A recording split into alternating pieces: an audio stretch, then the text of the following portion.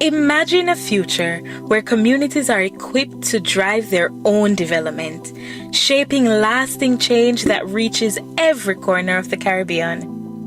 That's the vision behind the Basic Needs Trust Fund, BNTF, established by the Caribbean Development Bank in 1979.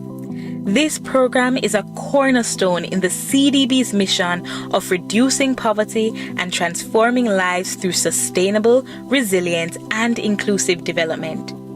By focusing on community-driven initiatives, the BNTF supports the improvement of education, human resource development, community access, and sanitation in some of the region's most vulnerable areas. Countries that have benefited from the BNTF include Belize, Dominica, Grenada, Guyana, Jamaica, Montserrat, St. Lucia, St. Vincent and the Grenadines, and Suriname. Yet creating the opportunity was not enough. Lasting change begins with understanding stakeholder needs on the ground. It was vital to conduct beneficiary assessments to understand what gaps in capacity would prevent local organizations from accessing and managing development initiatives. Through evaluations in Guyana, Jamaica, and St. Lucia, the CDB uncovered critical insights, including that a staggering 94% of respondents lacked proposal writing skills, a key component to securing funding and resources. In response, CDB partnered with the Caribbean Disaster Emergency Management Agency to organize hands-on workshops that trained 90 community development professionals from 19 Caribbean countries. These workshops led to the development of 75 new project proposals, 11 of which have already received funding, a firm stepping stone towards sustainable growth. As a result of this success, collaboration with Global Affairs Canada will develop the proposal writing course into an online module accessible to all. This isn't about one-time projects. It's about empowering communities to uplift themselves and create a ripple effect of sustainable development across the region. In Guyana, local organizations are now better equipped to build meaningful relationships and secure the resources necessary for continued development. In Jamaica, communities now have a clearer understanding of their development priorities and how to effectively advocate for their needs. And in St. Lucia, further communication and ICT training that engages youth and other vulnerable groups now ensures that all voices are heard in an inclusive development process. Regionally, 565 participants from 32 community groups have directly benefited from these initiatives, with a special focus on women, youth, the elderly, and persons with disabilities, ensuring that even the most vulnerable have a pathway to self-sufficiency and sustainable growth. This is the power of community engagement, and the Caribbean Development Bank will continue to stand beside our 19 borrowing member countries, supporting their journeys with tools, training, funding, and the resources they need to succeed.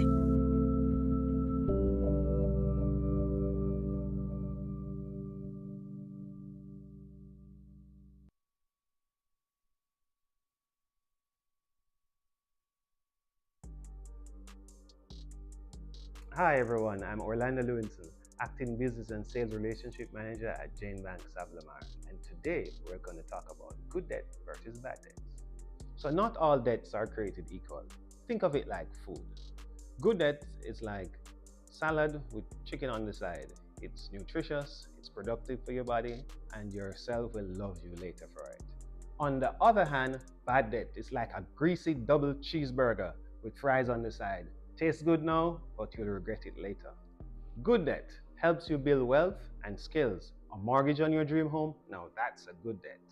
Borrowing a loan to start the business to rake in the cash? Also a good debt. It's like investing in your future. But bad debt, that's when your credit card screams, buy that shiny thing. Then you'll find yourself paying sky high interest on the sneakers that you're going to wear one time and then it's under your bed. So good debts give you wings to soar, and bad debts is like shackles on your ankles. So let's get ready to soar with good debts.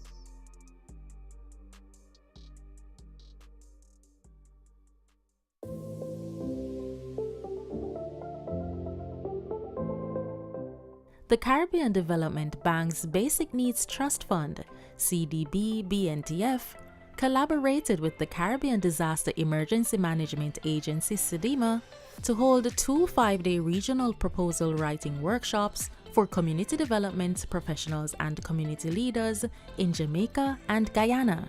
We at CDEMA really want to provide the opportunity, along with our partners, the Caribbean Development Bank and other partners who are involved in this activity, to build the capacity of community persons to get grants to address some of those disaster risk management issues and climate change problems that we have in our communities. If we create within our communities this idea of being resilient, we know that we will have a people who will be prepared, and so we'll be in a better position to manage our exposure to hazards. Representatives from grant funding agencies, the private sector, and donors shared their knowledge and gave useful insights to the workshop participants. They would have a better understanding of what donors require, understand the intricacies of preparing project proposals, understand the need for the proper rationales and their approaches and the project summaries and budgets. In essence, to ensure that they prepare smart project proposals, which will enable them to be able to receive funding to solve a lot of the problems that they have identified within the communities. From this workshop, we expect that our groups will leave here being able to write more winning proposals that will contribute to the development and transformation of their organizations and their overall capacity to address the needs of their communities. My participation in the workshop really looked at providing capacity support to integrate gender equality priorities and gender mainstreaming within the various project proposals. So I think the proposal writing is critical, and providing the kinds of interactions with people like myself and others who receive proposals and provide support to organizations is key. Workshop participants in Jamaica were taken on a field trip to the Port Royal Street Coastal Revetment Project. In Guyana, they visited a shade house at the Leguan Secondary School, which was constructed for students to grow crops for the school and wider community. I think the level of enthusiasm among the participants was definitely great. For both workshops, 75 proposals were drafted, 40 in Jamaica and 35 in Guyana. To date, 3 have been finalized and submitted to CRIF, and another 2 were finalized for UN GEP SGP funding. I came here knowing nothing about proposal writing, but I understand quite a bit now. It is quite in depth. This workshop was extremely meaningful. It was an eye-opener. Now you know, if you do your research, if you pay attention to your funders, if you look at what they prioritize, you should have a good chance of them saying yes. They listened to our concerns. We said to them, okay, we need funders. We need how to write a proposal. And they delivered that this week. I'm heading back now to my village with some great concepts and in a better shape to lead my people in a more capacity building way. Climate change is on the rise and it's not playing. My name is Annika Linfat. I am the AVP of Client Sales and Services at JN Fund Managers. You don't need tens of thousands of dollars to start your investment account. You can start by opening a mutual fund account, which is one of the simplest and easiest investment vehicles. What is the mutual fund? The mutual fund is a pool investment where we take different investors' funds, pool it together to invest in multiple instruments. Each instrument is varied based on risk, and they are invested into different instruments. So you can own a piece of a bond, a piece of stocks without going into the risk solely on your own. The three major benefits of mutual fund are: 1, diversification. This is where you invest in a wide range of financial instruments, giving you a wide portfolio. 2, compound interest. You can benefit from compound interest by where your principal gains interest and you earn additional interest on both principal and interest. And thirdly, it is flexible and convenient because it's professionally managed, which provides an ease for you. So start your investment account today by contacting a financial advisor.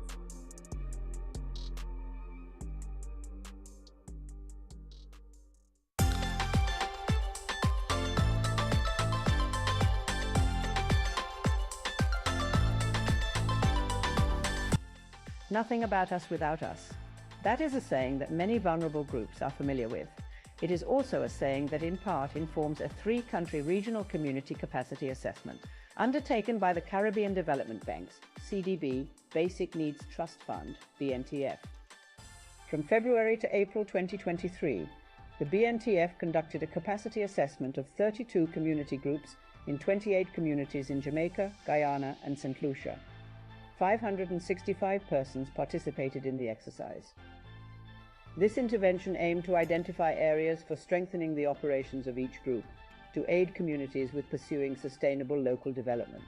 With that in mind, under the 10th cycle of the Basic Needs Trust Fund, we sought to look at the community capacity assessment, focusing on the community groups themselves to see how we could understand where their areas of needs are, and then to develop interventions to improve their operations as a group so that they could have more sustained interventions within their spaces and becoming champions for development within those communities. The BNTF program is the CDB's main vehicle for direct poverty reduction in the Caribbean. It responds to needs identified by the most vulnerable communities in the priority areas of water and sanitation, education and livelihoods enhancement, and access and drainage. Some of the needs identified by the assessment included the fact that 86% of the groups did not have a constitution to govern their operations. Additionally, 96% of the group members did not have the capacity to write proposals. This questionnaire caught all of us sitting last night at the table, where it came to vision, mission, and then we went back as teachers, goals, philosophy, object. So we were saying, and now it teach us a lesson now, because it might be another NGO we might want to seek grants from, and they might ask us the very question. So if we get help in formulating objectives, visions, and missions, it would put our community, I think, on a better track. As BNTF's program strongly aligns with the Sustainable Development Goals, the assessments also incorporated community awareness of and alignment with the goals. Overall, 62% of the 32 communities were unaware of the SDGs or how the goals applied to the work they were doing on the ground. Coming out of the meeting, something that is very critical. Jamaica is a country that has aligned its national development plans to the Sustainable Development Goals. 91.3% of the indicators are mapped, if not one-to-one closely. But speaking to the community, they had not heard about the SDGs. They didn't understand what it meant. They were unaware of even its existence. I think that's a critical disconnect. I think we need to stop to get between that disconnect and pull the parts together. The assessments were conducted using the intuitive software Kobo Toolbox, which allowed for data collection using a smartphone and for speedy preliminary assessments. Reliable data is crucial in aiding vulnerable communities and reducing poverty. My name is Tino Kreutzer, and I'm the CEO at Kobo, the nonprofit behind Kobo Toolbox, a data collection platform used globally for research and social good. We were privileged to support the Caribbean Development Bank in strengthening the resilience of local communities in Jamaica and Guyana to ensure a successful project rollout. Our team helped design assessment forms, streamline data collection, and provide custom visualizations. Our offline data collection features were essential in remote areas lacking internet. Supporting organizations like CDB is central to our work.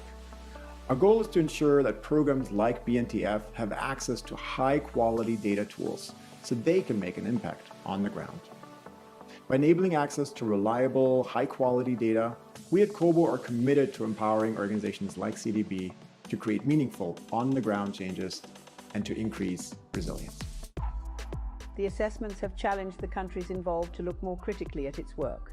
Some things that we've seen from these assessment visits that we can also do more for the community, which I'm looking forward to doing more for the community in terms of building their capacity and working with them as a group to, when we leave the community, for them to also be able to move forward and progress and develop further in their space. For Laverne Luard-Greaves, social analyst at the CDB, a major part of the substantive value of the assessments is that many of the participating community groups will have their capacity for action built. In the first instance, coming out of these activities directly, there is the promise to provide support for the entities to build out their action plans. In a very real way, the BNTF will be providing support for them to have these action plans finalized. We will also be providing support in terms of strengthening their operational capacity so that they're better equipped to conduct some of the tasks that they need to conduct and to better represent their communities within the spaces. As a part of the next steps from the assessment, the BNTF will be organising a proposal writing workshop in July, as well as preparing an online community development course.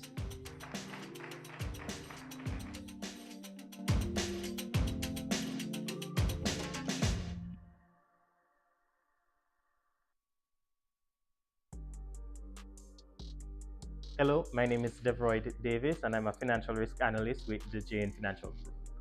Stocks deliver better returns over the long term because great businesses perform better over time. For anyone interested in buying stocks, my suggestion would be to get as much information as is possible about that company, as well as a clear understanding of the industry in which that company operates. There are a few advantages to this. Some of these include the ability to see factors that could benefit the company, as well as the risk that could negatively impact. When you understand the business of the company, you are able to stay confident in the quality of your investment. For example, if you're investing in a paint manufacturer or distributor, you can be confident that the sales of the company will pick up around Christmas time.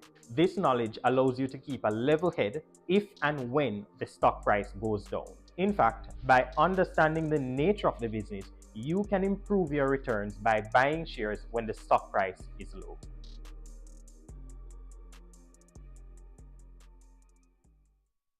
At the Caribbean Development Bank, we know that lasting change begins with understanding. Understanding the needs of underserved groups, the opportunities available to them, and the barriers preventing their disaster preparedness and climate adaptation. In Jamaica and Belize, community projects aimed at risk reduction were struggling due to low participation, especially from women and youth. In response, the CDB's Community Disaster Risk Reduction Fund introduced effective community engagement in 2018. We were able to boost involvement by identifying key needs and preferences, thus informing new strategies that secured the engagement of a diverse community throughout the project lifecycle. From this, powerful success stories have emerged where communities have been mobilized to take control of their own safety and resilience. In Belize, a survey of 550 residents in 11 Mayan villages revealed that many women and young adults were busy juggling caregiving duties and felt uncomfortable speaking up in community meetings. Taking this into account, home visits became the primary engagement method. The result was remarkable. Participation among women and youth increased by 70%, transforming these projects into truly community-driven efforts that resonated with locals and created lasting impact. In Jamaica, over 1,000 members of communities were concerned with poverty, unemployment, and the frequent threat of flooding. Yet 86% of respondents expressed a desire to be involved in community activities, especially disaster preparedness.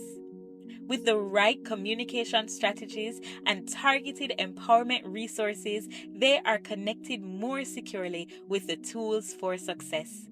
In Westmoreland, over 50% of residents have now participated in disaster preparedness activities, while in St. Thomas, nearly 95% of respondents expressed a desire to contribute to development initiatives, showing a significant commitment to long-term improvements. Across the waters, in St. Vincent and the Grenadines, threats caused by volcanic eruptions, hurricanes, landslides, and floods have made communities like Sandy Bay, Fancy, and Georgetown vulnerable. Of the 499 community members surveyed, nearly 80% indicated they wanted to contribute to community safety initiatives, but only 56% were aware of disaster preparedness programs. This presents an opportunity for the implementation of empowerment strategies that capitalize on their desire to face disasters head-on. In the British Virgin Islands, a clear need to increase disaster preparedness presents itself in over $80 million in flood damage across the islands. This, along with the threat of crime, language barriers, and improper waste management, creates a situation of the utmost urgency.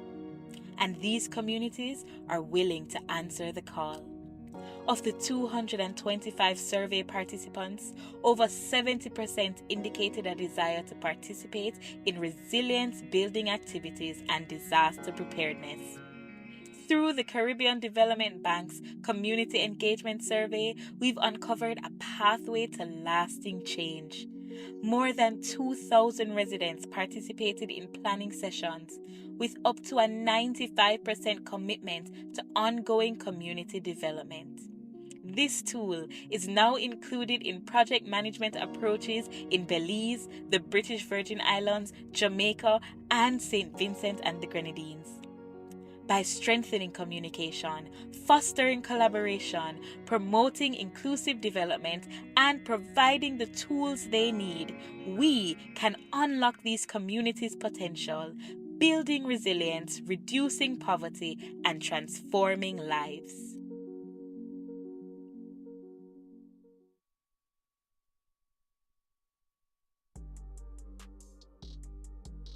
Hi, my name is Stephanie Sinon Johnson. I am a branch sales rep with JN Bank. Here are some tips to achieve any saving goal. Step 1. Clearly define your goals. Be specific about what you want and how much you need to achieve it. Step 2. Create a budget and stick to that budget. The aim is to organize your money according to your priorities as you save. Track your spending to see where you can cut back. Be sure to include emergency funds. Step 3. Be intentional. Automate your savings. This will keep you on track with little effort. Good luck with mastering your saving goal.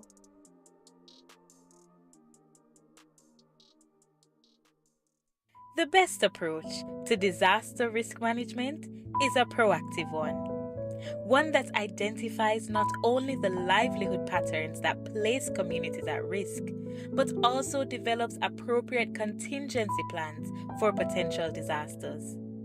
To do this, the Livelihood Baseline Assessment approach was started under the Caribbean Development Bank's Community Disaster Risk Reduction Fund. Collaborating on this effort were the UN's Food and Agriculture Organization and Jamaica's Social Development Commission. The result was a detailed hazard map of vulnerable areas that provided relevant survival strategies and coping mechanisms to engage local communities in risk mitigation. This approach was executed in Belize, the British Virgin Islands, Jamaica, and St. Vincent and the Grenadines, and strategically targeted farmers, fisherfolk, small business owners, women, youth, and the elderly to enhance inclusive community involvement. The result? A more resilient Caribbean. In Belize, it fostered equitable social dynamics surrounding water supply in 3 Mayan villages. Through a collaborative project involving the entire community and its members, social cohesion and kinship increased, which led to the success of all project phases, thus fostering a sense of pride and ownership amongst villagers. The Livelihood Baseline Assessment details a community profile that covers its history, social, economic, and reproductive factors, as well as assesses the community's decision-making habits and developmental needs and priorities.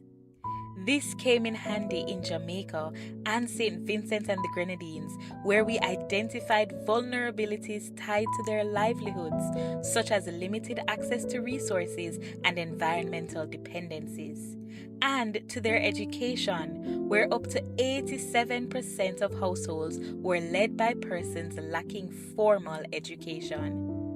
In response, we helped communities develop resilient strategies such as drought-tolerant farming, safe fishing practices, and evacuation plans, as well as fostering a culture of disaster awareness and preparedness. Using a targeted contingency planning technique increased community participation amongst residents, which in turn has led to greater ownership of other project interventions within the community, and a resurgence of enthusiasm for the initiative overall. Furthermore, the assessment was a critical tool used in response to the La Soufrière volcanic eruption in St. Vincent in 2021. It provided a solid estimate of total loss and outlined vital strategies to restore livelihoods within the affected communities.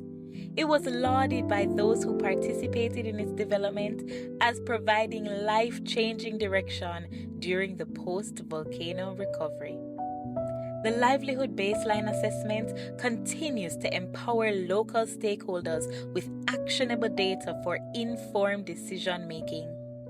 Ultimately, this fosters resilient, self-sufficient communities capable of adapting to the challenges posed by climate change and natural disasters, enhancing the quality of life and stability for these rural Caribbean communities.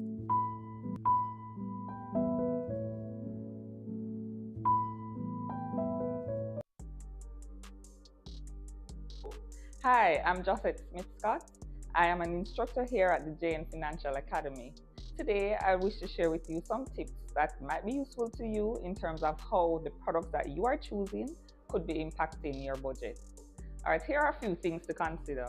Doing your research, shopping around to compare prices, reading your reviews, especially when shopping online, as well as understanding your product warranties.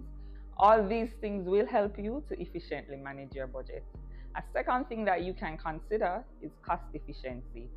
Is the initial cost better for you now, or are you looking at the long run? Things that cost less now might have longer maintenance value in terms of the cost for repairs and maintenance. So perhaps spending more upfront will help you in terms of your budget and the long-term effects down the road. And finally, buy only what you need. So yes, the products that you choose can impact your overall financial health. Bye.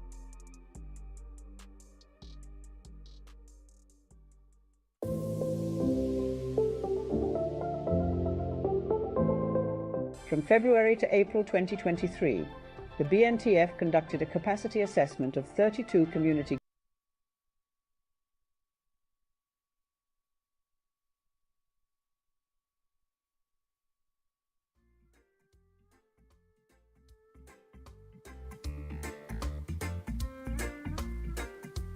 Mr. Richardo Aiken, Community Development Specialist, Caribbean Development Bank. Ms. Stephanie Coy, Program Manager, Field Support Services Project.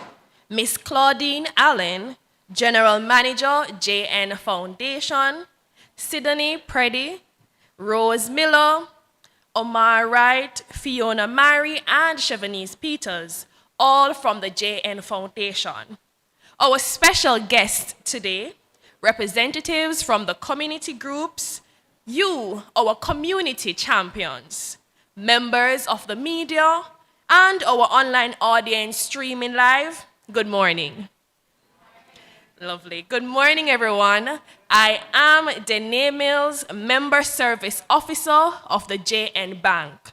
Resident host and volunteer with the JN Foundation, it is indeed my pleasure to share this space with you all today. I would like to warmly welcome you to today's Financial Literacy for Community Champions workshop, joined hostly by the JN Foundation, EDB, Basic Needs Trust Fund, and Canada's Local Engagement and Action Fund, LEAF. We are all pleased to have representation from various community groups, agencies, and partners who all share a common interest in building stronger, more financially resilient communities. I promise you, pinky promise, that today will be informative and practical. We encourage you to actively participate throughout the day. Here in person, share your voices. Feel free to raise your hand and give your input. And if you are online, we see your comments. To set the tone for today and to get our energies aligned, I invite Mr. Omar Wright, Lead for Environment and Community Development Programs at the JN Foundation. Help me make welcome, please, Mr. Wright.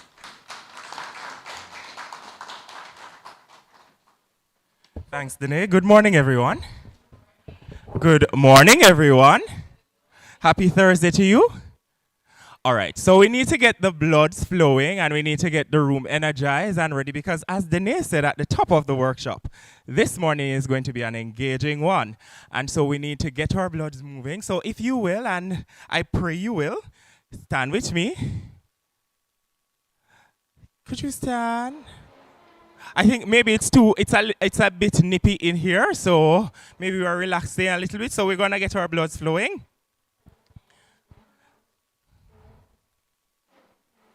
All right, now that we're standing, we're going to stretch to the skies. All the way up. All the way up. All right. My head's my shoulder, my knees, my toes. My head's my shoulder, my knees, my toes. My head's my shoulder, my knees, my toes.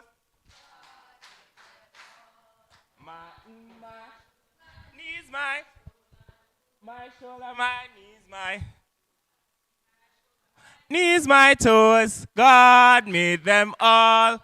My knees, my toes, my knees, my toes, my knees, my toes. My toes, my toes, my toes. Ma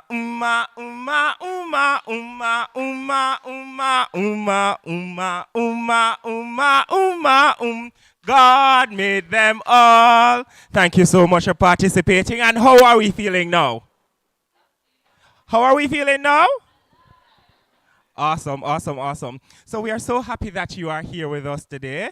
And we are going to have a fun, engaging workshop where learning takes place and we all leave winners. But before we get into it, we just want to take care of some housekeeping matters. So first, we are going to all actively listen. We're going to respect each other and we're going to engage with etiquette. Now, we are also joined by an online audience. So if you have questions, we'll have roving mics in the audience so that you can speak in the mic. Please raise your hands, wait to be acknowledged. A microphone will be taken to you so that you can ask your questions and those who are viewing online will be able to benefit. And now we're going to acknowledge our viewers online. So if you could look into that camera, production team, tell me, that camera there or which one? This camera here. And we're going to say hi to the online participants. Tell them good morning. We are so happy to have you joining us virtually. Listen. You are here in the room, but the online persons are also present virtually and they are asking their questions. So we want you to also ask your questions and allow them to hear so that we can all learn together. for those of you who are in the room, online persons, for those of you who are in the room now, restrooms, very important. The restrooms are on your left and your right on the balconies, so you can use those restrooms if you need to. The Wi-Fi. Most of you should be connected to the Wi-Fi, and this is very important. A slide is going to come up, and you'll see why this is very important. Our activity and our engagements today will include the use of Wi-Fi and a tool known as Kahoot. If you have your mobile devices, please ensure that you are connected. For our participants who are online as well, please to ensure that you are also listening in. And whenever time you see this slide come up, 1 second, it is loading. Whenever time you see this lovely lady on screen, it will mean that an engagement activity is coming, and you will need to do these sets of instructions that you are seeing here. So now we're going to test it out, and our first engagement activity for today is an expectation check. We want to understand what it is that you are expecting from the session, how you're feeling now, and at the end of the workshop, we're going to go. So if you could go to Kahoot, that's KAHOOT.IT. So that's Kahoot, KAHOOT.IT. So open your internet browser, whichever browser you choose, and type in KAHOOT.IT, Kahoot. Once you have done that, we are going to start the game, and you will see a game pin. It's loading up. Now the game pin is 5634550. So the game pin is 5634550. So you'll enter the game pin and you will enter your username. Your username is going to be your name. So again, your game pin is 5634550.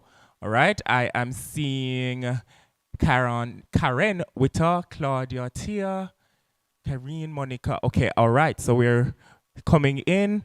We have about, I'd like to say about 16, 17 persons in the room so far. All right, 8. If you're having a difficulty, please indicate. 1. And our online participants, you're also able to participate.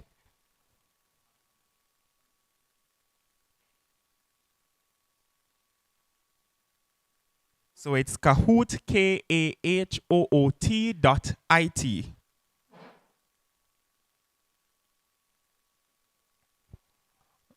All right, we have 11 players online.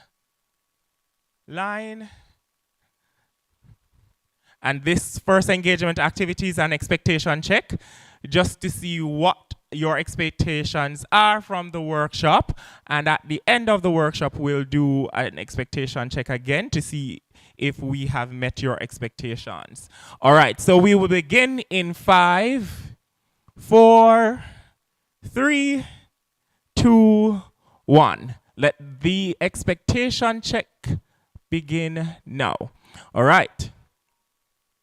Now on screen, you will see some questions and you will also see colors. You will have to look at the screen and match to the color on your phone.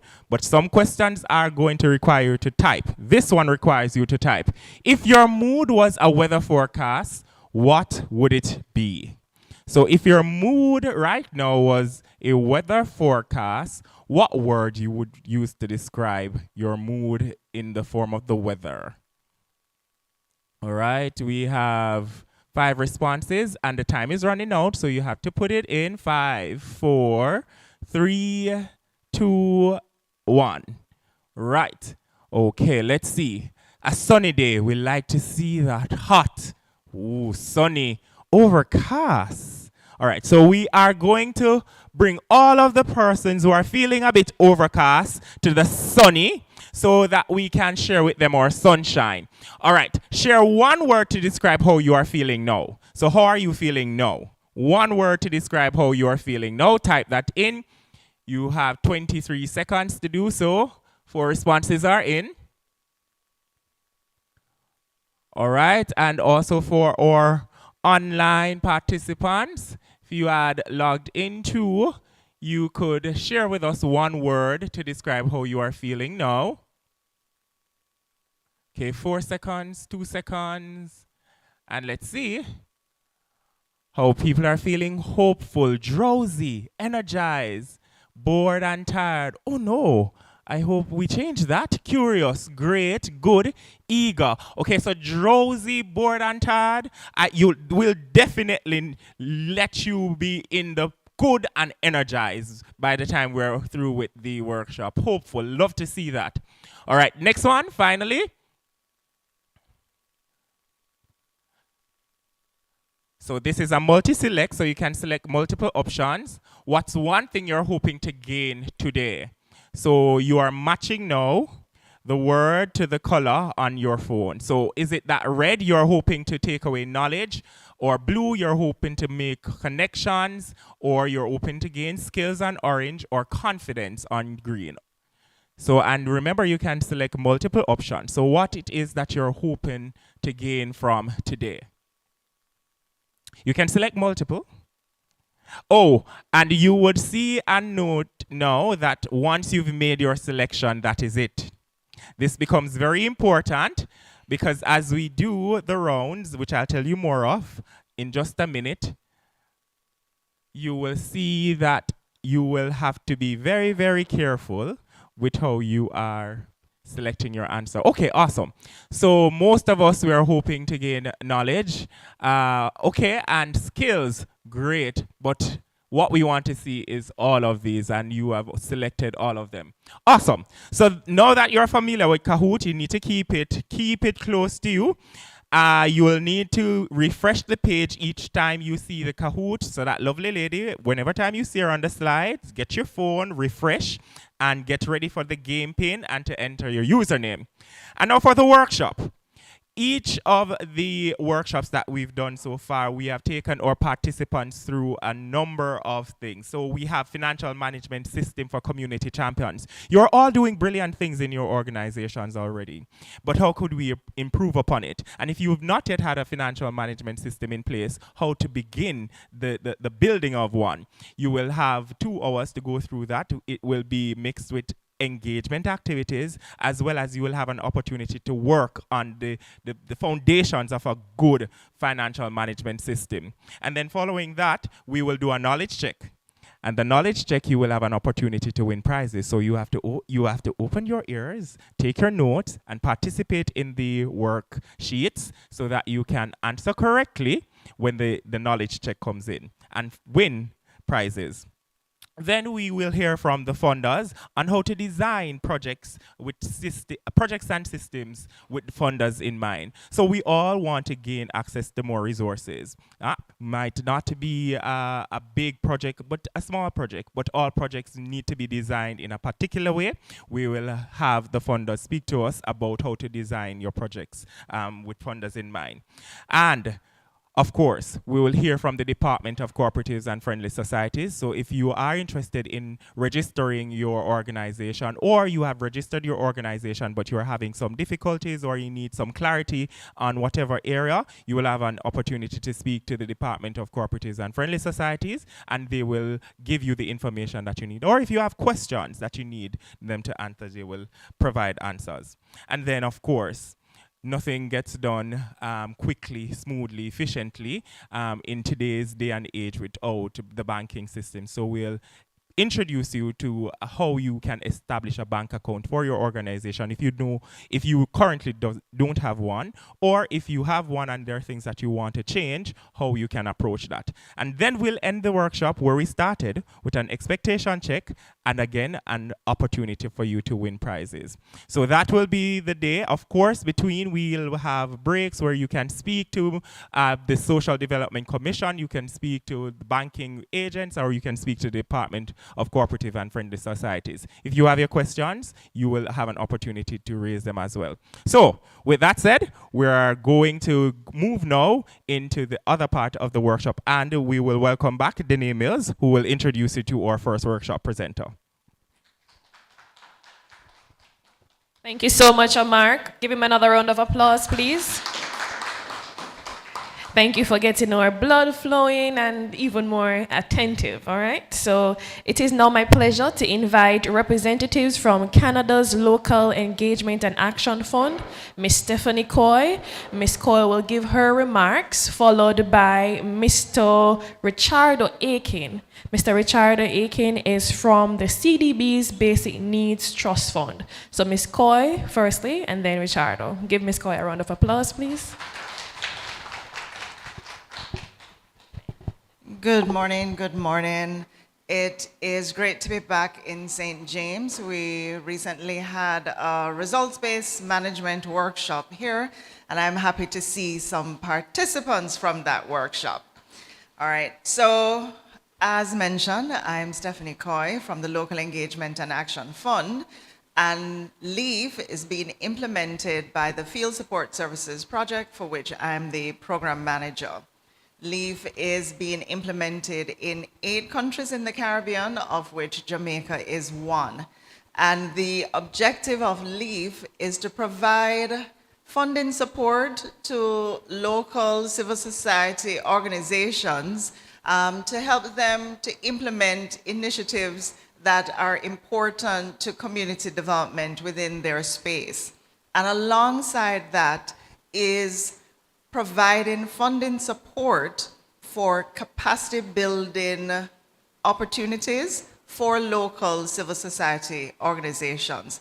And for us, that is very important because the strength of civil society organizations in any country is very important to the development of that country. And we know, especially here in Jamaica, in every nook and cranny, you can find an association, whether it is a farmers group, a citizens association, a neighborhood watch, a youth club. There is a group and everybody is working towards lifting up their community. But oftentimes, organizations suffer because the work is heavily dependent on volunteers. And sometimes the capacity is not there, especially for what we as funders are looking for when we say, we have a call, please prepare a project proposal. And you prepare it and you keep wondering, but why is it that my project is not being approved? So we're here today to look at one aspect.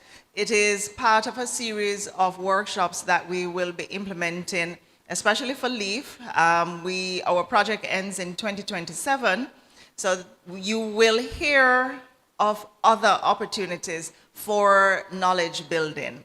And so today, for financial management, it is a critical important. And as we discuss throughout the day, you will see why, and you will also see how you can build and improve on your systems. This is just a start. It is a lot that will be covered in one day, but again, it's just a start for the conversations, and we're here as stakeholders throughout the day that we can continue the conversations with you. So sit back, relax, enjoy, participate. Hold on, I think in one workshop I heard another term for participate. Fulticipate, right. So it's a lovely space, and we will definitely keep it lively and going. So I will hand over to my fellow teammate. All right, thank you so much, Stephanie. Good morning, everyone. Good morning, everyone.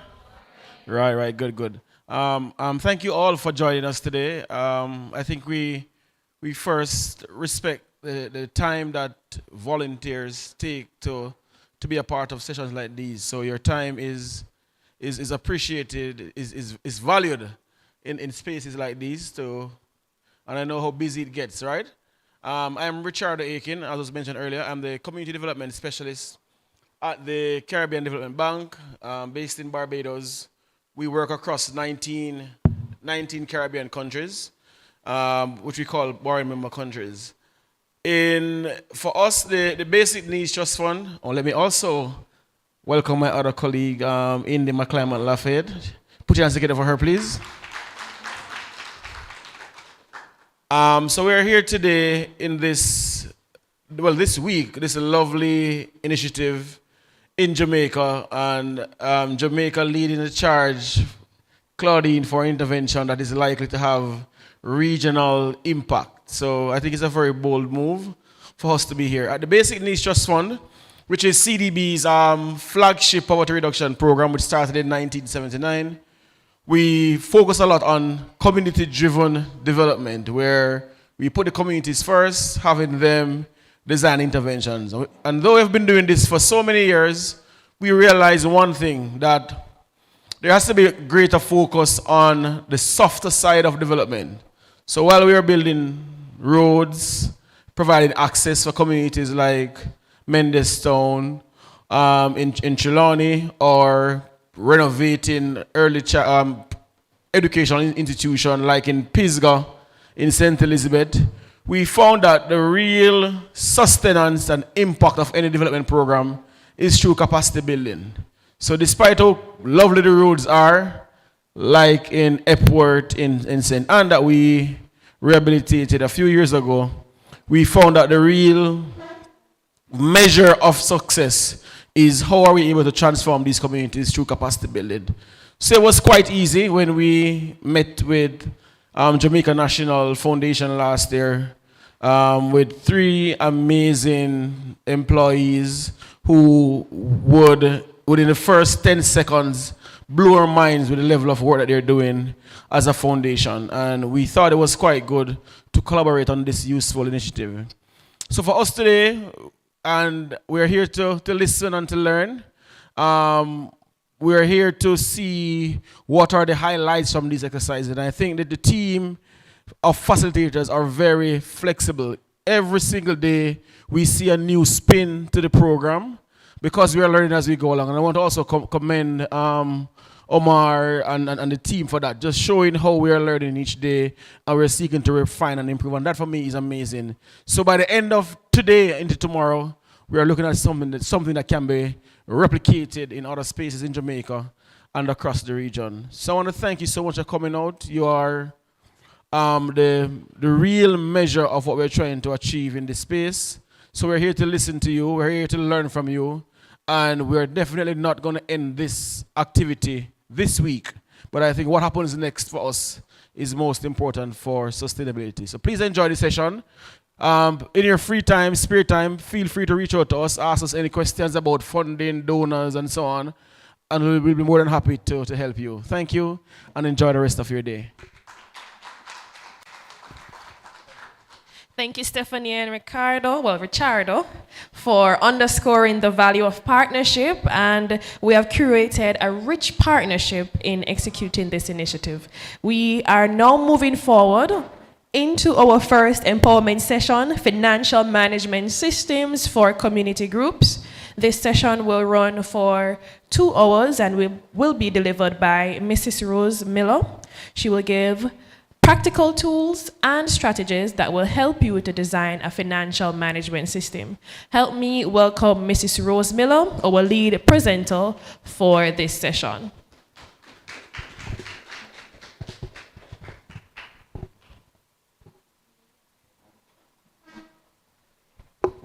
Thank you, Dene.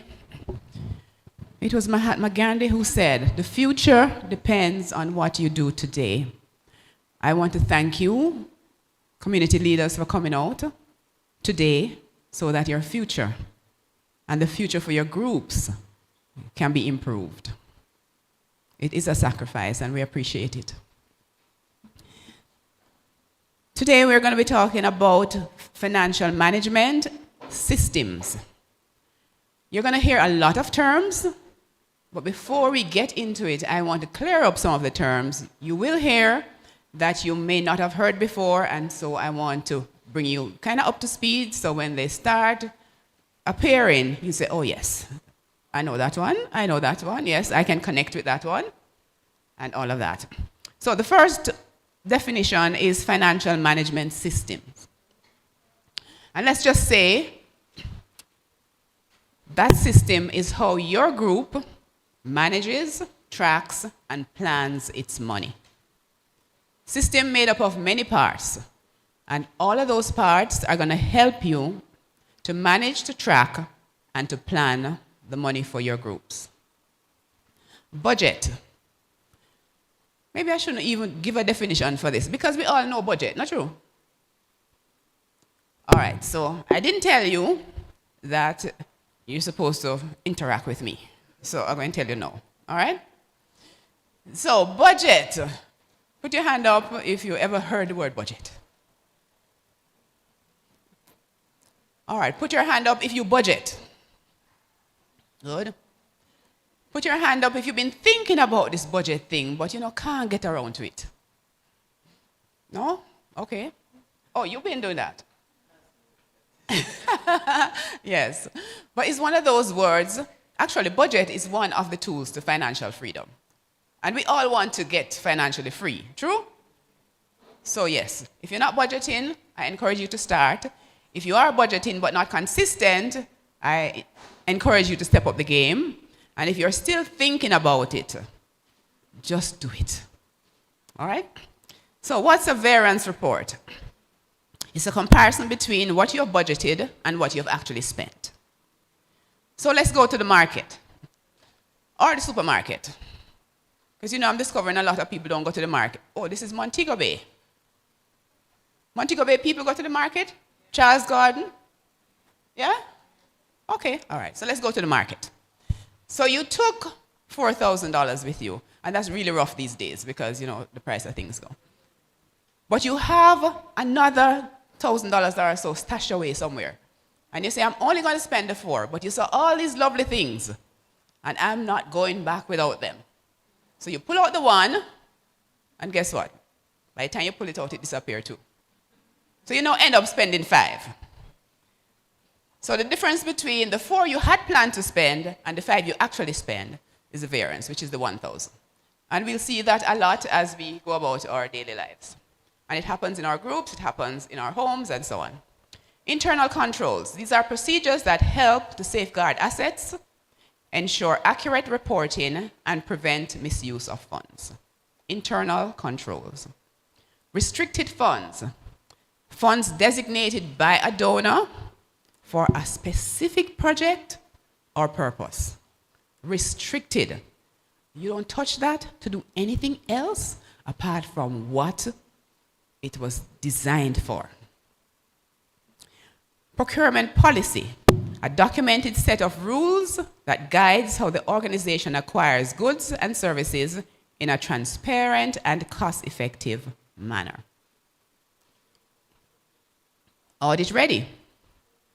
A state where financial records and documentation are complete, up to date, and organized for review. And you'll learn later on that we have internal audit and we have external. Financial reporting, the preparation and presentation of financial information for stakeholders and funders. Financial reporting. Cash flow. I need somebody to guess what that. Cash flow. I need somebody to guess what that means. Cash flow. Oh, hold on. I'm going to give 3 people a chance. Cash flow. The way your cash is flowing. Which direction? Like it's in the right direction. Okay. All right. Which direction cash flows really? Come on, tell us. In and out of the organization. In and out. Anyone in here that just cash is just coming in and not going out? Ish? We wish. But what good would it be if your cash is coming in and not going out? The account's going to burst. You have to use it to the good man. So cash flow, money coming in and money going out of your group, of your organization. Chart of accounts, a structured list of financial accounts an organization uses to record its transactions. It serves as a guide for recording specific financial transactions, ensuring consistency and accuracy. So once you have set up the chart of accounts, you now know that these are the categories. Whenever there's an expense, this is where it is going to be put. And so you have the consistency and the accuracy. So you don't have to be leafing through your accounts. Where do I look for donations? Some is over here, some is over there, some is over there. No. It is structured, it is in a specific account. So at any point in time, you can tell how much you have used for donation. Welcome, welcome, good to have you. Segregated funds, the practice of separating donor or project funds from general operating funds, either through accounting or bank accounts. So again, you can use accounting packages to divide up, segregate the funds, but you can also use your bank account. Meaning you have an account for X or Y. Donor compliance, obeying donor rules, including reporting timelines, use of funds, and documentation. Now, donor compliance can actually start before you get money. Who knows that? Yeah, it can start before you get money. Because the donor says, this is how I want you to present your proposal. This is when I want you to present it. This is how. And sometimes they even tell you what size font to use. And so if you are not in compliance, they probably won't even look at your proposal. And if they say you're to present it in this way, that's exactly what they mean. Grant management, the overall administration of grant funds from planning through implementation and reporting. Results-based reporting, and I heard Stephanie mention that there was a workshop in Montego Bay recently. Anybody here was at that workshop? Awesome. So results-based reporting. Reporting that links financial spending with measurable project outcomes and impact. Transparency. Operating in an open and honest manner with clear documentation and communication. Formal banking arrangements. The setting up of bank accounts for an organization to safely hold, manage, and track its money. Asset management. The process of keeping track of everything the organization owns. Asset management. We have to know where the assets are. We have to know what's happening to them. We have to know what state they're in, because assets are things of value. And so we have to keep a track of them. Accountability, taking responsibility for decisions, actions, and financial practices, supported by records and oversight. Key performance indicators, KPI. Specific measures that help you track progress towards important goals. They show if you are on the right path or if changes are needed to improve the results. And so as we decide on our goals, we ought to be monitoring them as we go along to see if we're on track or if we probably need to make a shift or something. Based on circumstances, could be. Sustainability. Sustainability means using resources carefully so that they last a long time and support people, the environment, and the future. Bankable. Bankable means that a person, group, or project is strong and organized enough that a bank or investor would feel confident giving them money. So let me see the bankable people in the room. The bankable people in the room. Investors love you. Donors love you because you have established that strength, that credibility. Oh, come on, I don't see any hands up. Okay, all right. Bankable. Well, guess what? Before the end of the day, we're going to sort that out because we have banks around the place. All right? So those are some of the terms you will hear. And so now you know when they pop up, you know exactly what they mean. So what are we talking about now? financial management system. And a system has many parts. Part A, Part B, Part C, depending on the system, it could be a whole slew of parts. So we're going to discuss and explore the advantages of utilizing a structured approach to our finances, that system, because it adds value in operating, and it reflects dependability, it reflects authenticity, it reflects transparency and respect. D-A-R-T, and that's coming up a little later on. So some key points we have: main features of a financial system and how to design one. So that's what we're talking about right now. And later on, you'll get a chance to design one, or at least to begin. Then we're talking about approaches to financial planning, budgeting, and managing for community groups, like all of you here. And we're seeing how aligning financial practices and donor requirements and managing with transparency and accountability. So it's a chock-full presentation designed to enlighten and empower. What is a financial management system? Simply put, it is how the group manages, tracks, and plans its money. So you always know what's going on with your finances. So we keep track of the money, whether it's coming in or it's going out. We plan wisely for the future, because when we have a plan, we cannot do that with our finances.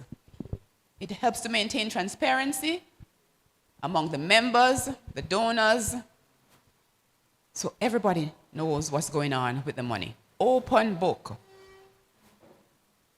It maintains transparency, it facilitates the preparation of financial reports in a timely manner. So once the time has come for the reports to be prepared, everything is in order. So you can move right ahead and prepare the report for circulation. It will also help you to earn the confidence of external organizations and donors and partners. And donors really love you when you have a system in place that's working and they're happy to do business with you. Why is all of this necessary? If you weren't convinced about the benefits before, let's give you some more. It promotes accountability, ensuring that we know how money is handled honestly and responsibly. Promotes transparency, so every member knows where this $2 million that you got went. It makes informed decisions much, much easier because you have the information right there. You don't have to be wondering, how much money do I have? What's the amount that's left on this project? Can we afford to do this or that? And again, it attracts funding. The donors love when you have a system that works, a system that's in place, a system that facilitates efficiency. Some main features of the financial management system. It promotes clear roles and responsibilities. So each person knows what they're supposed to do, what they're responsible for. It sets up internal financial controls and policies. Budgeting and planning is also a feature of such a system. Financial record keeping and reports, like we said, the records are there, the reports can come off easily.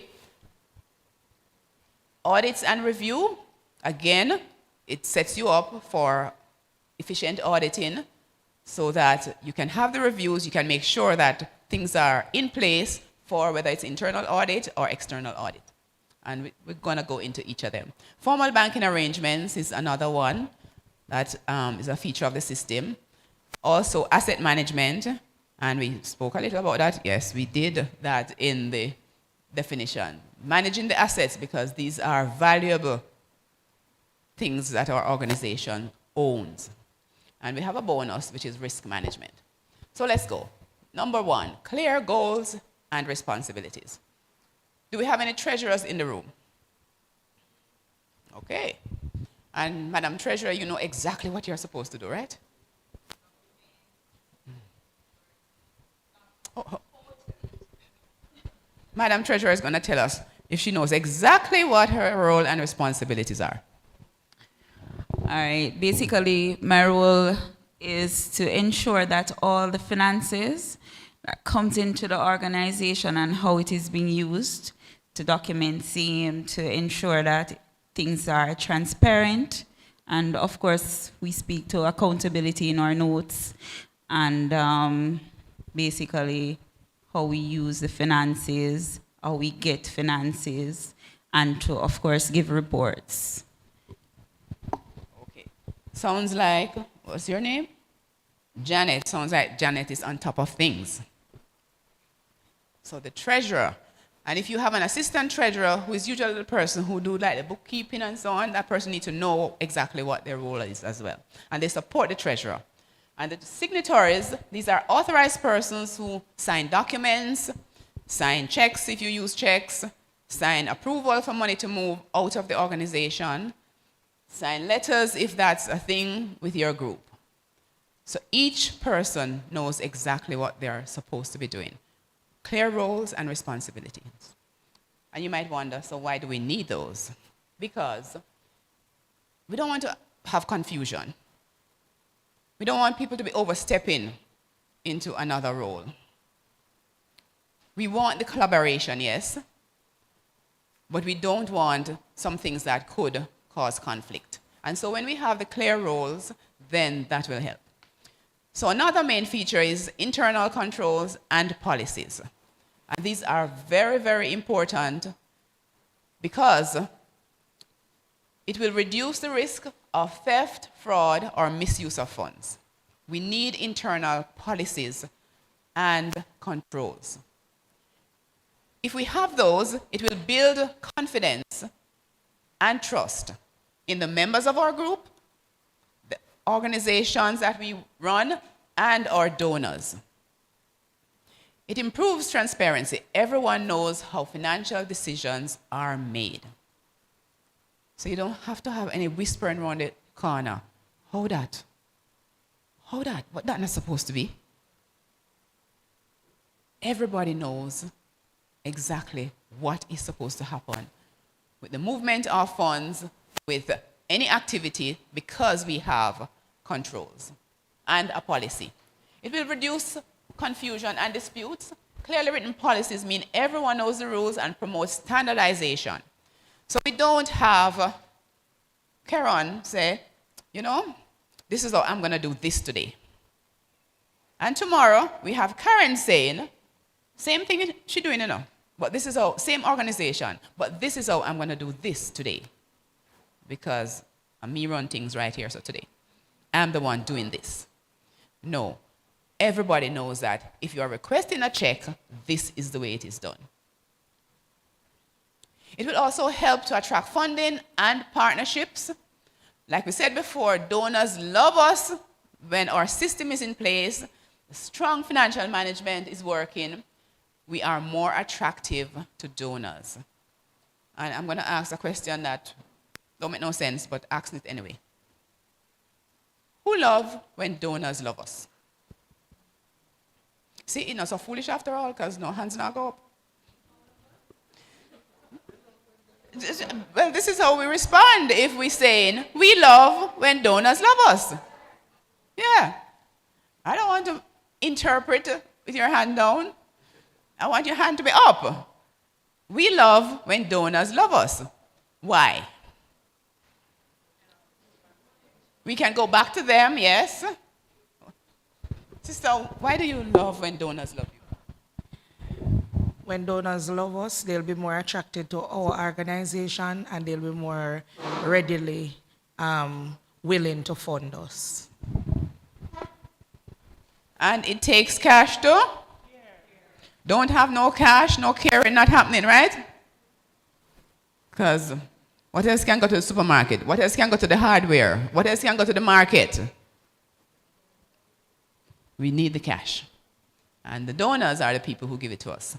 So some examples of internal controls and policies. The approval procedures. We need to have that in place.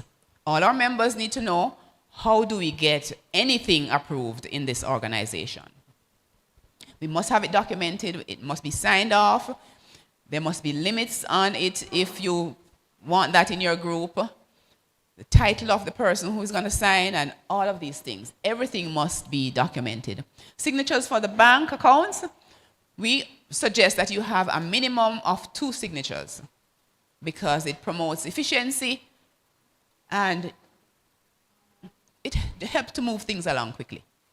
Sometimes you can't find a second person to sign off, and that can hold up the procedures or the thing that you're trying to effect. But you can also have 3 persons on the account. You can have 4 persons. At any point in time, you should be able to find someone available to countersign.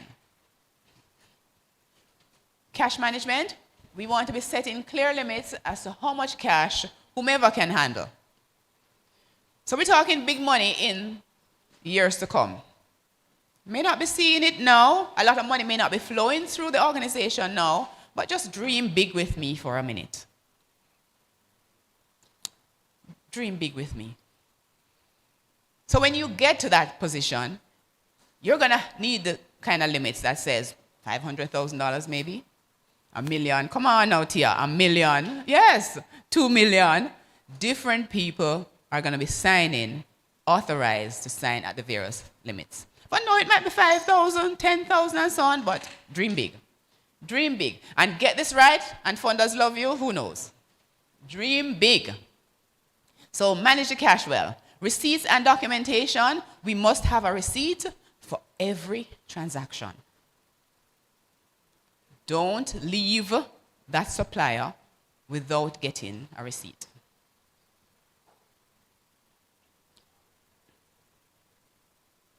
And we want to be copying those receipts because we know we have issues with them fading now. So copy, scan, yes, take a picture. We also want to be having, for our groups, a very important policy, conflict resolution policy. You know, at some meetings, the chairman will ask all the members to declare if there's any conflict at the beginning of the meeting. I don't know if that's a practice with any organization in here. Yes? Yes? Okay. So you have the members declare, are there any conflicts? Okay. You have a mic? Yes, there's a mic beside you. Where declaration is concerned, sometimes the member don't have to declare if they have a conflict up from what we stated. As we go along, if there's a point on which you have a conflict, you should declare before we move forward. Right. But sometimes it's not all points, but one point may exist. That's correct. And in that case, if you have a conflict, if something comes up in the meeting and it's going to be conflicting with you for any reason, then you really ought to leave the meeting. You definitely cannot take a decision on that matter because you have an interest in that. 1 second, Richardo.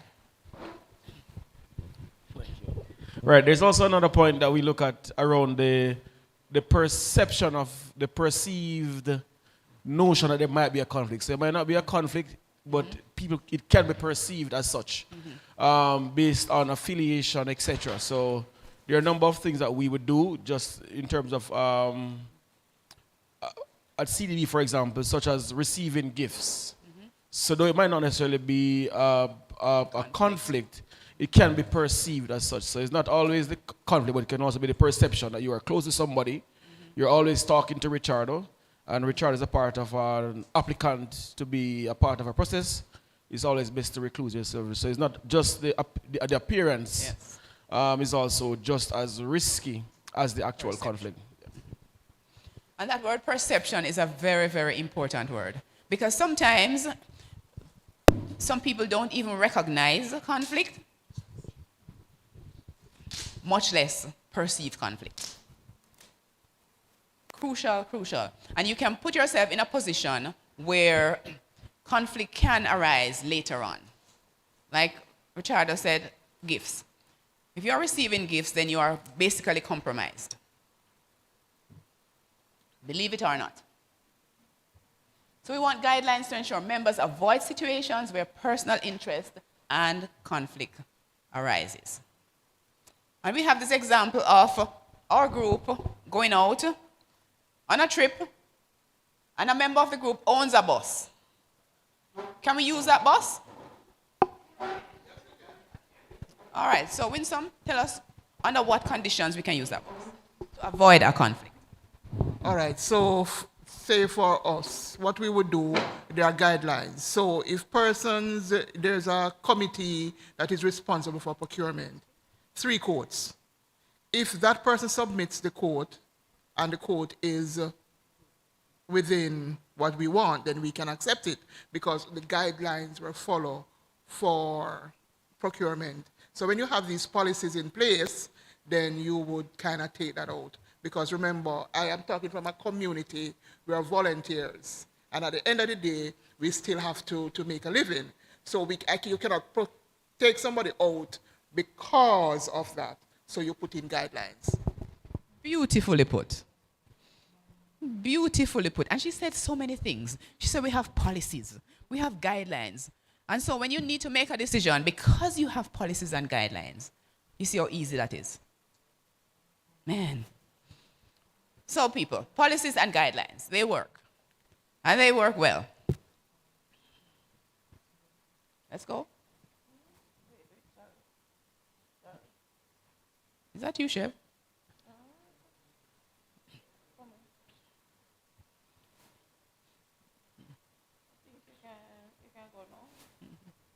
Okay. Approval of payments, another set of internal policies and guidelines. We want to be standardizing the forms that we use. Signing by at least 2 persons for control. In terms of our petty cash, hands up if we use petty cash in our groups. Okay, we only have 3 groups that uses petty cash. But petty cash is one of those areas that we have to monitor in a very serious way. True? Because there's a quote that says, a small leak will sink a great ship. You may see petty cash as small amounts of money going out, and there's a reason why it is called petty cash. But those small leaks will actually sink the organizations, the trickling out of small funds. So we want to be, we want to be managing petty cash in a very serious way. First, we establish what our float is, and that's going to depend on your organization. There's no set rule about what the level of the float is. That depends on you. You have that, again, in your policies and control. Then we're going to make sure that we have vouchers when we are taking petty cash out of the system. We're going to make sure we get receipts when we buy anything. So we have a petty cash voucher book coming around. We're going to make sure it is authorized and somebody who is doing the shopping signs for the money, and then you return the receipt when you come back, and the holder of the petty cash puts it in, whether it's a petty cash pan, in the vault, in the cabinet, and your petty cash should balance how often? Never say reimburse. Your petty cash must balance all the time. So we can have IOU in with petty cash? You know IOU mean you borrow the money? IOU. We don't want anybody owing the petty cash. Yeah? So sister, you had a comment. The petty cash sometimes is seen as a simple thing. Some time ago, a few years ago, we applied for some grant funding, and we got more than we had requested because we wanted more, but we were being very, Yes, it's a good thing we got more, but the funders at the end of the term told us the main reason why we were able to get the funding and get more than we had asked for was because of how we proved how we managed our petty cash. And we didn't even think that at the time it was so great an important thing when we reported it. And they asked a simple question, so how you manage it? And we simply gave what we do. I never realized that a lot was weighing on it. Perfect. So you all see that I'm talking the truth, right? Petty cash, very important. Winsome, you have a point? Okay.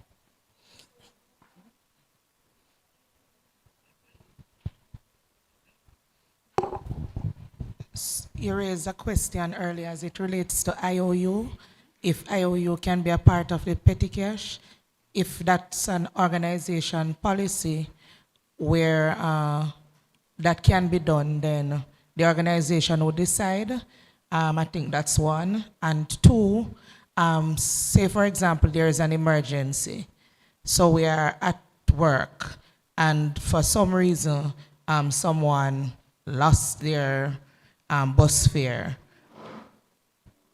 Is it appropriate to lend them from the petty cash because there's no more money, so you can write a check and give them? They just have to get it borrowed, sign on it, and bring it back in the morning. So can that work? Well, you know, we're talking best practice, but you always have a situation sometimes where things happen. So we're not talking about something that is a consistent behavior. But best practice says, no IOU in my petty cash. And I love the example you gave. The funders say you get this money and more because your petty cash in tune.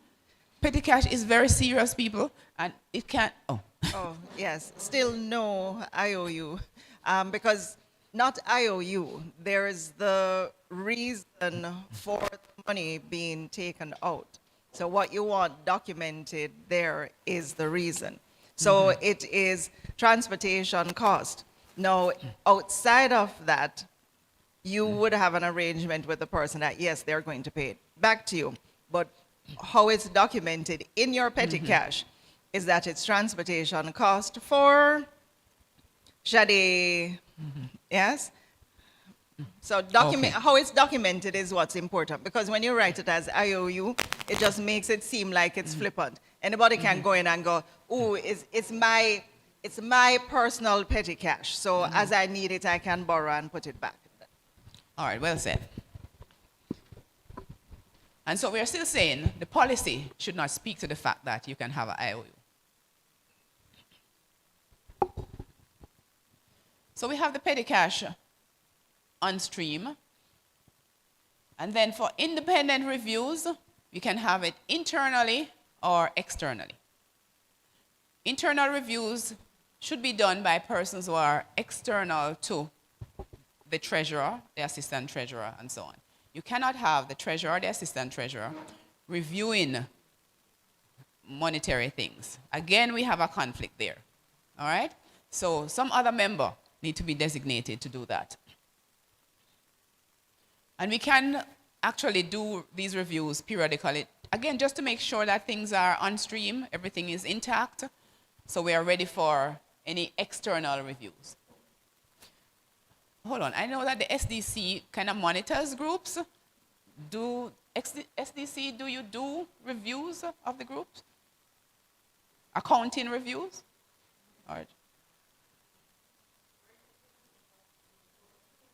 Can we get a mic for her?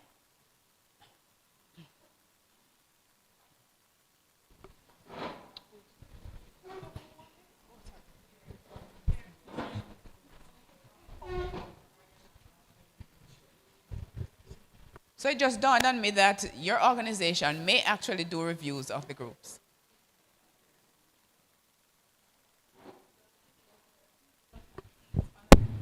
Yes, we do assess groups. Financial assessment is a part of that. We're in the process of currently verifying all groups across the island. We're far down the wickets, ensuring that they are operating at a certain standard. Okay. So all those who are not on board yet need to get on board, right? So we have a petty cash reimbursement form here. It can double as a reimbursement form, and you can also list as you go along the monies that you're taking out of petty cash. So there you have the float, and then those lines you would put in the various money spent, total, and if you have cash at the point of reimbursement, you put the cash there, and it should tally or balance back to whatever the float is. So whether it is all bills or bills and cash, it should come back to what the float is. More examples of internal controls and policies. So funding may require different types of control. It's important to understand the conditions attached to income and manage them accordingly.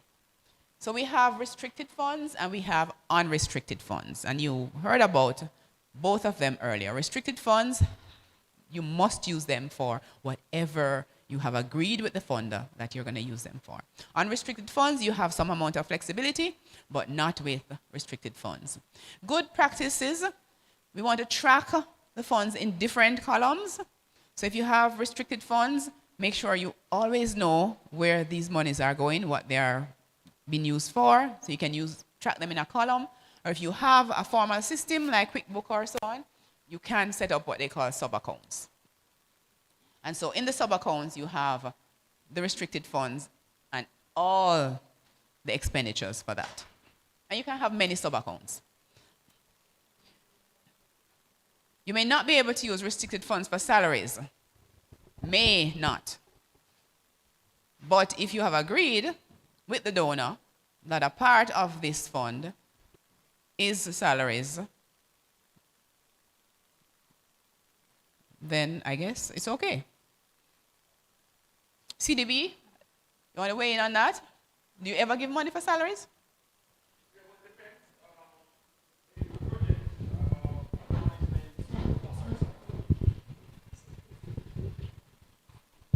Right, so within a project, it might also be a project management team that you're paying for, or consultancy. So we do quite a bit of consultancies too. And then in some instances, there are agreements where, for example, with the Basic Needs Trust Fund, it is in collaboration with the government of each country. And then we would do the cost for implementation, but the government would cover the cost of the project management team. So there are different arrangements based on a needs basis. All right, but again, it has to be cleared with the funders.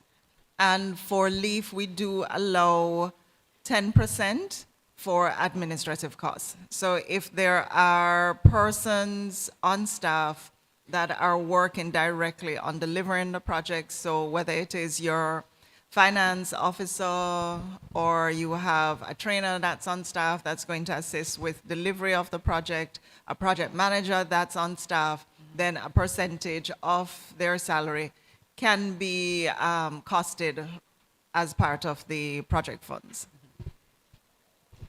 But again, it has to be cleared with the donors. On to budgeting and planning now. The budget is a financial roadmap for our activities. So as groups, we're always doing activities. That's what we do as groups. And for every activity, we need a budget. True? Doing a workshop like this, we need a budget. Going on a trip, we need a budget. We have to do a budget. And the budget should be as comprehensive as possible. We don't want a line in there, and that's very fashionable, but we don't like the line in there that says contingency. We really prefer you actually get the various costs. You do a little markup to cover inflation, especially if it's going to lag behind for a little bit. But we don't like the line that says contingencies. And some people like to put a 20% contingency. That's a whole heap of money. Yes?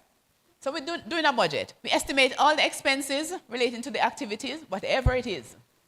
We consider marking it up, and we need to compare the actual with the budgeted at all times.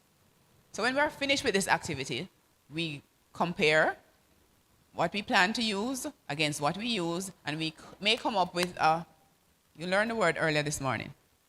Starts with a V. You got it. And we want to update the budget when we have new activities or funding changes.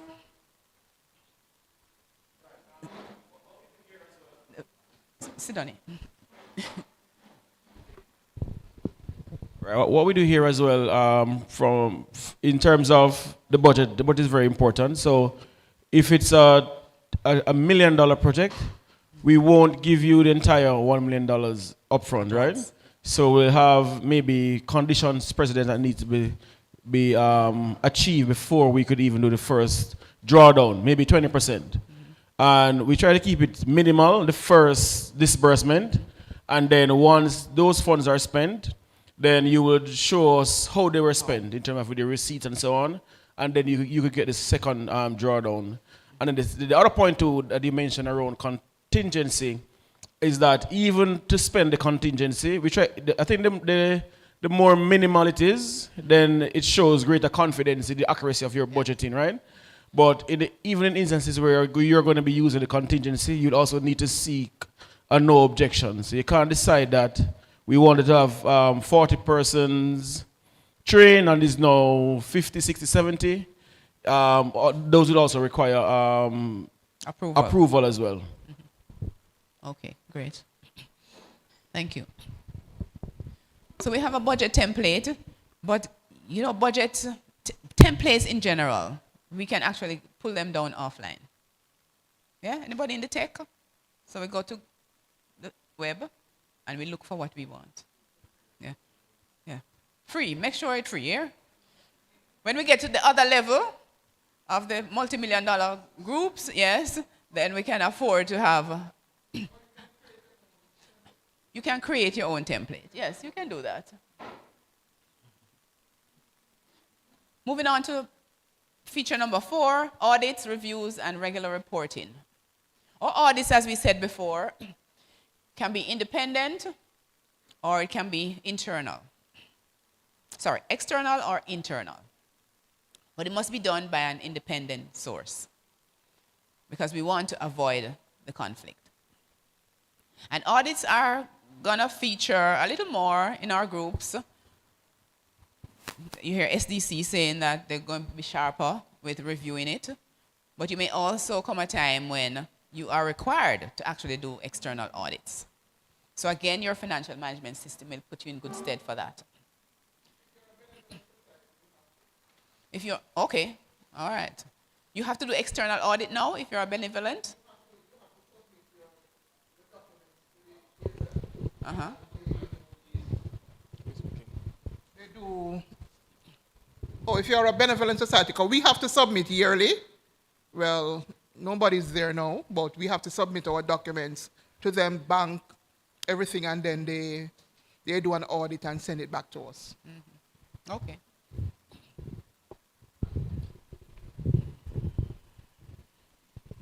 And one of the things as organizations we need to keep in mind as well, when we're doing our audits, ensure that the person doing your audit is registered and certified. Yes. Because you can spend money on someone, do your audit, and it is rejected because of the person you used. Mm-hmm. Thank you for that. Good point. So the reviews can be done by members of your group, and you can determine when is that, every month or every quarter, whatever the situation is, you can set up a special committee for that. Regular reporting, periodic financial reports, which are shared openly with the members. So again, in your policy, you would say, when are we going to do these reports? Best practice is monthly, because you're able to catch things that happen a little quicker rather than going quarterly. But you open the books to the members. They have access to see the reports. And when we say open the book, we don't mean you can leave them lying around so that yeah. But if they want to see the books, the accounting, then they should be able to view them.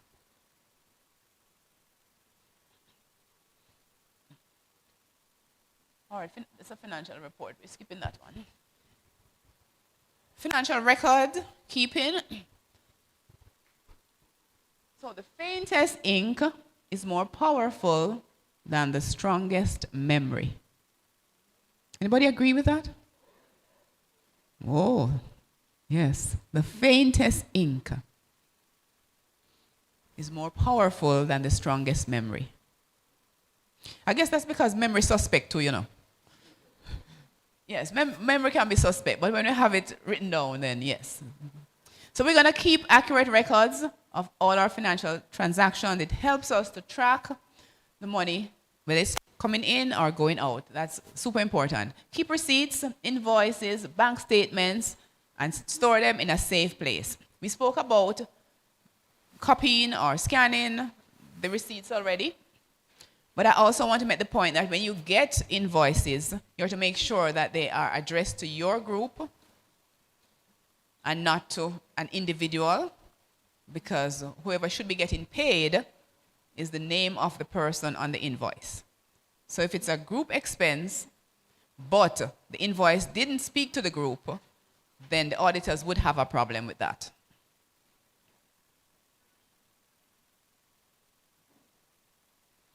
Make sure we get our receipts. We mentioned that already. Be very firm on that because you need it for your record. And we're going to copy them and we're going to keep them in a safe place under lock and key. It's okay if the members want to see it, you give them the opportunity, but they must be kept safely. And we also encourage you to do a digital backup because things can happen. But we need physical documents because auditors actually need physical documents. We haven't reached a position yet where they accept all digital documents.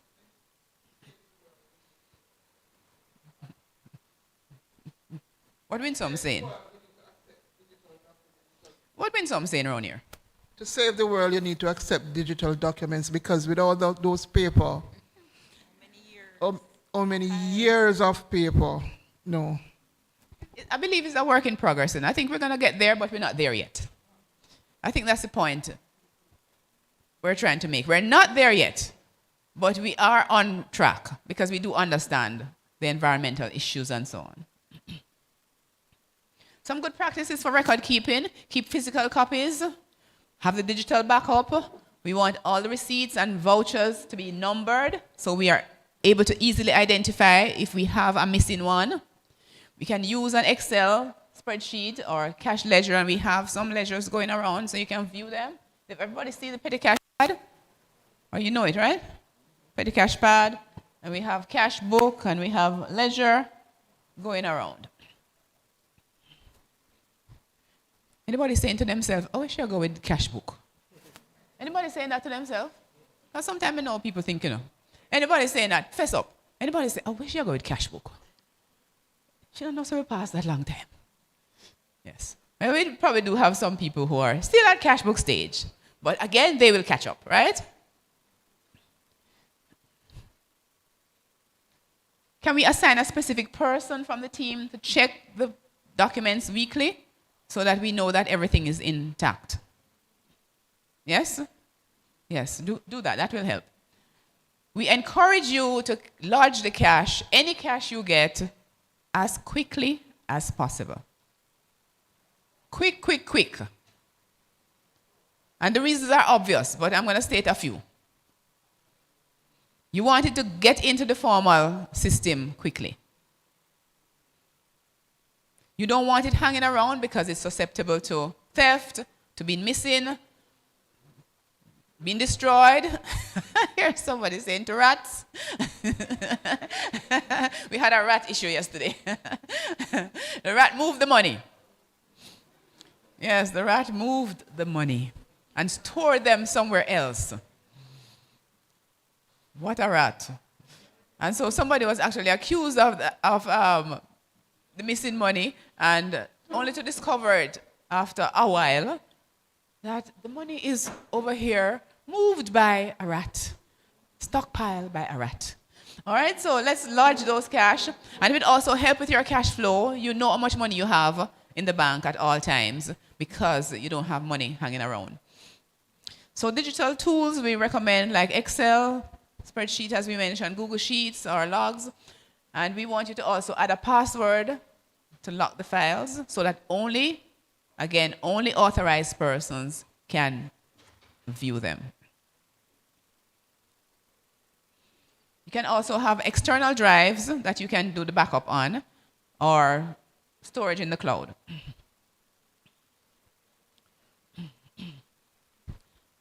Number 6, formal banking arrangements. And we're going to talk banking a little later on. But for now, we want a dedicated bank account for your group. It is very dangerous for the group's money to be in the name of personal individuals. Donors don't love you when that happens. In fact, you're not likely to get any funds when that happens. So,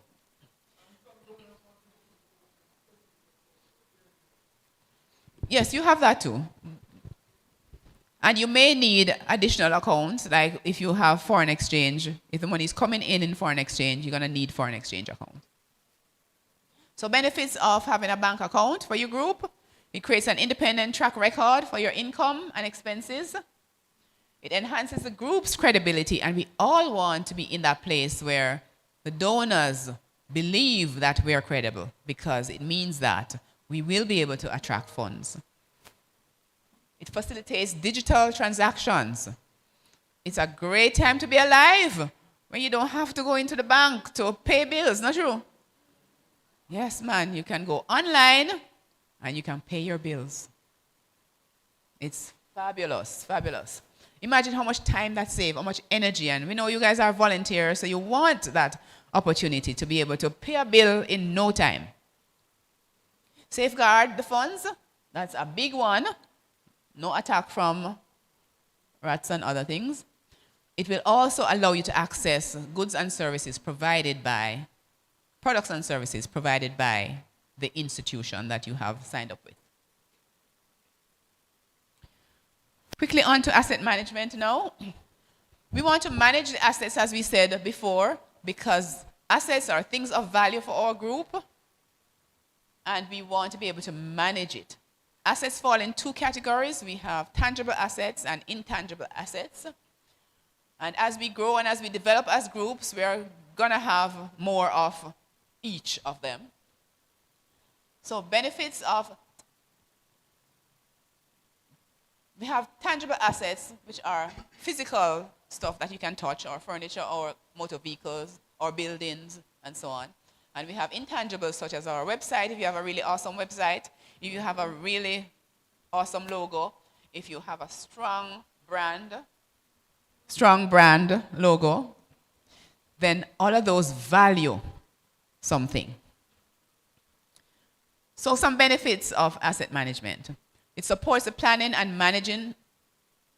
It supports planning and money management to help the organization to forecast and to replace, repair, and take care of future needs. Like we said earlier, it will enhance credibility. Proper asset management shows funders that you know what you're doing, that you appreciate the items that you have, that you are taking care of them because you know them expensive and it's the funders' money by them. So you're going to take care of them.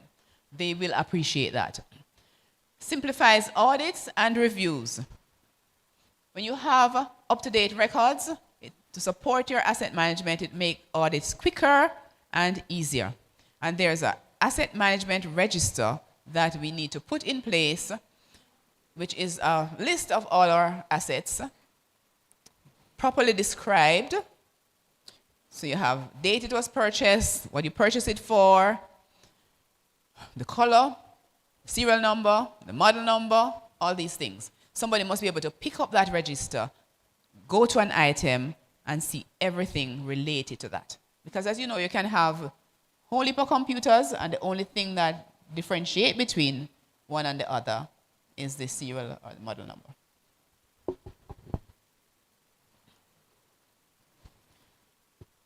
So some intangible assets or money, cash and bank balances, those are intangibles. Intellectual property, that is an awesome intangible. So we're talking about training materials that you may have developed. Like we said already, logos, digital assets, videos that you may have created for your organization. So the tangible we spoke about, office equipment, furniture and fixture, the building. Anybody in here with a building yet? So dream big with me, man. You soon get building. Dream big. What means I'm saying? Not necessarily. Group can have building, man. Group can have a No, building. like say for Mount Salem has a community center, a resource center. Most administrative space, my colleague is saying, to call it that. But most communities will have a center that you utilize, right? But remember we said we are dream big? We can't have a building for ourselves. Oh, But it still belongs to the community. Because when we leave, the head of the, because like say for instance, in Mount Salem, we have a community center. I inherited it from the other president. So when I leave, somebody else is gonna take over the management of that facility. So it's still community asset. Okay. But many other groups probably use the center, right? It is for the community. Everybody is in there. Right. Me talk about one building for yourself. Yes, it's for the community still, but we lock up the building and we're gone. Yeah, but you manage a building, so you lock up the building and you're gone. Somebody help me out here. It's owned by the group. Yes. No? That can't happen in this jurisdiction? Help me. I don't know.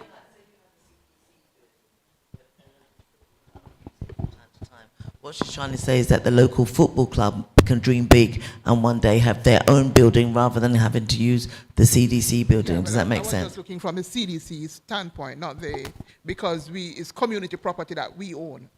It's going to still be community property, but it's for the football club. Okay, so come on. Dream big. And you don't have to schedule with other people. You don't have to check if you can use it, because A, B, C, D, and E, and F have to use it as well. It's a big dream, but yes, dream big.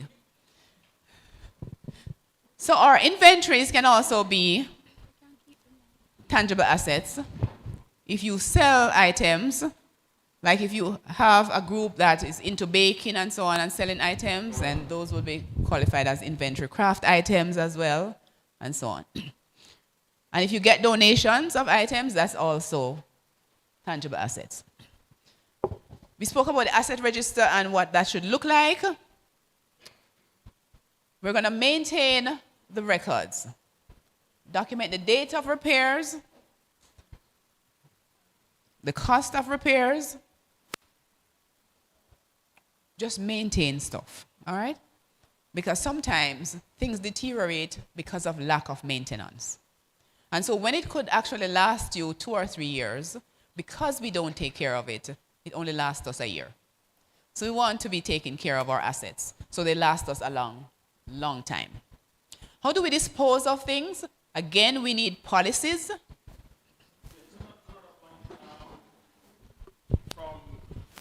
There was a thought that Stephanie shared, I think it was 2 days, two of our sessions about sustainability and, for example, food handlers training for community residents, right?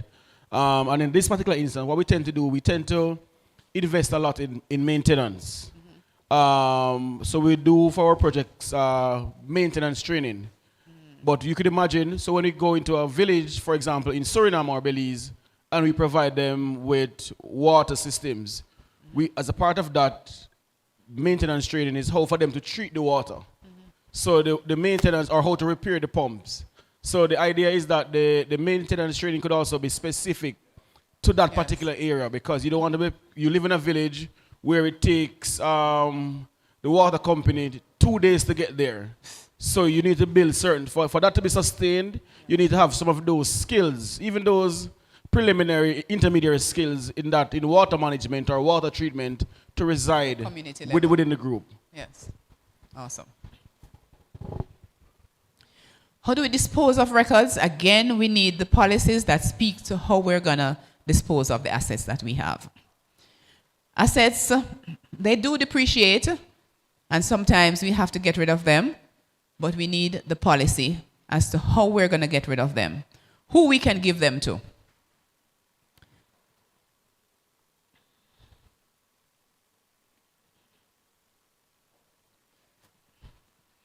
You retire the motor car because it's old now, and you just decide to give it to the president. But you don't have anything in writing for that, you know. You know, it says a group car, it's a group's car. Can't just give the president. as hardworking as the president is, and as long as the president has been serving, can't the members could say, no, no, no, that cannot work. So finally, we're talking risk management. We will always have risk around us, but our job is to try and lessen the risk, to think ahead about the risk, and to try and mitigate them, as they say. So some of the risks we need to look out for, theft or fraud, and that's why we're going to lodge our money. That's why we're going to have proper records. That's why we're going to have proper controls, so that we don't have, so that the chances of risk or fraud are reduced. We could have a situation where signatories are not available, which is why we're saying the more you have, the easier it is to do business, because you'll always be able to find someone. The chances of your being able to find someone is much more. So you don't miss an opportunity because you can't find somebody to sign off on it. Poor documentation is a big, big, big, big risk. And that example of the group getting more money because of sound petty cash management should speak loudly in that respect. Spending beyond our budget is a risk because it's going to affect the other things that we had planned to do. And so that is a risk because we won't be able to achieve some of the other milestones. When we don't have rules and policies, if we have them and they are not being followed, then that is also a risk. Grant terms are not being followed, that is a big, big risk. And funders can say, I'm going to recall this grant because you're not following the instructions. And that would not be cute. So some mitigation strategies. Conduct reviews, and we spoke about that earlier now, so we cannot say it often enough. Conduct the reviews so that we know what's going on at all times. Use a password to protect files, so that again, only the authorized persons can view them. Please, please, please do establish an emergency fund, a little cushion for your group, so that in case funding is delayed, then we can actually continue doing business to a degree. And we're not just totally wiped out because funding is either delayed or indeed reduced. And we want to train the team in basic financial policies. So yes, you have a treasurer, you have a president, you have a secretary, you have, and you have, and you have. Can we also have somebody responsible for smartening up the group? New ideas, new things. Bring it to the group. I'm coming. You have a mic? Yes. Bring it to the group. And so everybody gets smart as we go along. We're not just working as a group and volunteering, but we are actually investing in ourselves with the new knowledge. It's a great time to be alive when information is just readily available. Identify somebody who's going to say to the group, come, today this is what we're learning. Or listen to this. It will help. It will empower, yes. And one of the reminders to persons who seek grant funding, one of our risk management is to remember that funders do talk with each other. So if you all do that, Ricardo? Funders do talk with each other. Because sometimes though the grant funders might have different names, sometimes their governing body remains the same. Mm-hmm. So don't mess up with one and think sometimes you'll go away. to the other and get away. And the idea of having someone that gives us new ideas is always good. And one of the things we encourage organizations to do is you might hear of a workshop, it's not something you're doing at the moment, but still send a staff member to go and get that information because it might enrich you for later on. Mm-hmm. Knowledge will never go to waste. Funders do talk to each other. You all did know that? So we can't hide, right? We cannot hide. Funders talk to each other.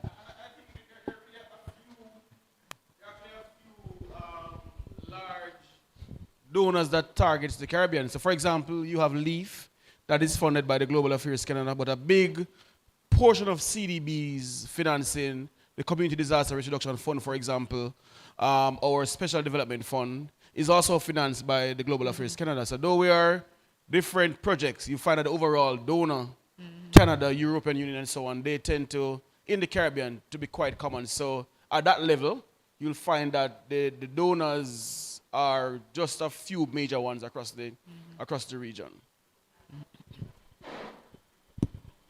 And also, as they say, bad news travels fast. So we've had occasions where you may be considering an entity and somebody hears and then they contact you and they say, oh, hold on, you know, we did have an issue in terms of this entity reporting on the funds. And so we would take that into consideration in terms of the assessment. So it's either you look at it and you say, well, how do we then help the entity to improve on their financial management? Because sometimes what you also hear is, boy, you know, they do good work on the ground, but when it comes to the reporting, you have to fight. So you have to balance it to see if it is something you can work with them on. But if it is that money went missing and cannot be accounted for, then that's a definite no-no. And we will hear.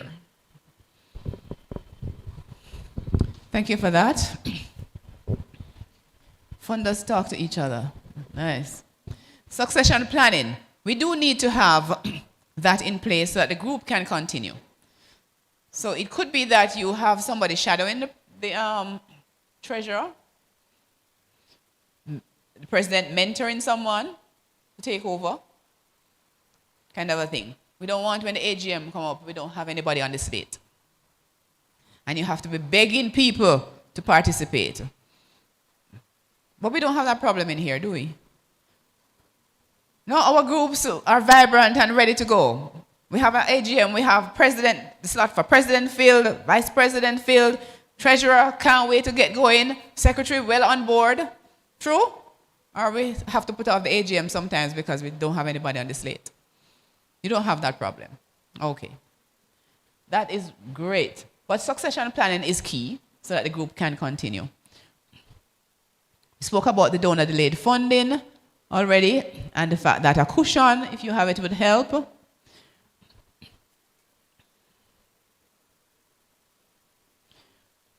Donors' delay aren't always in your control.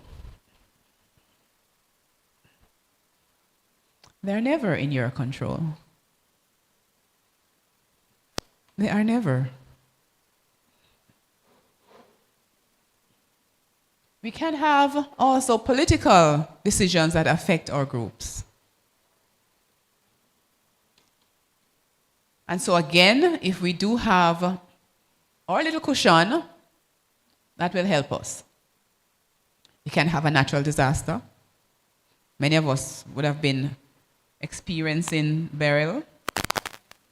Many of us, all of us, would have experienced COVID and saw the disruption and how that affected everybody's lives.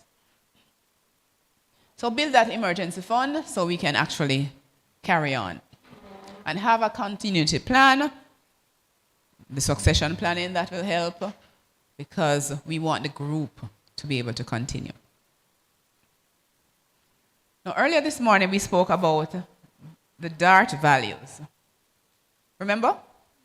Yes, and we said we're going to talk a little about it later on.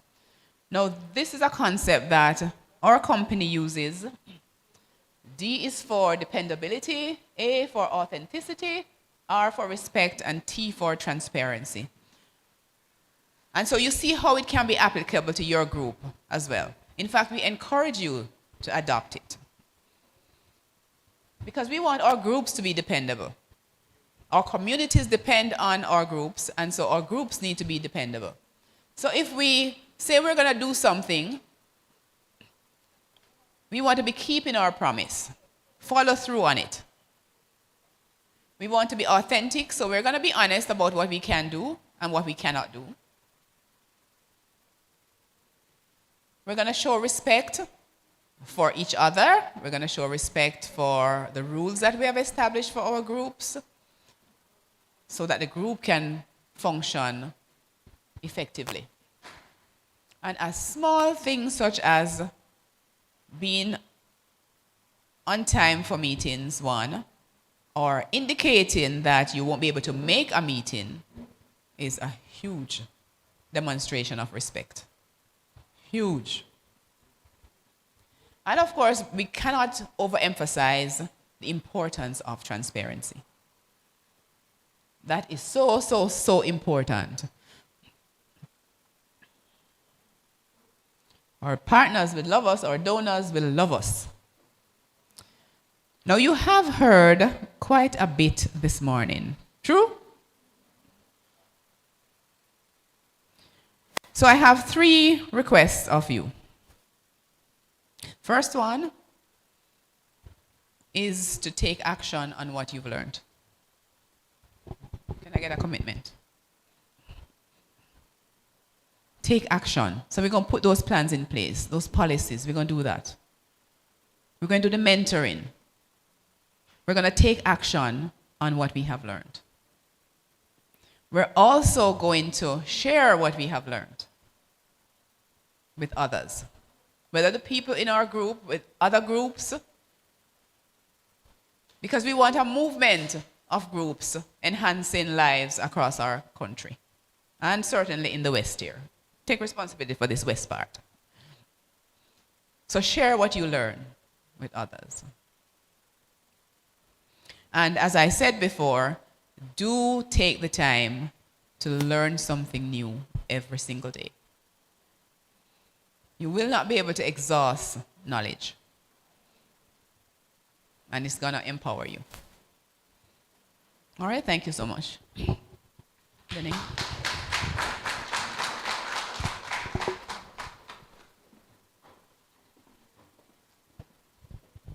We appreciate your presentation, Rose.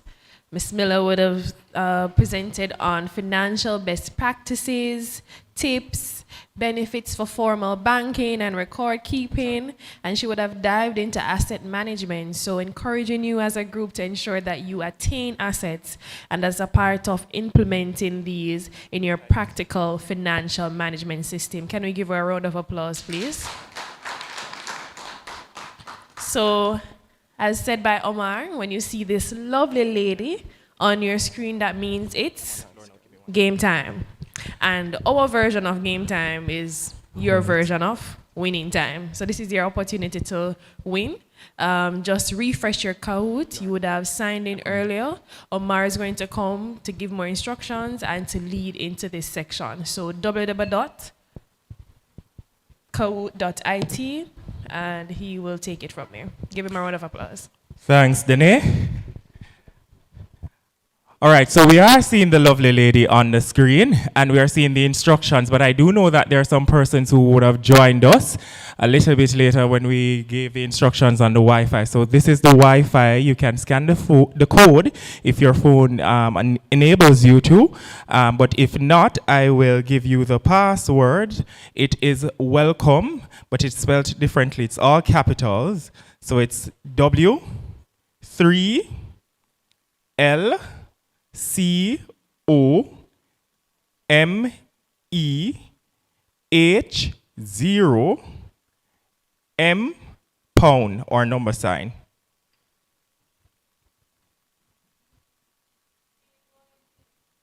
So it's W, capital W, 3 L C O M E H 0 M number sign.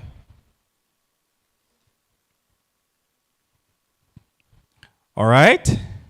Before the games begin, though, remember to go to kahoot.it. That's KAHOOT.it. The game pin is 864657, and you're using your name as your username. Are we all connected to the internet? And for our participants who are online, again, the game pin is 864657. And this is a knowledge check following the session on building your financial management system. Before the game begins, how many features are in a foundational financial management system? How many features? Is that correct?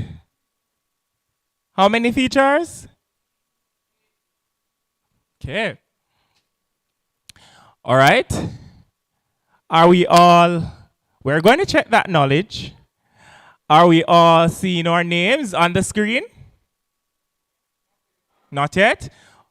All right, I'm giving you 10 seconds. Counting down now. 10, 9, 8, 7, 6, 5, 4, 3, 2, 1. Remember now, you will see the question on the board. The answers are going to be on particular colors. You have to match the color on your device. You will not see the answers, you will see the colors. You gain points if you answer correctly. You also gain points if you answer quickly. You will see a leaderboard. The person who has the most points will be atop the leaderboard, and it will rank you in first, second, third, fourth, fifth, and so on. You have prizes to win, so get those fingers moving quickly. But remember, if you have the correct answers, put it in fast and put it in correctly. If you make a mistake, you can't change it.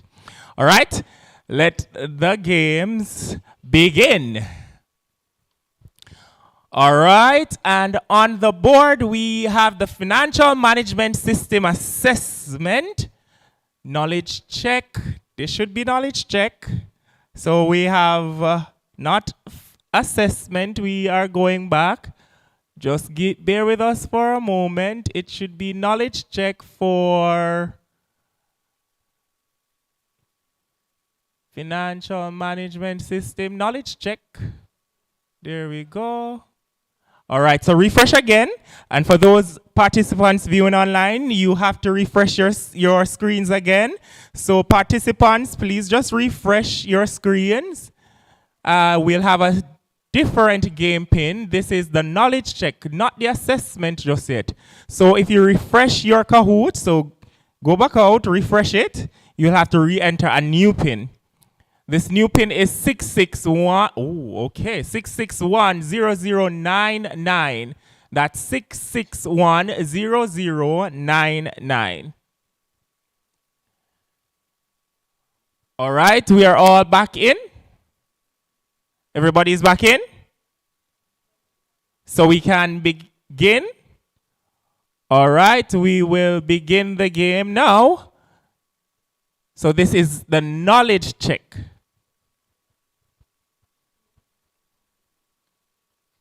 There we go. Knowledge check on building your financial management system. And the first question is, what is the purpose of a financial management system? On red, we have reduced membership fees. On blue, we have manage, track, and plan money. On orange, we have ensure savings and investments perform well. And on green, we have develop budgets and raise funds. Okay, we have 14 responses. And we have 27 seconds remaining. We have 20 responses. Okay, so we're waiting for one. Right, 20 seconds. 18 seconds, 17, 16, 15, 14, 13, 12, 11, 10, 9, 8, 7, 6, 5, 4, 3, 2, 1. Let's see. So it's blue, manage, track, and plan money. Let's see the leaderboard. So in first place, we have Tia. In second place, we have Karine. And in third place, we have Casey. But we also have Claudette and Asia on the board. All right. So all of you, you have a chance now to knock those out and be on top of the leaderboard. Which is not a feature of a financial system? Is it red, personal banking for leaders, blue, cash management rules, orange, formal banking arrangements, or green, internal financial controls and policies? Which is not a feature of a financial system? 18 responses with 23 seconds on the clock. All right, remember you gain points if you answer if you have the correct answers first. All right, so we have 19 persons who got it correctly. All right, let's see what the leaderboard shows. All right, so Tia is still in the lead. All right, she's very quick. You just need to be quicker. Question number 3. Can restricted funds be used for any purpose? On red, we have false. On blue, we have true. Can restricted funds be used for any purpose? All right, we have 22 responses. Everybody's locked in. All right, and that was false. Tia is still in the lead. Casey's inching to get there. Next question. Karen, we see you climbing. You're coming in. Why is internal financial control important? On red, we have reduced paperwork. On blue, we have limit fundraising. On orange, we have allow free spending. And on green, we have build trust and reduce fraud. So why is internal financial control important? We are still waiting on 2 players to put in their answers. One more with 17 seconds on the clock. All right. So we have build trust and reduce fraud. All right. Let's see how we start. Oh, Tia. Who is Tia? Tia is running away. All right. Next question. Question number 5.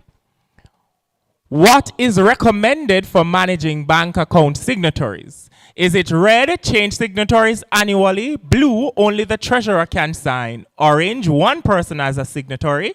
Or green, minimum of 2 signatures for withdrawals. What is recommended for managing bank account signatories? All right, we're all locked in. And it is minimum of 2 signatures for withdrawals. And let's see.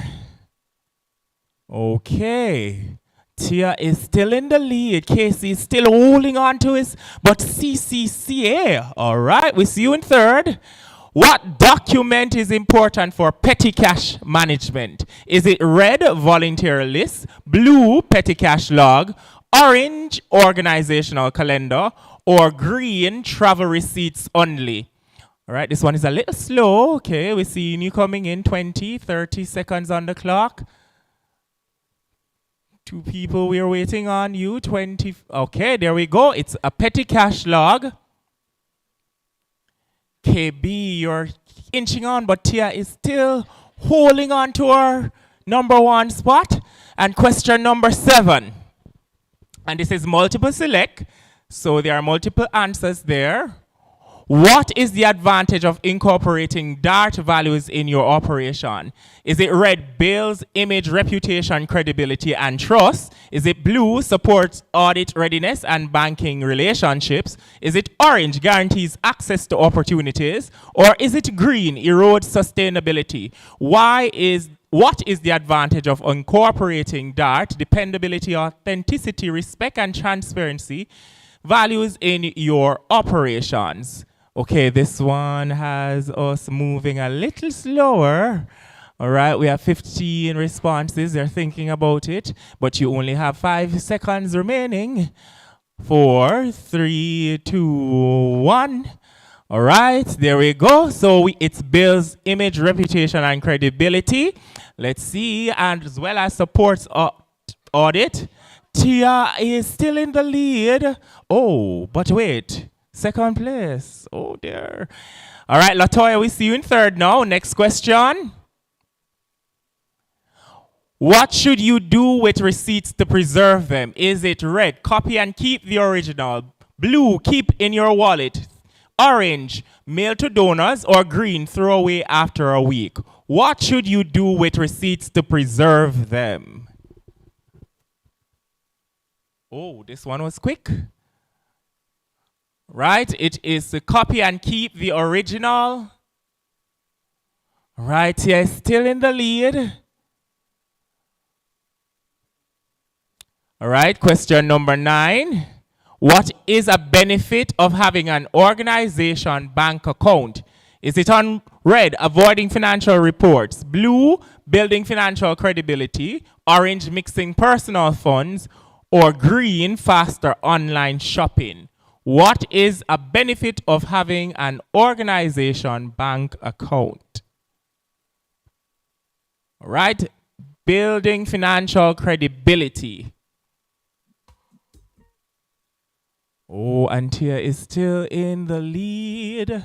And this is the final question, and this is a multiple select. What is a good practice when planning a budget? Is it red, estimate major expenses, or blue, list all activities and costs, orange, budget for current projects, administrative costs and activities, or green, forget about inflation?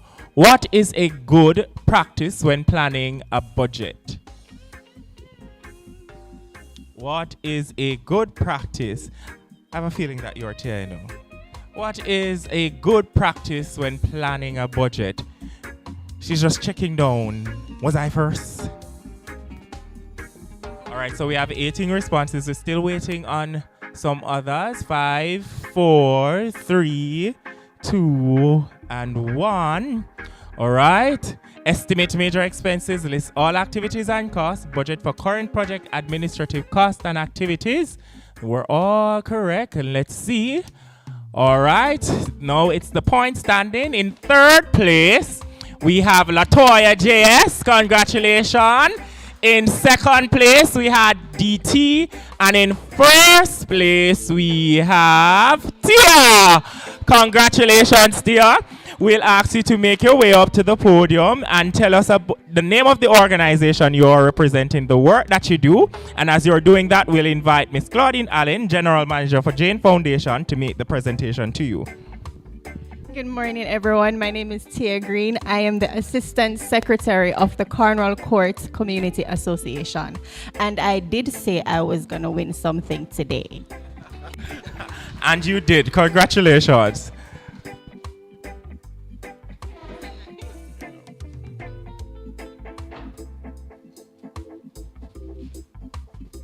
All right, and in second place, we had DT. And so we'll have DT come and collect her prize. And we'll ask Richardo to make this presentation. And DT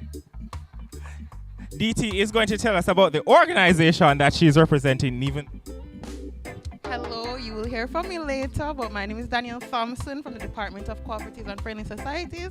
We register and regulate different entities, different organizations under different acts, and I will tell you more later on when you see me again.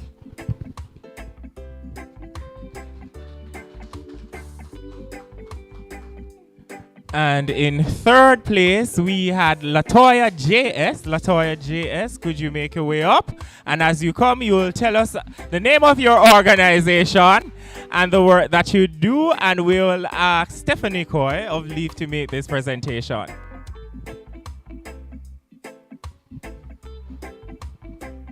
Morning, everyone. Morning, everybody. How My name is Latoya Johnson Salmon, and I'm from the Caribbean Christian Center for the Deaf. Thank you so much.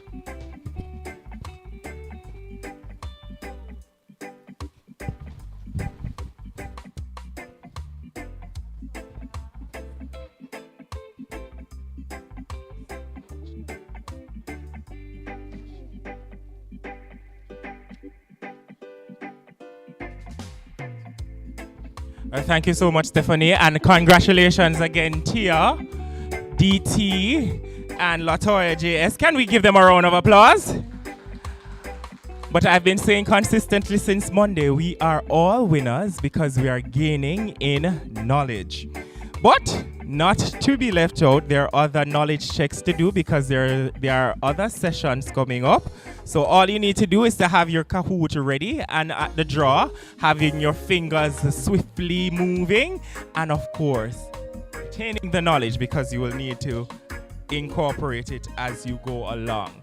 All right, so before we go to the break, there is a worksheet in your folder package, and it's called Build Your Financial Management System.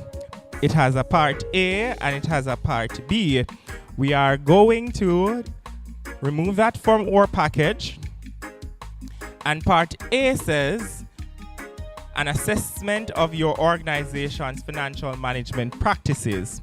Now, this is very important information for us because we want to know where on that journey of a financial management system, building a financial management system, you are.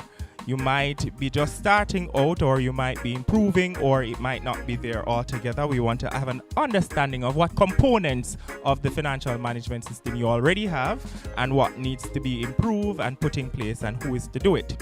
But to help us know where you are, we have an assessment. Now, you are familiar with Kahoot already, but before we go into the game, here are some specific instructions. If you are representing your organization today and you have your organization is represented by more than 2 persons, or 1 person rather, when you are entering this Kahoot game to do the assessment, you're going to put the name of the organization only, and all of the members for that organization, you are going to answer these questions together. It's a list of yes or no questions, and you will select it. Here's an example. I'm Omar Wright. I'm here with Chevanice Peters and Sidonie Preddy, Danae Mills. We are all a part of Jane Financial Academy. We are participating as Jane Financial Academy. When we enter the Kahoot game pin, we're going to put Jane Financial Academy. When the questions come up, we're going to consult amongst ourselves and say yes or no when the questions are asked. Clear? So 1 device, and you're only entering the name of your organization. If you have representatives here in more than 1, you work together and answer the questions, and then we'll come back to it. So this is where we're going to actually work now, starting the foundations, doing an assessment first of the financial management system, and then we're going to go further. All right? Are we ready? All right, we're going to start now.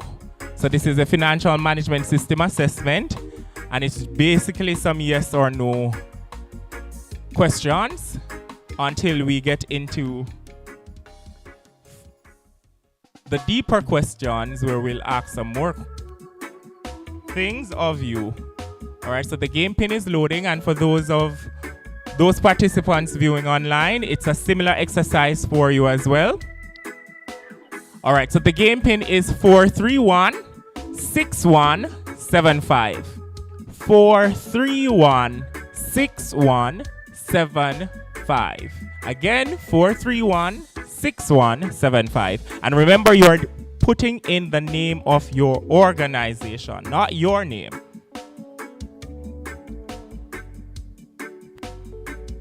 All right, so we have 2 organizations on the board. 3, 4,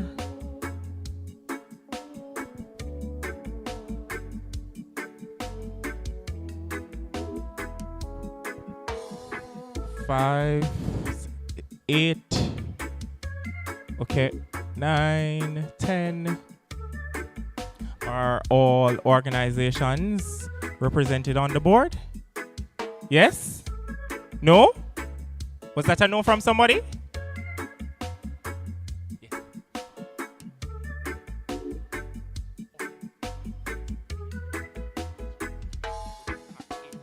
So on the worksheet, you will see that you have 4 sheets. We're doing part A now. We're doing the assessment. Following this, we will go into details where we'll ask some more questions and begin the journey.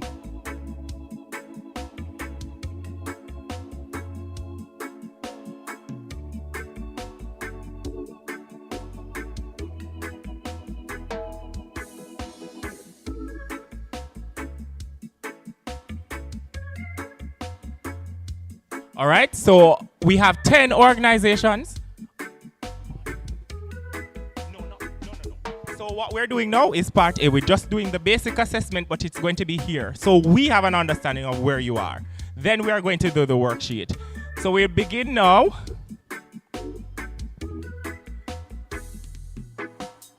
All right. Here we are going to do the financial management system assessment, where we just ask some questions and you will say yes or no. My organization currently has a list of accounts for tracking income and expense. Yes or no? So we had 10 organizations on the board, 9. Okay.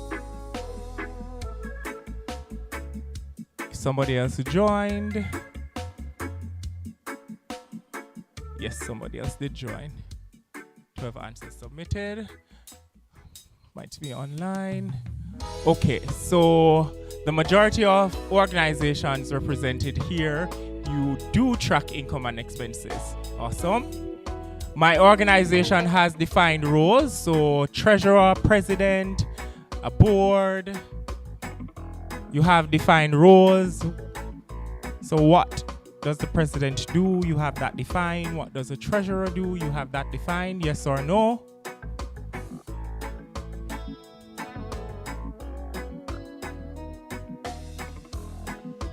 Okay. All right. Again, a majority of the organizations here have defined roles for their members. My organization has financial policies, so whether that is procurement, petty cash, or policies around approvals, yes or no?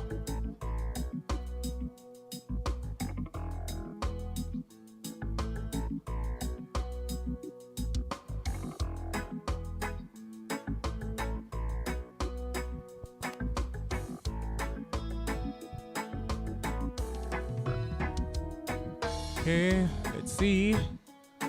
All right, 67%, but we also have 33.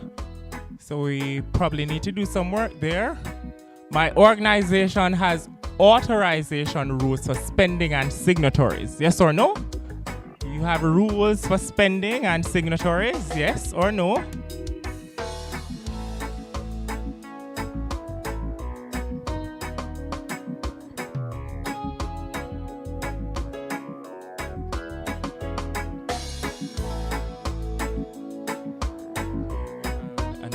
Organization joining.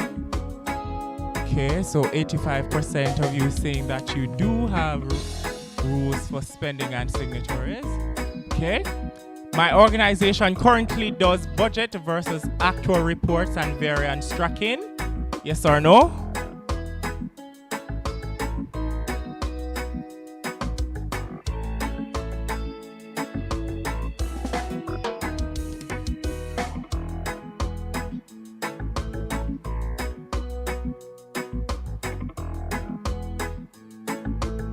LT debating whether or not we do or we don't. I like it.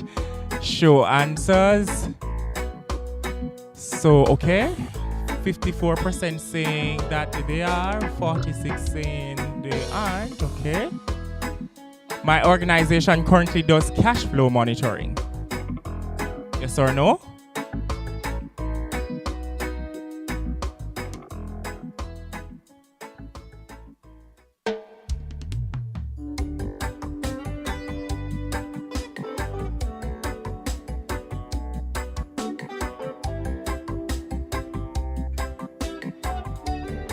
Right, a majority of you are doing cash flow monitoring. My organization currently does simple financial key performance indicators. So around admin costs, we had a debate just now. Well, not a debate, we had some suggestions about staffing, costs, and percentages. Do you have that? He said, don't look at me, don't look at me. All right, let's see. 77% of you saying yes.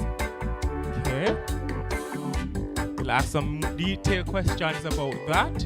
My organization currently has standard reporting templates. So do Do you have standard reporting templates that you use? Yes or no?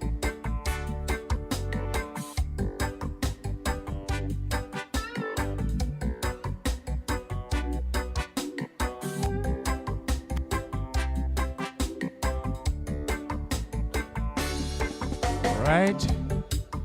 57% of you said yes, 43 said no. There are some templates. We did share some templates, so if we can share those with you. You might want to use those or even take a look. My organization uses accessible tools, Excel, Google Sheets, or paper ledgers. Yes or no?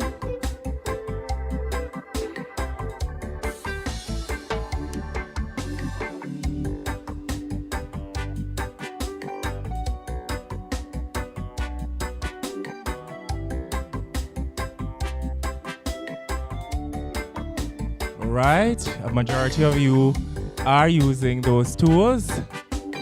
My organization ensures that team members are trained in basic finance tasks and are aware of the rules. Yes or no?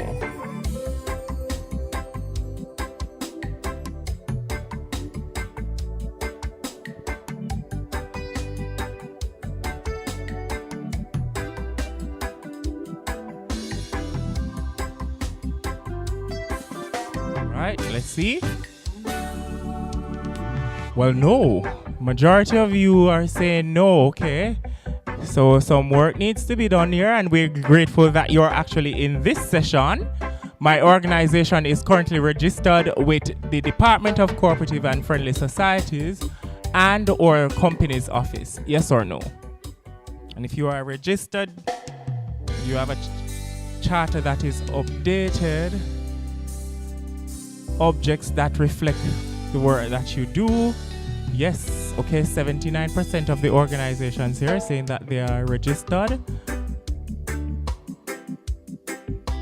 My organization currently has a calendar or schedule for financial reports and reconciliations. Yes or no?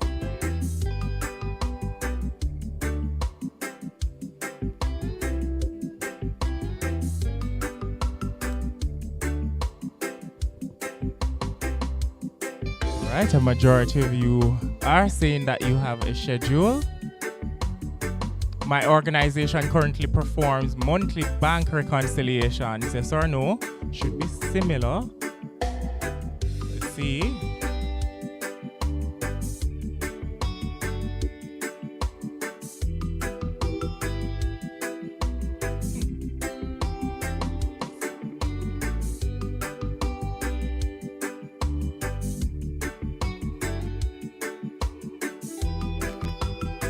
Not similar.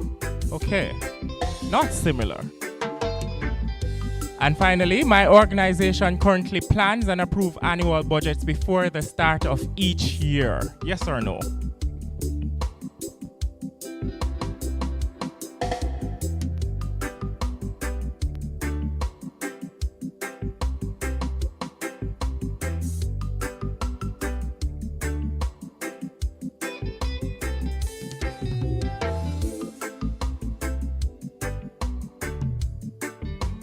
Let's see. Annual plan. So 64% of the organizations here are saying that they have annual plans.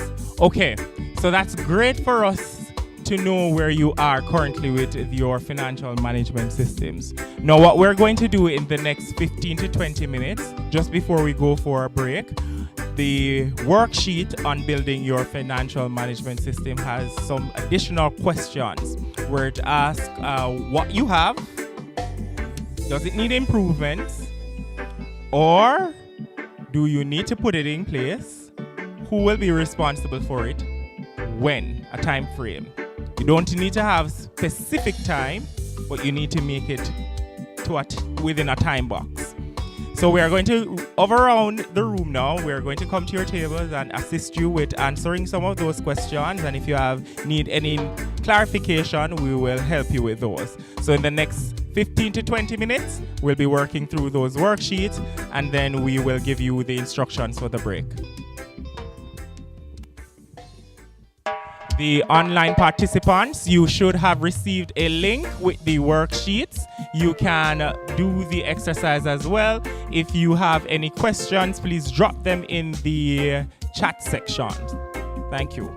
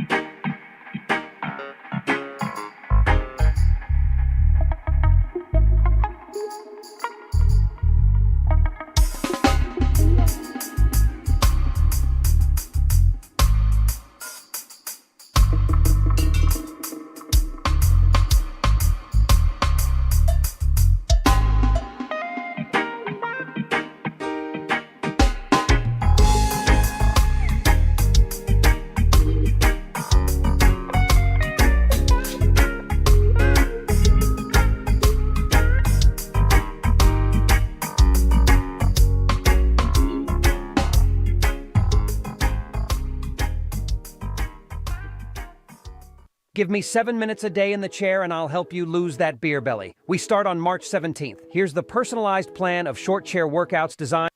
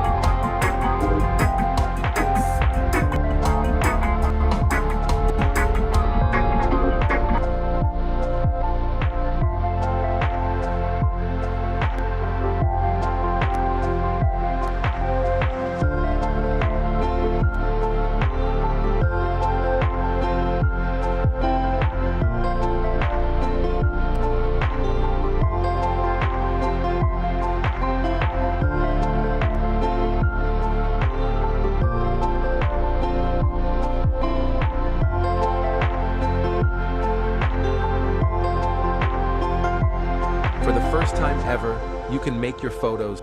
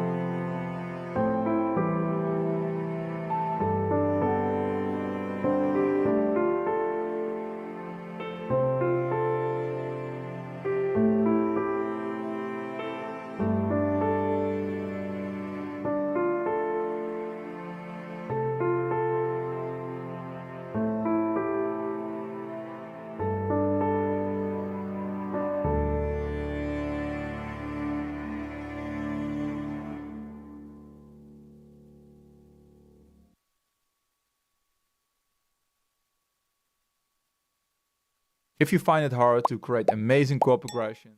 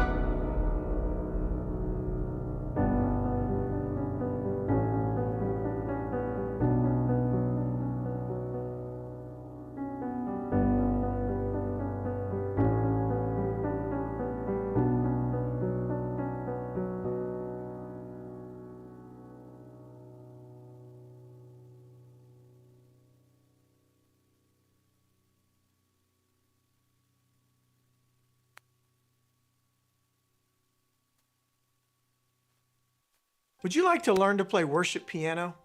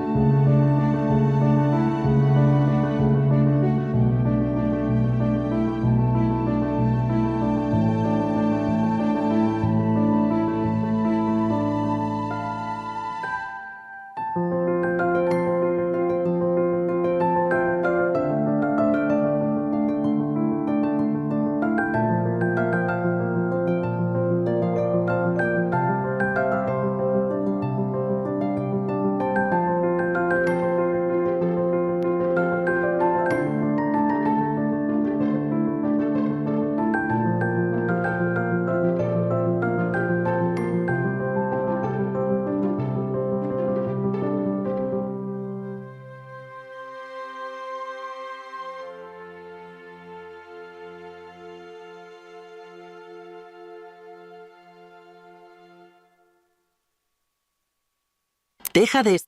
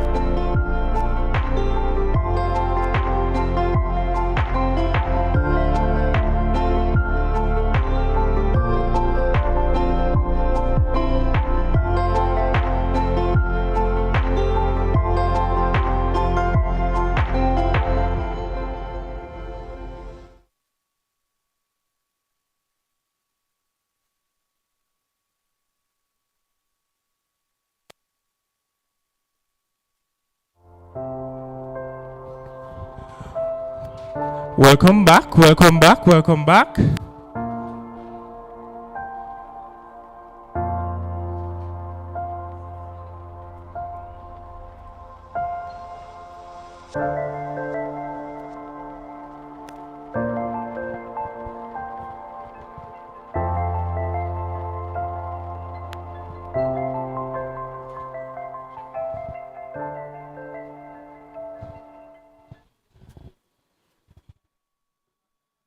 Welcome back, welcome back, welcome back.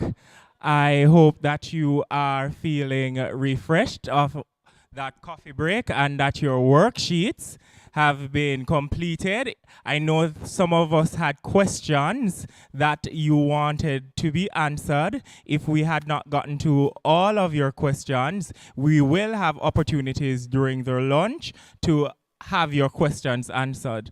However, we will invite now back to the platform to give us the introduction to the next phase of our workshop. Our host, Miss Danae Mills, she will come now and introduce the next session.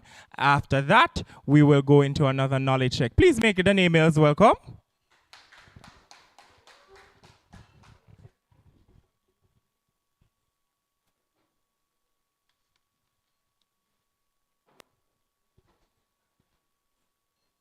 Thank you so much, Omar. All right, so I want to take this time to welcome back everyone. Special welcome also to those joining us online. Thank you so much for being a part of this space, for sharing this moment with us. You have all been very interactive, very attentive. Congratulations to the winners also. So this is an encouragement to just take part, pay attention, and it will be rewarding in the end of it all, and as you go about in your different groups. So, just earlier, we had a presentation by Ms. Miller on financial management systems for community groups, and Ms. Miller would have touched on risk management and mitigation tips, advantages for auditing and frequently reviewing your records and regularly reporting, and things to think about, such as disaster management, succession planning, and donor delays. So now we will move forward to presentation by Mr. Akin and Ms. Coy. And this presentation will cover how to design projects and systems with donors in mind. So starting with Mr. Richardo, give him a round of applause, please.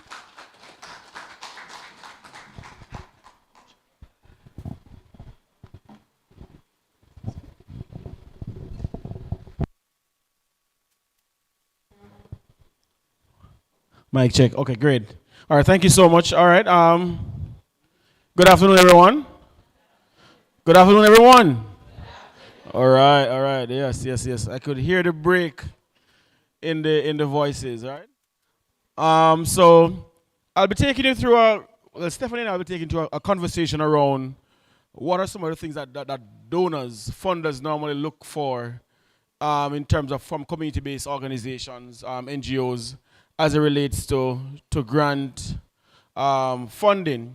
And I was quite happy with the dialogue earlier. So we got a chance to put a lot of insight in the financial management, the budgeting and so on. So that was quite cool. That might be a best practice as well going forward. I really like that. So what we're going to do is talk you through quickly about the role of civil society organization. So in this broader development conversation, the civil society organization plays an active role in transforming communities. So this whole idea of Vision 2030, right? Jamaica, the place of choice to live, work, raise families, and do business. Once you start thinking about that and you think about your own community, which community you're from, Karen? Farmite, where's Farmites? Montego Bay? Where are you from? Where in Westmoreland are you from? Savlamar. Savlamar. So for those communities, so for Farm Heights to become the place of choice to live, work, raise families, and do business, what is your role? Tell me about your group and your role in achieving the vision in your community. Afternoon, everyone. So my my work particularly is not in the community I live. It serves the community of Lewisham that's in more rural St. James. And the vision through the church that I lead is to really impact the community in the sense that there are adults who aren't able to read and write and so on. So we want to do remedial studies there. We also want to reach the children through our vacation Bible school and extracurricular activities that help to cement their knowledge, their learning, not just about the Lord, but also about who they are and how they can contribute to the whole goal, as you alluded just now, to benefit the country, become productive citizens within the nation. I like that. You could give her the mic from Westmoreland. Tell us about your group, your organization. Well, very good actually. But before you come, there is also one of the first goal of Vision 2030 Jamaica is that Jamaicans are empowered to achieve their fullest potential, right? And a key part of that is world-class education and training. So the church is definitely aligned with the broader mandate. Tell me about your community and what is your community-based organization's role in making your community the place of choice to live, work, raise families, and do business. The name of my community group is Stratbogie CDC, which I'm newly a member of. Right.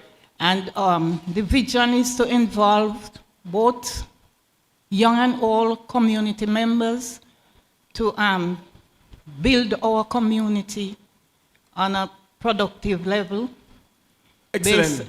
Based on the achievement that we garnered to gain. Excellent. Okay. All right, so I'm going to ask you to stand when you're speaking, but excellent. Put your hands together for those two comments. Those were great. So the idea really is that it is the community groups that are the movers and shakers, right? Not just the government. So for the Caribbean Development Bank, for example, we work across 19 countries, and CDB can't stay all the way in Barbados and craft development for Jamaica, right? Nor for your community. So it is how the community groups play an active role in that space. So you are actually the champions. You are on your shoulders rests the ability to achieve Vision 2030.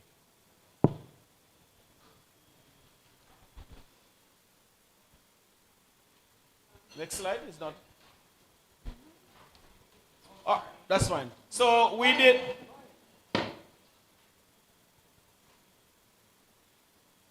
Right, so a key part of that, so you have strong groups, right? Before your groups can access development assistance, what are some of the things that you need? What do you need? You need to be? What else do you need? You need to be registered, you need to have a... All right, stand. They want you to stand so they could... Good, go ahead. Tell us what the group need to access the resources. Go ahead. Okay, so it would need to have a registered structure, a constitution, an active board where minutes are recorded and up to date. And it would also need to have at least a vision and mission statement and clear objectives of what the group is focused on. And those are the basic things. And financial records, of course. Excellent. And yes. I see Omar smiling on that one. But tell me one thing that's not on the board that the group would need to access development resources. That's not on the slide. Oh, let me see what you have there. Naomi? My glasses need to change. No. I'm looking at what you have there to see what bank. Right. Now, Naomi going to assist you. Okay. I was just saying budget. I don't know if it was already mentioned, but that would be the main thing. So you need to, what else groups need to access development resources? The bank account. Active bank account. Right, what else? Give her the mic in the red. Give her the mic in the red. Excellent. They'll need a proposal. They need a proposal. And before you can submit a proposal, you need to know how to write a proposal, right? So we did this survey across 3 Caribbean countries, and we asked 32 groups about their capacity to write proposals. Can you tell me what percentage of that group were comfortable with writing proposals? 50%? 30, not so bad, not so bad. 25%? 25%. So 25% were comfortable, which means that 75 were not comfortable. All right, good maths. 94% were not comfortable writing proposals. 94%. So though you mentioned all those key areas and the ability to write proposal being so pivotal, most of these community groups can't write proposals. Anybody ever tried to write a proposal and just can't bother with it? Who? Tell me your story. Why? What was your issue with the proposal? You need to stand and tell us your thought. What was your issue with writing the proposal? Stand up, that's fine. Stand. We're doing this together, right? So the proposal felt like too much parts. Too much? Too much parts. I had to go in deep, and it was a limited time, so that was really the issue. Okay, so it was too complicated, and you didn't have a lot of time to complete. Yes. Anybody want to try? Go ahead. Excellent, thank you. Stand. So please. in addition to what Rhonda said, she's my partner in crime. So whenever we have proposals to write, there's always like a deadline.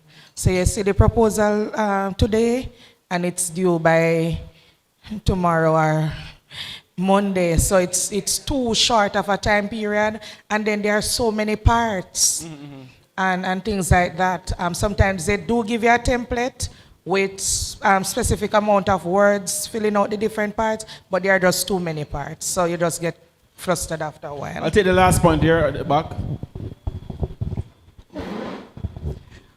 One of the complaints that I get from groups is they're asking the same thing over and over. You're not sure if it's the same thing you are to be repeating. And so there are so many parts, so many things they're asking. And as one lady from a group put it, they want down to your tribe on the paper. All right, thank you. And that's a perfect point to segue in, because they're really asking you the same thing, and then a little later when Stephanie comes, she'll talk to you a little bit more of those details, because what they're really asking about one thing.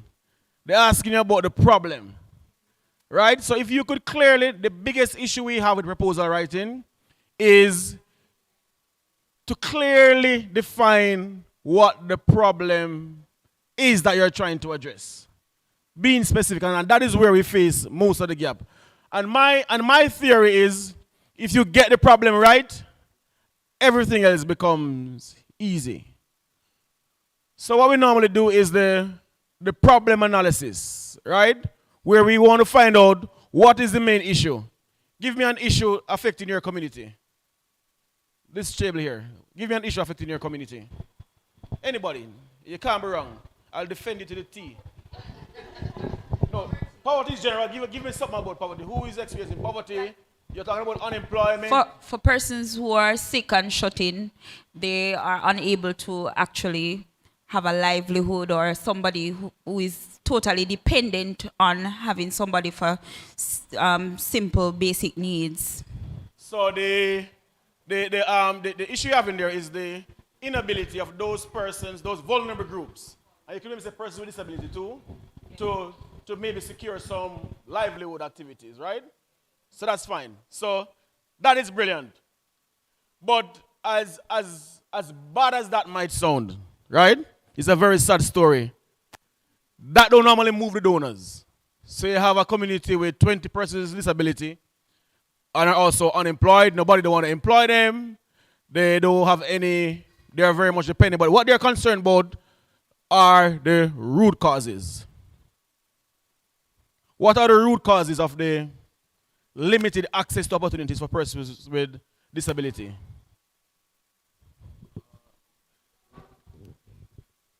They're not marketable in that they don't have the prerequisites, education, they're unable. Yes. And what else? Why don't they have the skills required? No, they don't have the skills, which is a very brilliant point. Why don't they have the skills required? Yeah, man, that's fine. But what happened? What about education? Why they don't have the access? Tell me now. You are the star now, right? And don't disappoint me. Go right ahead. So with regards to education, maybe it's limited access to education or quality education, that is. So limited access and affordability. Excellent, excellent. And access can mean many things. In terms of just the fact that, whoops, get her. My group deals with the deaf. Yes. And so therefore, while there are many heart institutions or different training sites, they don't have interpreters. Yeah. I've had many deaf persons apply and get turned down because of that. No interpreter, and they're not willing to hire one interpreter for, one or two students because it's not feasible for them based upon numbers. So you get the point now. So the problem is not just about the scenario that you're facing, but the root causes. What are those issues that are causing these persons with disability to be impacted adversely? What are some of the consequences now of that problem?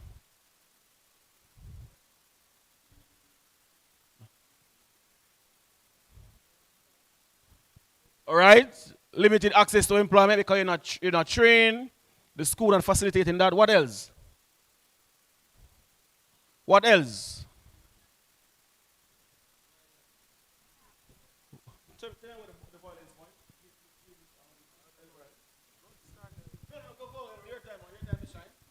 Yes, man. All right. So, as I say, it's a lead on.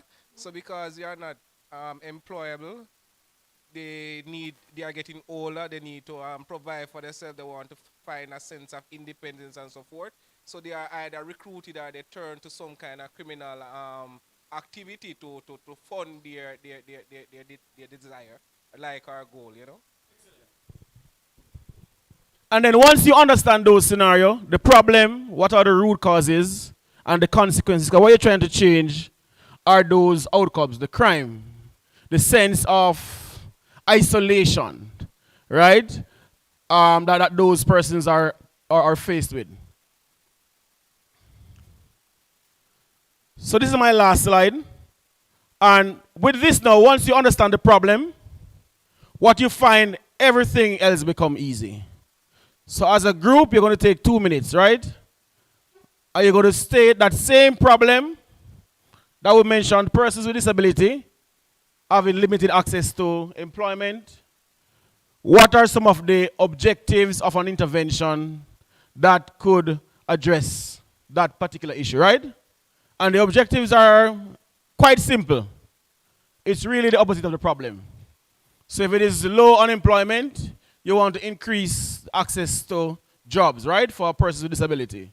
That's one. So you're going to do the objectives. 2.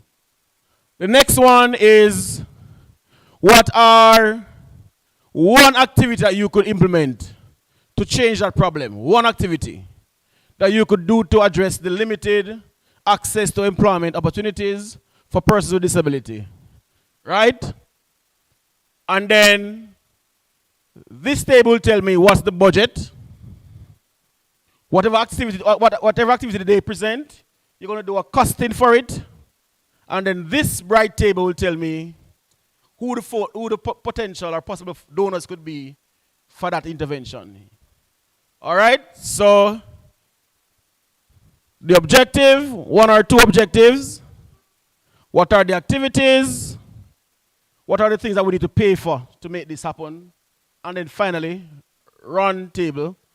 Who are possibly the donors? You have 1 minute and 30 seconds.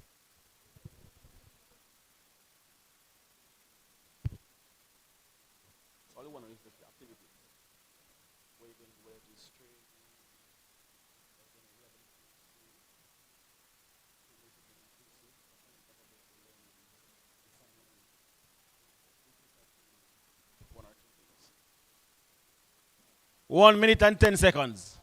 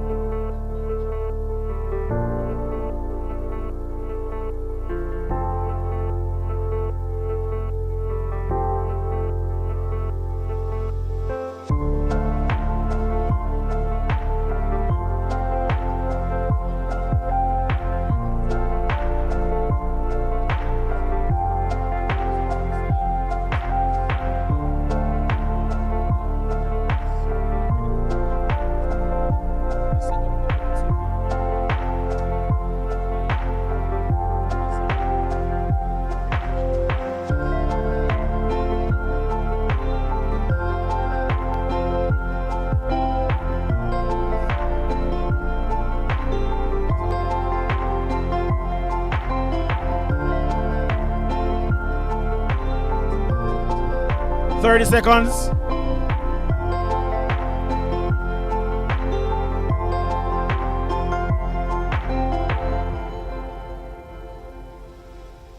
And if you're struggling with donors, Ron got a lot of money, eh? All right. 10.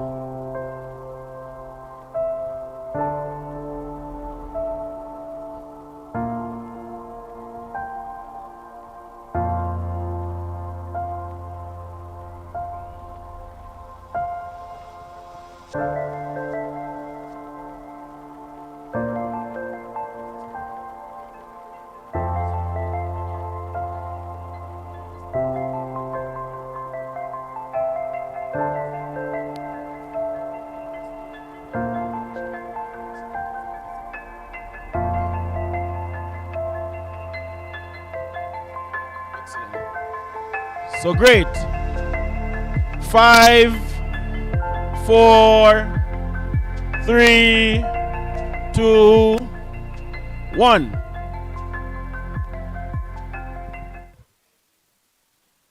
All right, all right. We started with objectives table.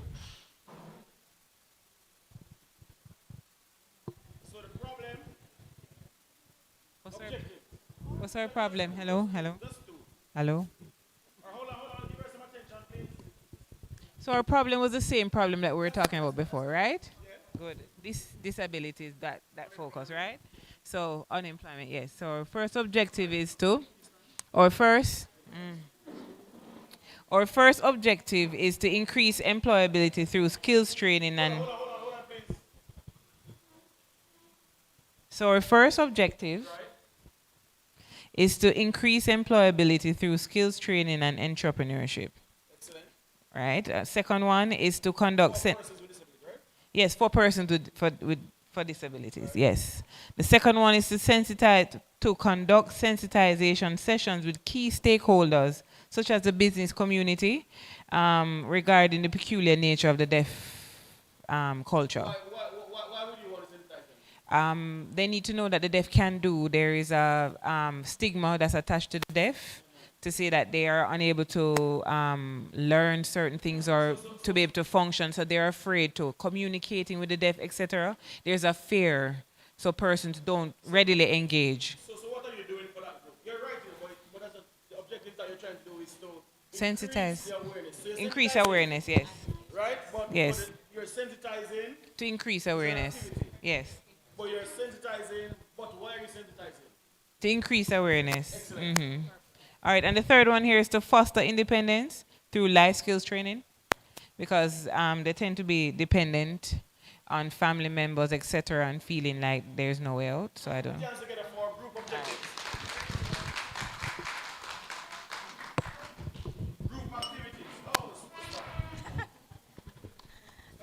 Hi, good afternoon. My name is Geneva. So two activities that we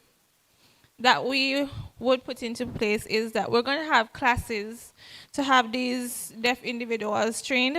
So, and number two would be having outsiders coming in, training the individuals, and also training members of the community to assist these individuals.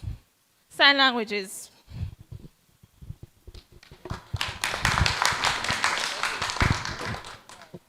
All right.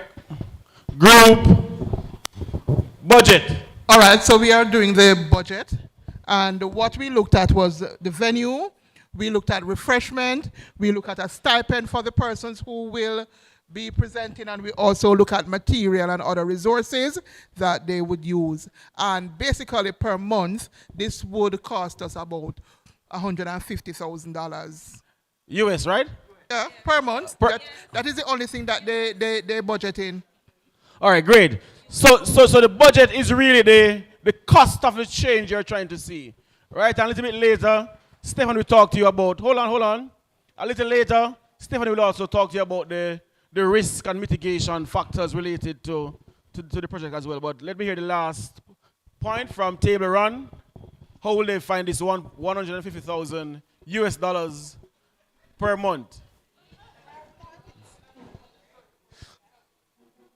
Okay, so we are working with a very conservative budget. And our possible donors, one, JN Foundation. Why Jane Foundation?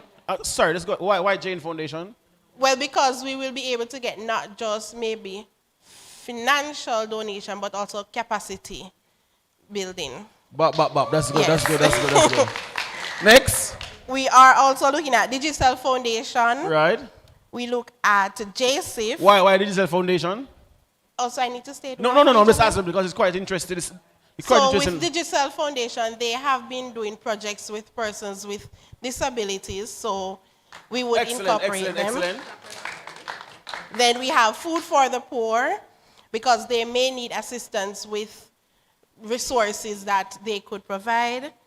We look at service clubs, and I must point out the Lions Club because they deal with vision screening and so forth. We also had looked at Chase Fund, the Jamaica Society for the Blind. Some of these donors, it may not be monetary donation, so it may be kind or knowledge sharing. That's it. Put your hands together for her. That's We're great. not finished. No. That's great. Because some of the points you're going into, Stephanie will also discuss some of those as well in terms of how do you select your donors and so on. So thank you so much. Put your hands together for yourself. That was really, really, really brilliant. I like that. So you all ready? In 15 minutes, have a lovely project idea, and it's just writing around that. But so the main thing is understanding the problem, understand who are the persons who are impacted, and then I don't know to Stephanie to talk some more about the gender considerations to kind of add some greater emphasis to what you're doing for greater impact. Stephanie, over to you. Thank you, Richardo. Based on those wonderful answers, I would like to see, by a show of hands, how many persons have submitted a project proposal and it was successful. Wait, hold on. 1, 2. I see this hand going up and then it come back down and then it go up and... how many? Okay, wow. Okay, that's what I was going to do next. How many persons have prepared a project proposal and it was not accepted? Okay. Yes, because sometimes you win and sometimes you lose. How many persons have never submitted a project proposal?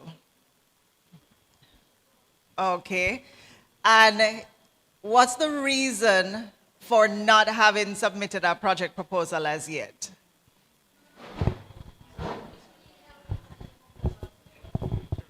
Oh, okay, no problem. So for your community, you say you have never prepared one. Because I'm new to the whole ideas of it.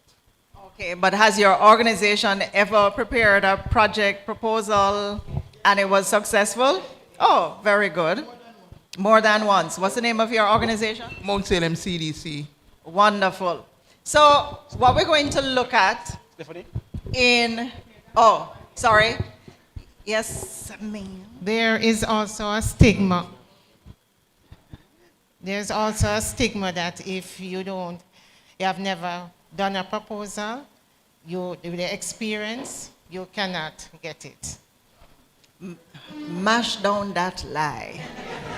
We'll show you how you get around that, right? So now you have identified your problem, you have expressed your objectives, you have identified your activities, and you have this nice, wonderful budget, and you have your wonderful list of donors, and I love how it was expressed because that is always key. You don't just send to persons, but you know who and why, right? But oftentimes, you're not drilling down deep enough.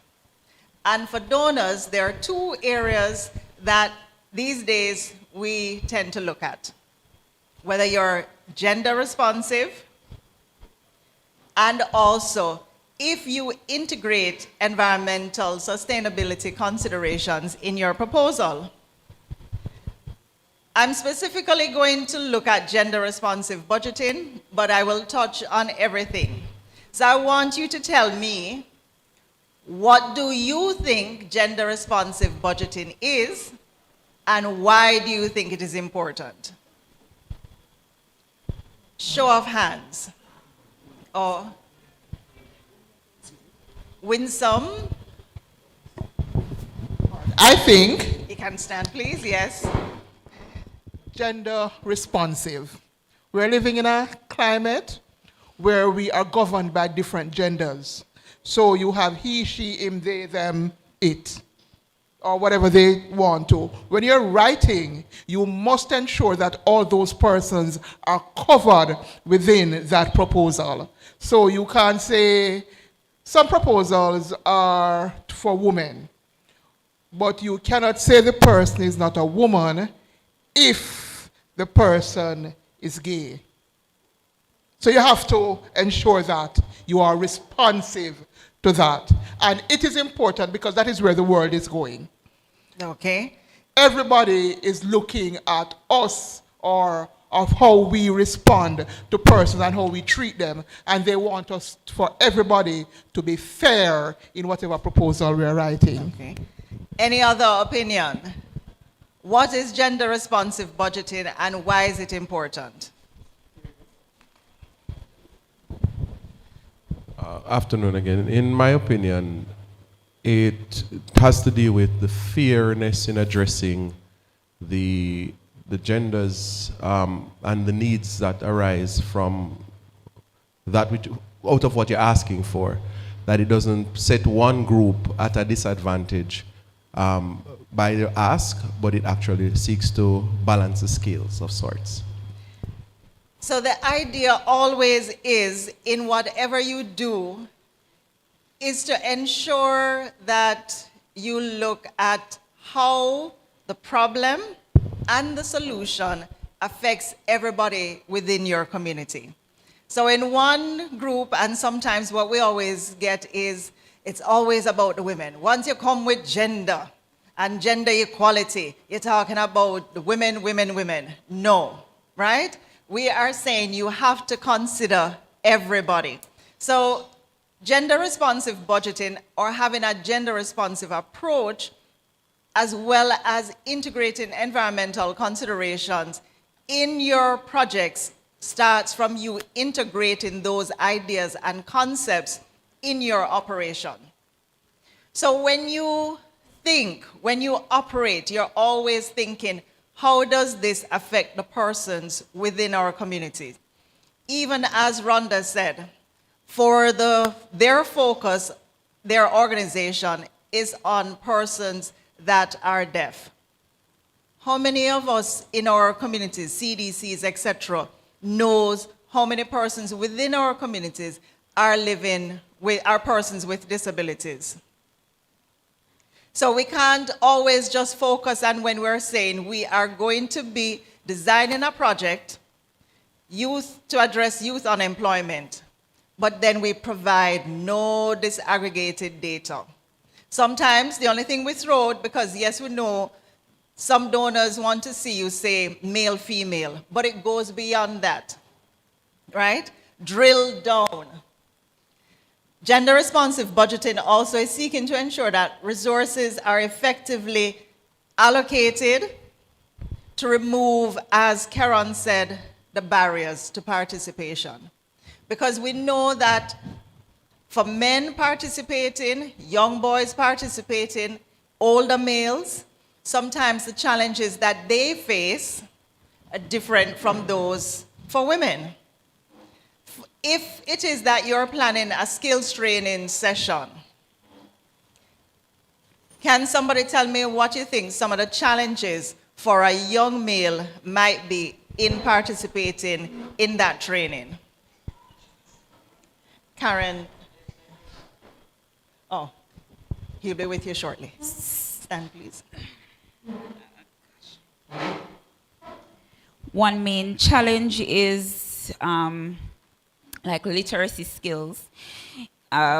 With men and their ego, sometimes you find them not wanting to say, oh, I can't read or write, so they will shy away from actually learning the content and so forth. Karen wanted to say something as well. Yeah, that's basically what I was going to say. Basic skills needs with regards to reading and writing, and even maybe things like neurodiversity, like dyslexia issues and things like that. And maybe the trainer doesn't know how to deal with people with these various needs. So that could be an access or a barrier to learning. Okay, I'll come back to you. One of the things we look at the community level as well when you're planning to do a skills training is what is the demographic of the community? What are the preferences of the community? What male versus female? What are their mindsets as well?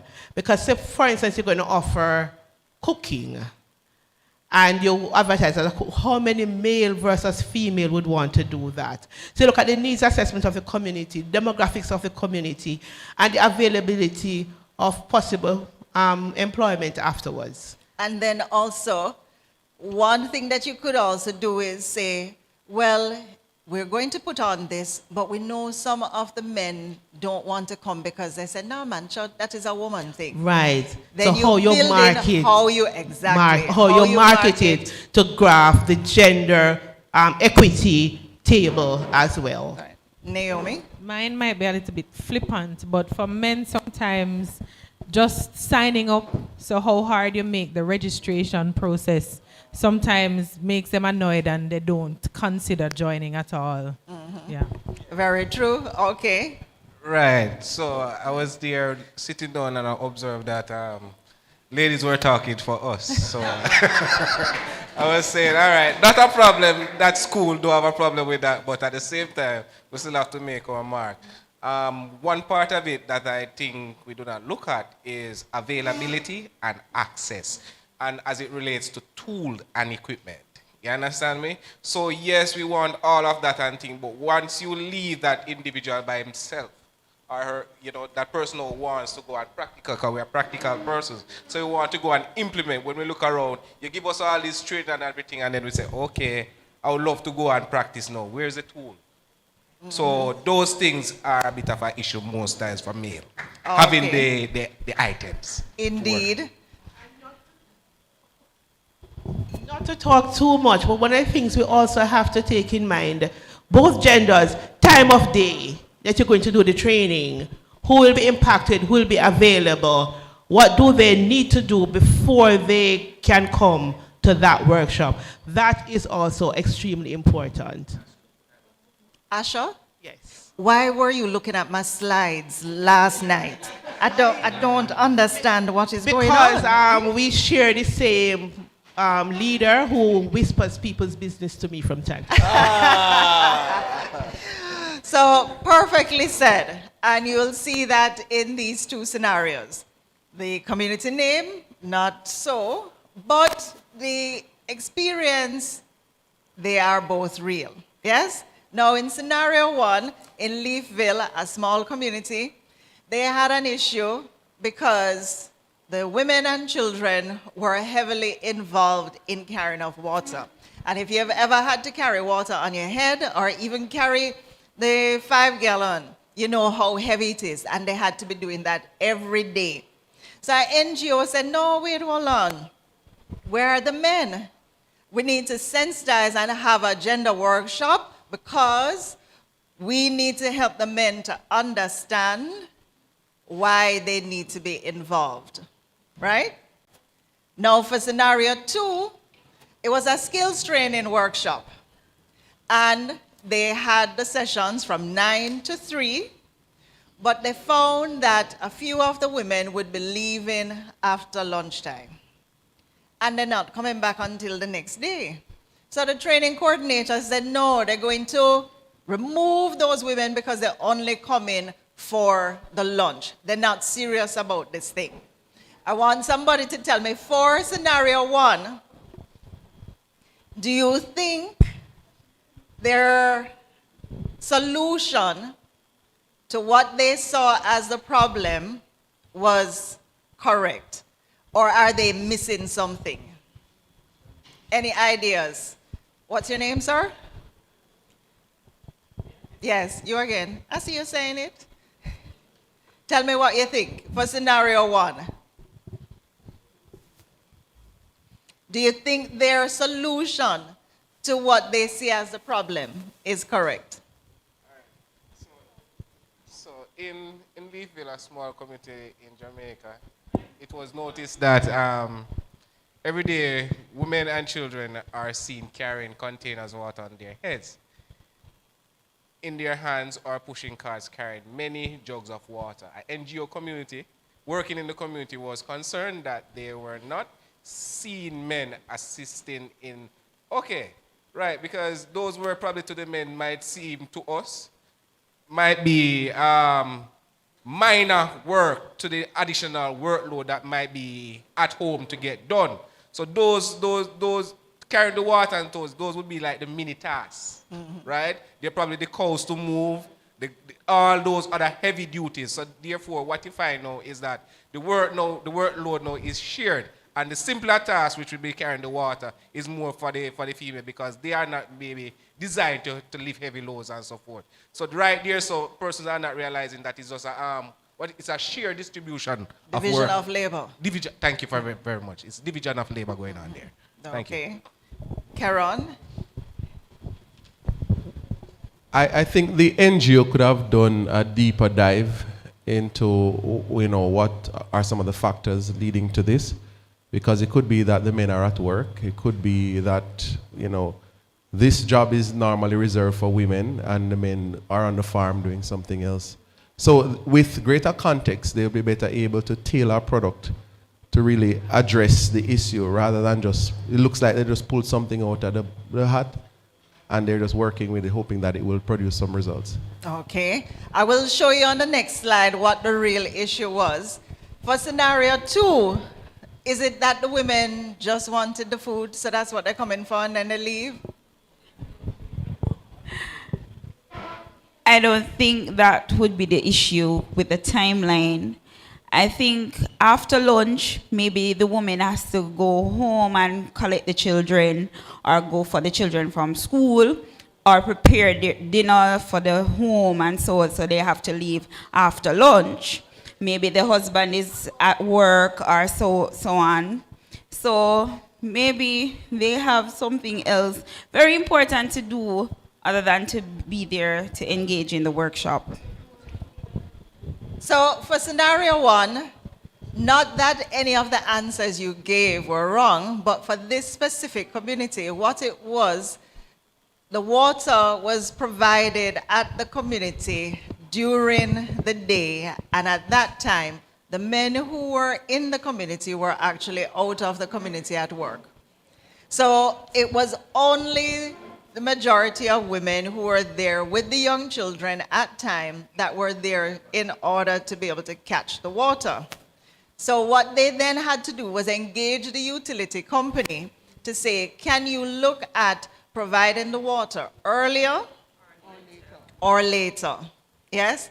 So sometimes the mindset that we look at a problem with is what may condition how we see it, or also who we ask the question, and if we don't triangulate. So you only ask a young person or a female and say, so how come you, boy, yes, it's me, one have to be collecting it. She not really saying anything negative. She don't mean that the man unwilling to assist, but what she means is that only she right now have to do it, and you don't dig deeper for her to then tell you, well, it's because the water only available now. So we have to be very careful and mind how we identify the problem, because that will affect the solution. As Richard has said, problem identification, number 1. For scenario 2, as was said, the women had to leave to pick up their children at lunchtime because basic school over and nobody to babysit. But yesterday in the workshop, somebody said, well, it's probably really the food because they're hungry that they wanted. Yes? So the question is, even if that is the problem, how then do you engage them to want to come back? And even although sometimes in projects you will see a lot of money going towards stipend and the provision of food, we do understand as donors that sometimes that is the little sweetener, right, to get people to participate. But what we want to see also is the balance.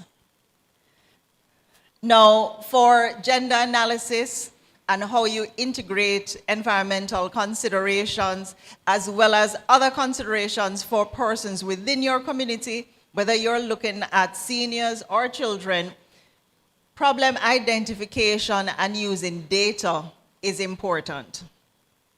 Especially if you are going to state your problem, we want to see information. Please, some people are affected. I don't know what that means. How many? Who? Yes? Develop a strategy that is gender responsive. Does the project match the findings of your gender analysis? Right? So don't create a problem where there isn't a problem.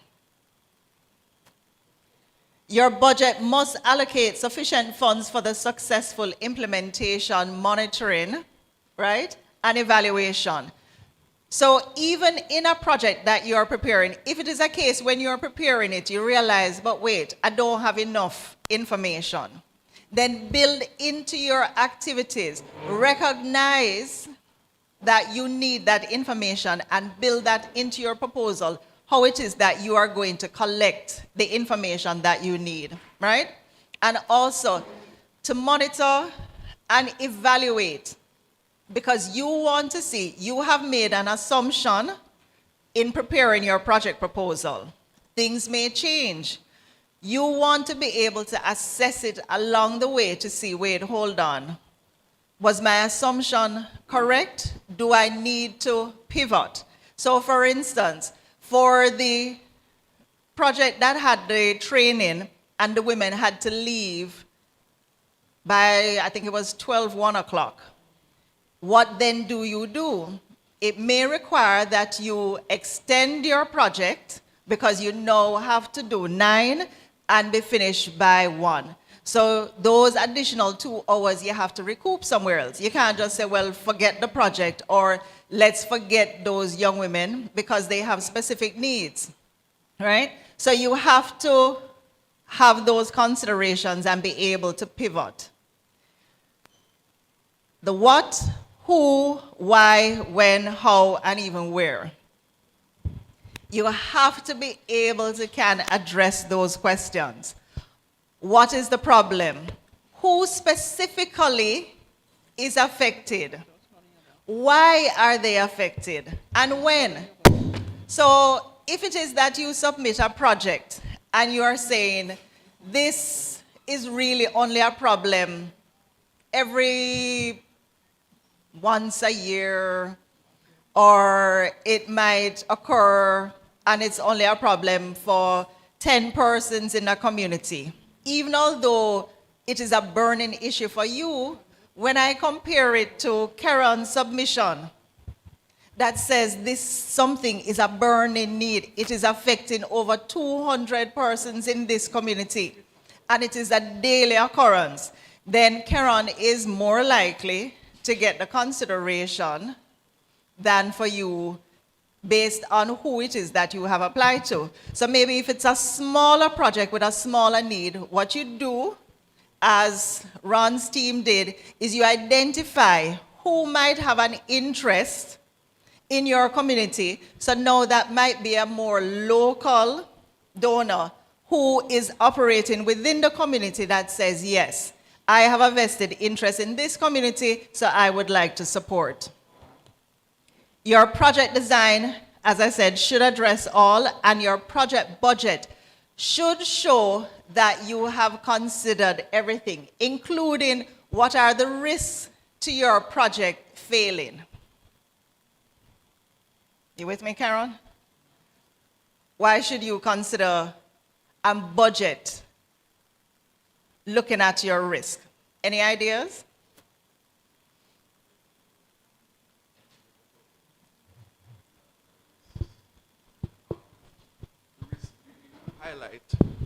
The risks really highlight where am I likely to fall down in terms of,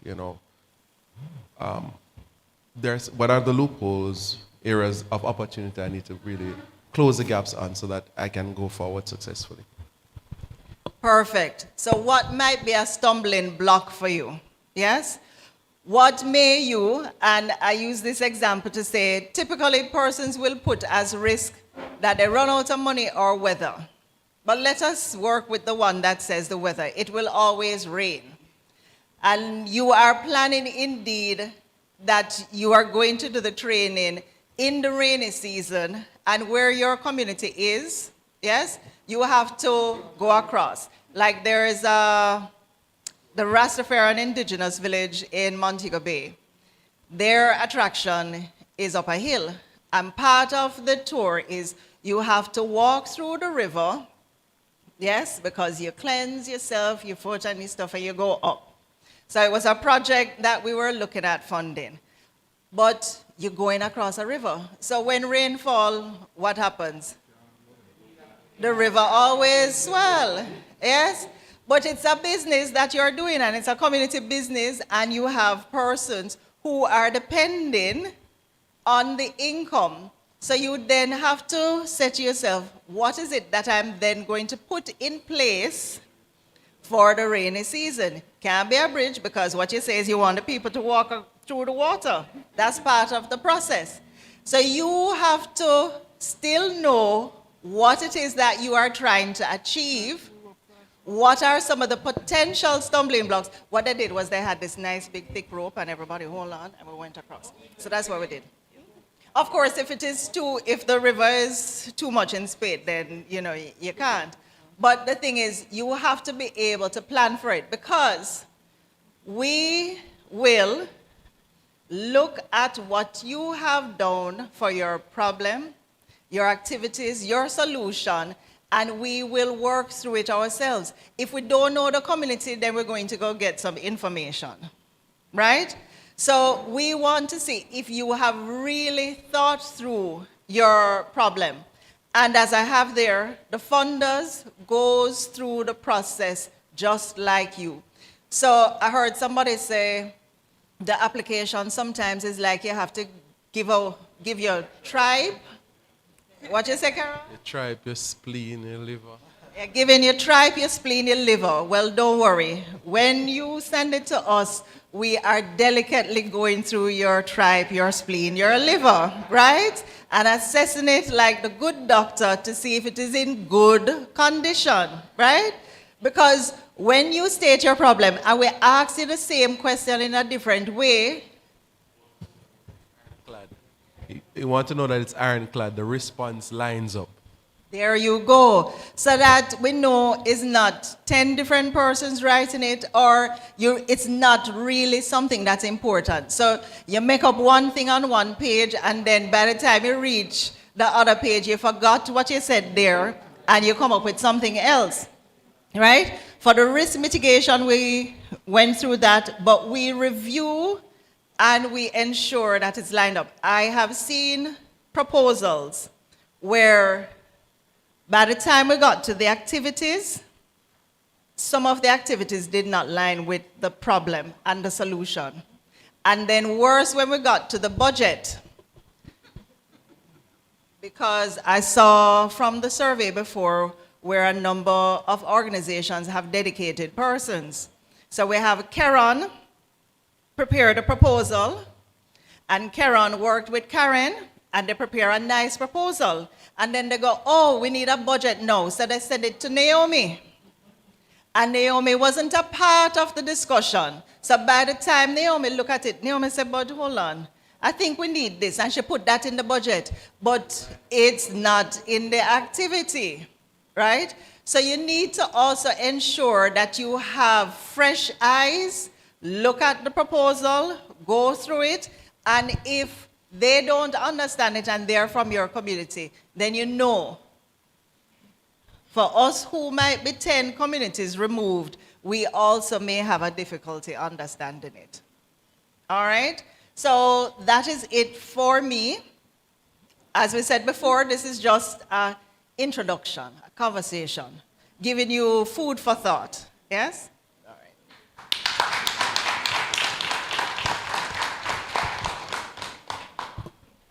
Thank you so much. Can we give them a round of applause, please, Stephanie and Mr. Richardo? They would have done a wonderful job.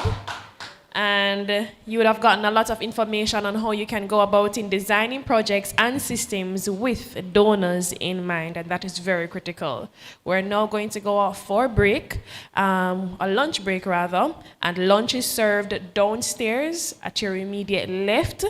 That is the Jasmine Buffet restaurant. So you can go about, eat, refresh, and ensure to network. Enjoy.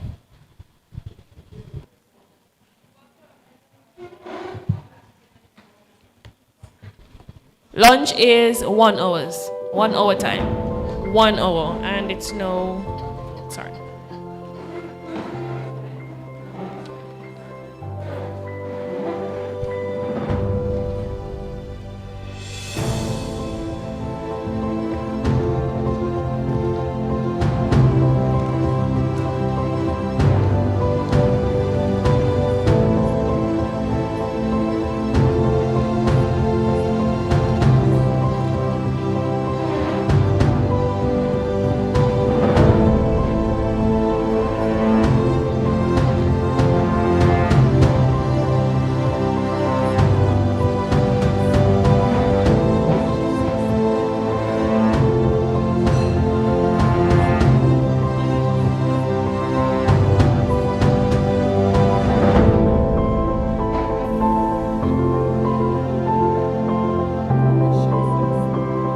February to April 2023, the BNTF conducted a capacity assessment of 32 community groups in 28 communities in Jamaica, Guyana, and St. Lucia. 565 persons participated in the exercise.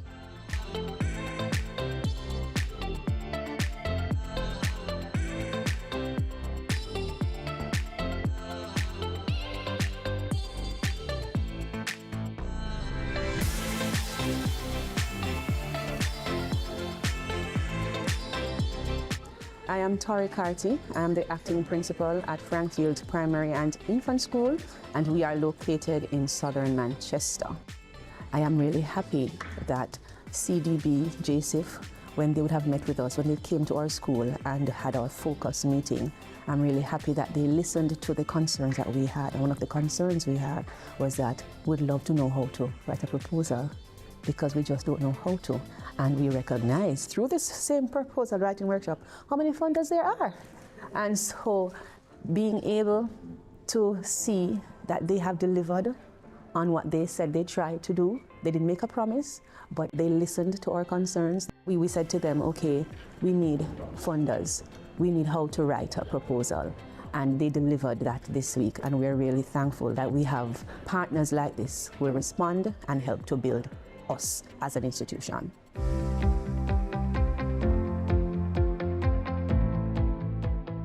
With the proposal, I think for our area, data is a real hindrance. There's a lot of data out there, but the collection and storage and using of data to make information, that is something we have to work on as a region, but particularly in Barbados. What happens is people will capture the information, but the speed in which you can turn that to make it a more effective and efficient way to respond to any disaster. So one of the proposal I will put forward is one from a community base.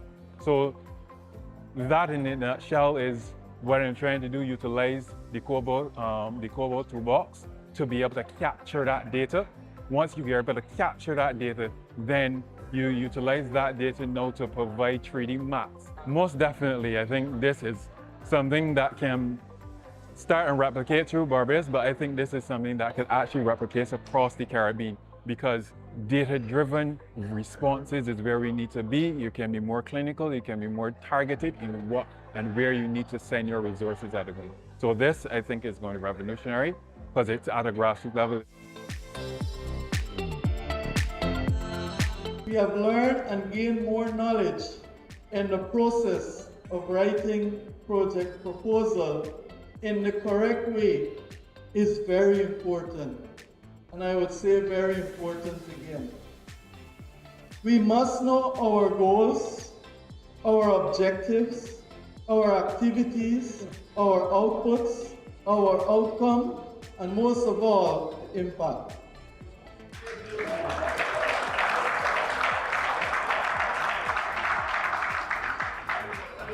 The impact to be successful in writing project proposal that will help to cushion and mitigate the climate change and environmental disaster that the Caribbean countries are facing today.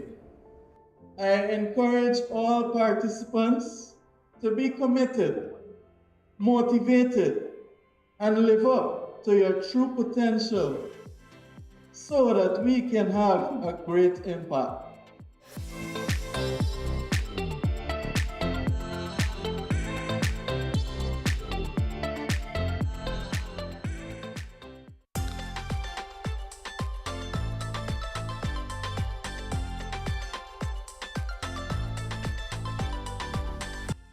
Nothing about us without us.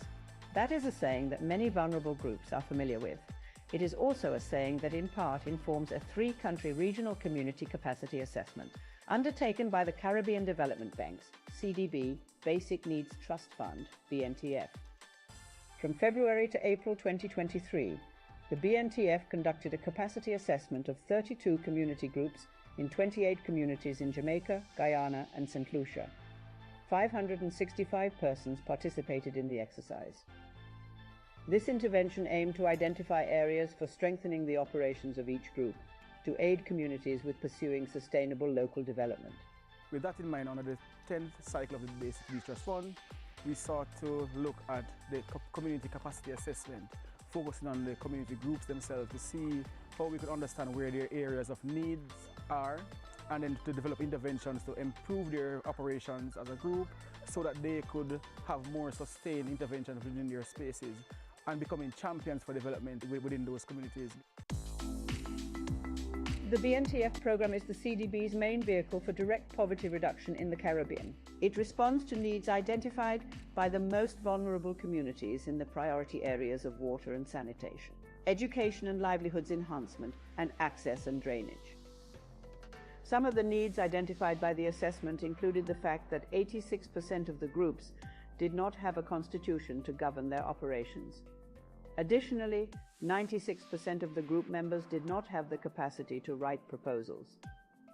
This questionnaire caught all of us sitting last night at the table, where it came to vision, mission, and then we went back as teachers, goals, philosophy, object. So we were saying, now it teach us a lesson now, because it might be another NGO we might want to seek grants from, and they might ask us the very question. So if we get help in formulating objectives, visions, and missions, it would put our community, I think, on a better track. As BNTF's program strongly aligns with the Sustainable Development Goals, the assessments also incorporated community awareness of and alignment with the goals. Overall, 62% of the 32 communities were unaware of the SDGs or how the goals applied to the work they were doing on the ground. Coming out of the meeting, something that is very critical. Jamaica is a country that has aligned its national development plans to the Sustainable Development Goals. 91.3% of the indicators are mapped, if not one-to-one closely. But speaking to the community, they had not heard about the SDGs. They didn't understand what it meant. They were unaware of even its existence. I think that's a critical disconnect. I think we need to stop to get between that disconnect and pull the parts together. The assessments were conducted using the intuitive software Kobo Toolbox, which allowed for data collection using a smartphone and for speedy preliminary assessments. Reliable data is crucial in aiding vulnerable communities and reducing poverty. My name is Tino Kreutzer, and I'm the CEO at Kobo, the nonprofit behind Kobo Toolbox, a data collection platform used globally for research and social good. We were privileged to support the Caribbean Development Bank in strengthening the resilience of local communities in Jamaica and Guyana to ensure a successful project rollout. Our team helped design assessment forms, streamline data collection, and provide custom visualizations. Our offline data collection features were essential in remote areas lacking internet. Supporting organizations like CDB is central to our work. Our goal is to ensure that programs like BNTF have access to high-quality data tools so they can make an impact on the ground. By enabling access to reliable, high-quality data, we at COBO are committed to empowering organizations like CDB to create meaningful, on-the-ground changes and to increase resilience. The assessments have challenged the countries involved to look more critically at its work. Some things that we've seen from these assessment visits that we can also do more for the community, which I'm looking forward to doing more for the community in terms of building their capacity and working with them as a group to, when we leave the community, for them to also be able to move forward and progress and develop further in their space. For Laverne Luard-Greaves, social analyst at the CDB, a major part of the substantive value of the assessments is that many of the participating community groups will have their capacity for action built. In the first instance, coming out of these activities directly, there is the promise to provide support for the entities to build out their action plans. In a very real way, the BNTF will be providing support for them to have these action plans finalized. We will also be providing support in terms of strengthening their operational capacity so that they're better equipped to conduct some of the tasks that they need to conduct and to better represent their communities within the spaces.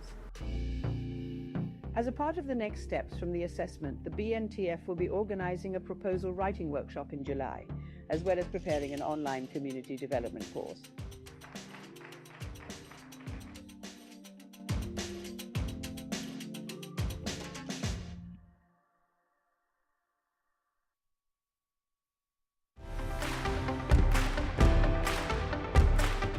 On October 17, the International Day for the Eradication of Poverty, the Caribbean Development Bank's Basic Needs Trust Fund, in collaboration with its partners, held a hybrid symposium attended by over 90 persons from 14 Caribbean countries. It underscored the vital role of robust data in driving poverty reduction and building peaceful and inclusive societies. It is through data that we can pinpoint where poverty is most entrenched, which communities are being left behind, and which groups are most at risk. Moreover, data enables us to target our interventions more effectively.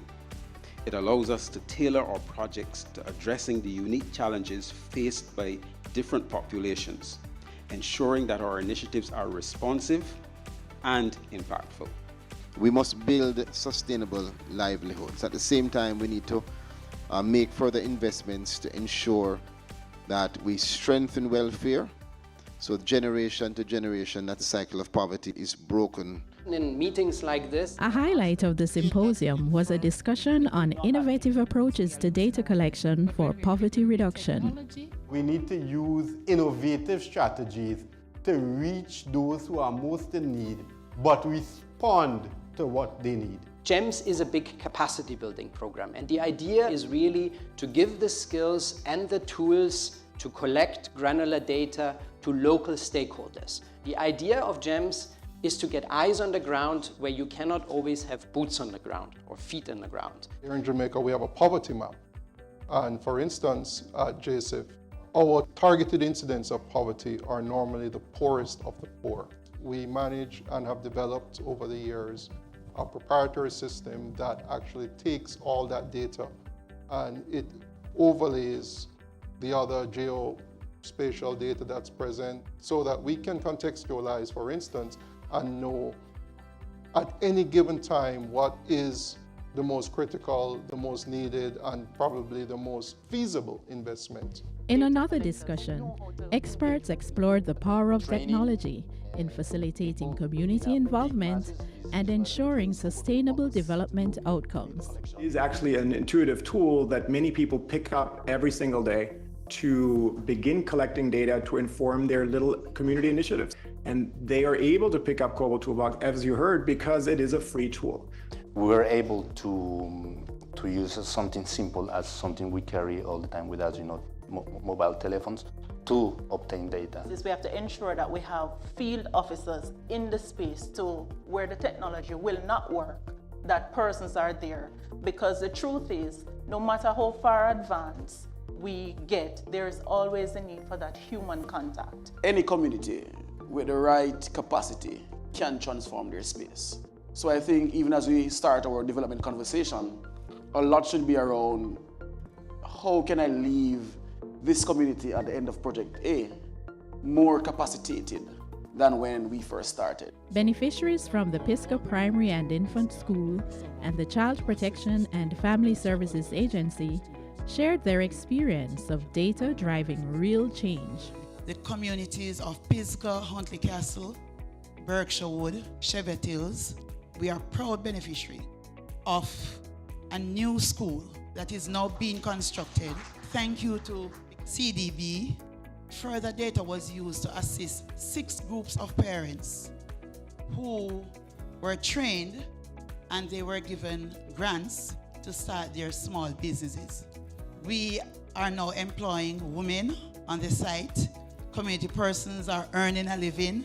And I'm telling you, we are coming out of the generational and the rural poverty that we have been experiencing over the years. In 2023, the CPFSA benefited from the construction of our first child therapeutic center through funding from CDB under the Basic Needs Trust Fund. The therapeutic center provides services for what I would call the most acute cases, the children who require in-depth therapeutic interventions. Since January of this year, the center has seen 226 children. The symposium was not just an event, but a call to action. By building capacity and empowering communities through data, Caribbean nations can move closer to eradicating poverty and achieving inclusive societies. And together we can find the hope that's buried deep within. If we put away our differences and let's all be friends.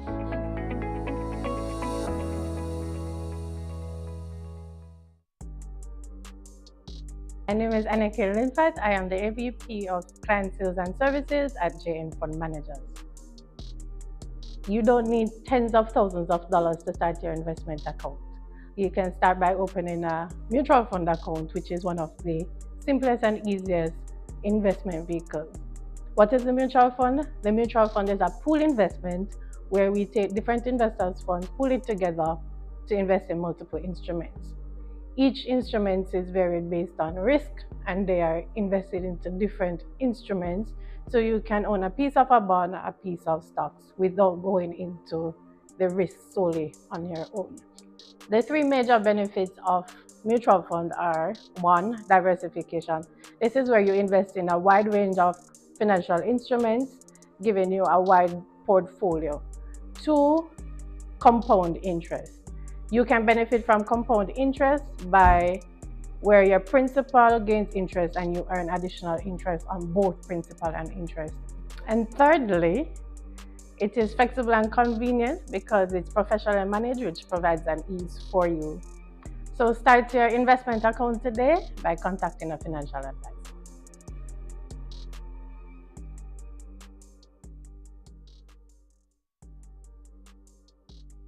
Hello, my name is Devroy Davis and I'm a financial risk analyst with the JN Financial Group.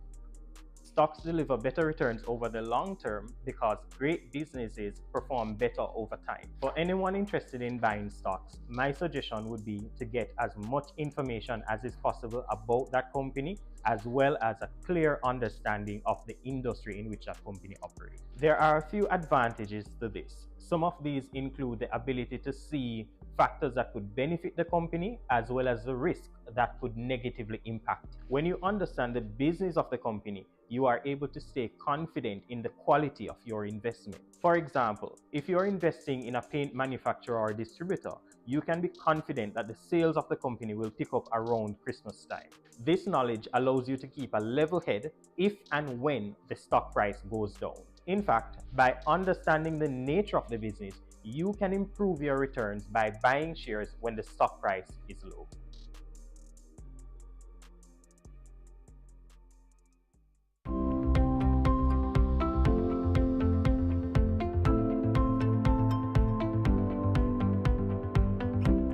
Caribbean Development Bank's Basic Needs Trust Fund, in collaboration with global and regional partners, brought together over 60 community development professionals from 14 Caribbean countries for a transformative week of training in Jamaica. We have had representatives from all 9 of the BNTF countries, and they have been introduced to the digitization of data using the COBOL toolbox. A main feature of the workshop was the World Bank's Geo-Enabling Initiative for Monitoring and Supervision, GEMS, a capacity-building program which uses cost-free open-source tools such as COBOL Toolbox. GEMS is an extremely impactful program because it enables governments and other local stakeholders around the world to set up customized digital data collection and analysis systems or digital monitoring systems. And through this, it has brought a lot of accountability into project implementation, service delivery, inclusion. It has really helped to get eyes on the ground where you cannot always have feet on the ground, giving them real-time information on what is happening in the field. All of this gives us a better handle on the data collection process, the authenticity of the data, the longevity of the data, in that we know it is reliable, it is accurate. The GEMS training is what exactly the Caribbean needs with respect to addressing the shortcomings that we have in poverty eradication. The workshop participants got an opportunity to apply their learning, from asset mapping in Brownstown to beneficiary surveys in Mendestown. There are 775 communities that we work with, and so what we started to do in 2012 is to really identify the assets or the resources or the things that are of value or importance to our communities. In order for us to achieve our goals of having the economic development met, we have to have accurate data. And so it's very critical what the CDB is doing with the development of the COBOL software. With COBOL Toolbox on board, we would be able to collect data in a more real-time manner. We can better understand the communities and what needs to be done in terms of planning and development and moving forward. The project was basically about rehabilitating the Mendestown Farm Road. So before the project, it was in a very deplorable condition. Before the new road built, it was very hectic for the farmers because we used to have to travel a good distance from the farm to the road with the goods and the sticks. Since the Mendestown Farm Road has built, it's much easier for us farmers. We use the donkey less and we get the sticks much easier to the farms. Two main impacts is we and our children get into the main to go to our businesses, and the farmers getting out their produce to go to the market. Oh my God, it's like we're in heaven now. The farmers, they got it a lot easier because they would have to put the load on the donkeys, but now the donkeys are on holiday. When we are going up to the street, we have to carry 2 shoes. When we reach the main, we would change up. But my God, since the road have been there, it's a blessing. Today's experience was very rewarding, seeing the satisfaction and getting first-hand knowledge from residents as to the benefits they have derived from the implementation of this sub-project. We were taught how to develop proper questions for the COBOL Toolbox application, and really using it in community today helps us understand how we can improve on our questioning, ensuring that we gather the information that we really need. It was good interacting with the community members to see how satisfied they were with the project, and just to see the smiles on their faces and them relating how beneficial the project was. That was a very good experience. No more mud, no more grass, no more tears, no more crying again. Thank you, Lord, for CDB. The training has been quite useful, and I think it will improve the capacity of countries in the Caribbean to do poverty analysis and to allow them to put strategies and programs together to address the issue of poverty. I give a thumbs up for Kobo 2, and we definitely will use it in St. Vincent and the Grenadines. I'm definitely excited about this workshop, just as the other 60 participants from across the region, and I'm also even more excited about what they will do upon their return to their respective countries. We will be continuing to build capacity, not only in our BNTF countries, but across the projects and programs and technical assistance projects financed by the Caribbean Development Bank. Once we listen to people and try to respond to their needs in a meaningful way, that is when development happens.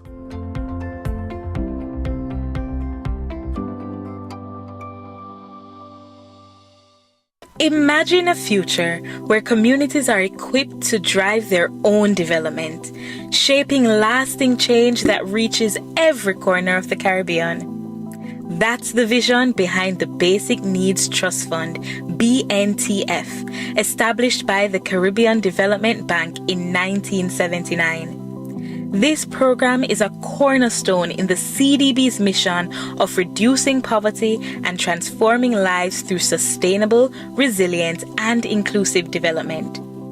By focusing on community-driven initiatives, the BNTF supports the improvement of education, human resource development, community access, and sanitation in some of the region's most vulnerable areas. Countries that have benefited from the BNTF include Belize, Dominica, Grenada, Guyana, Jamaica, Montserrat, St. Lucia, St. Vincent and the Grenadines, and Suriname. Yet creating the opportunity was not enough. Lasting change begins with understanding stakeholder needs on the ground. It was vital to conduct beneficiary assessments to understand what gaps in capacity would prevent local organizations from accessing and managing development initiatives. Through evaluations in Guyana, Jamaica, and St. Lucia, the CDB uncovered critical insights, including that a staggering 94% of respondents lacked proposal writing skills, a key component to securing funding and resources. In response, CDB partnered with the Caribbean Disaster Emergency Management Agency to organize hands-on workshops that trained 90 community development professionals from 19 Caribbean countries. These workshops led to the development of 75 new project proposals, 11 of which have already received funding, a firm stepping stone towards sustainable growth. As a result of this success, collaboration with Global Affairs Canada will develop the proposal writing course into an online module accessible to all. This isn't about one-time projects. It's about empowering communities to uplift themselves and create a ripple effect of sustainable development across the region. In Guyana, local organizations are now better equipped to build meaningful relationships and secure the resources necessary for continued development. In Jamaica, communities now have a clearer understanding of their development priorities and how to effectively advocate for their needs. And in St. Lucia, further communication and ICT training that engages youth and other vulnerable groups now ensures that all voices are heard in an inclusive development process. Regionally, 565 participants from 32 community groups have directly benefited from these initiatives, with a special focus on women, youth, the elderly, and persons with disabilities, ensuring that even the most vulnerable have a pathway to self-sufficiency and sustainable growth. This is the power of community engagement, and the Caribbean Development Bank will continue to stand beside our 19 borrowing member countries, supporting their journeys with tools, training, funding, and the resources they need to succeed.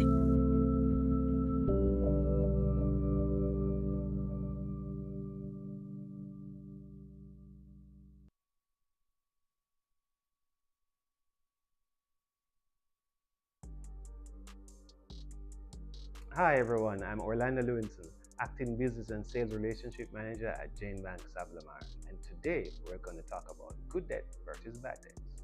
So not all debts are created equal. Think of it like food. Good debt is like salad with chicken on the side.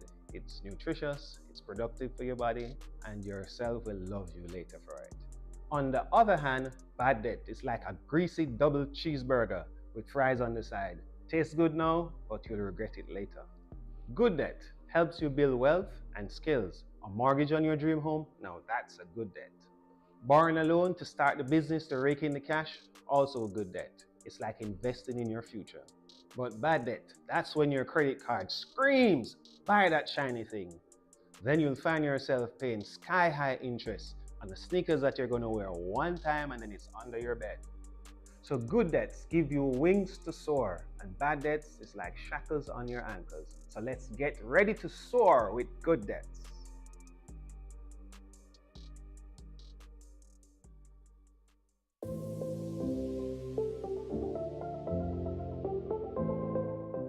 The Caribbean Development Bank's Basic Needs Trust Fund, CDB-BNTF, collaborated with the Caribbean Disaster Emergency Management Agency, CDEMA, to hold 2 5-day regional proposal writing workshops for community development professionals and community leaders in Jamaica and Guyana.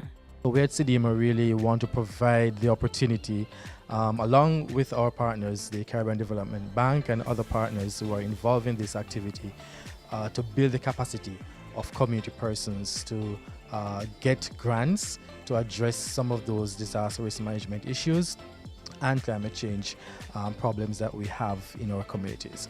If we create within our communities this idea of being resilient, we know that we will have a people who will be prepared, and so we'll be in a better position to manage our exposure to hazards. Representatives from grant funding agencies, the private sector, and donors shared their knowledge and gave useful insights to the workshop participants. They would have a better understanding of what donors require, understand the intricacies of preparing project proposals, understand the need for the proper rationales and their approaches and the project summaries and budgets.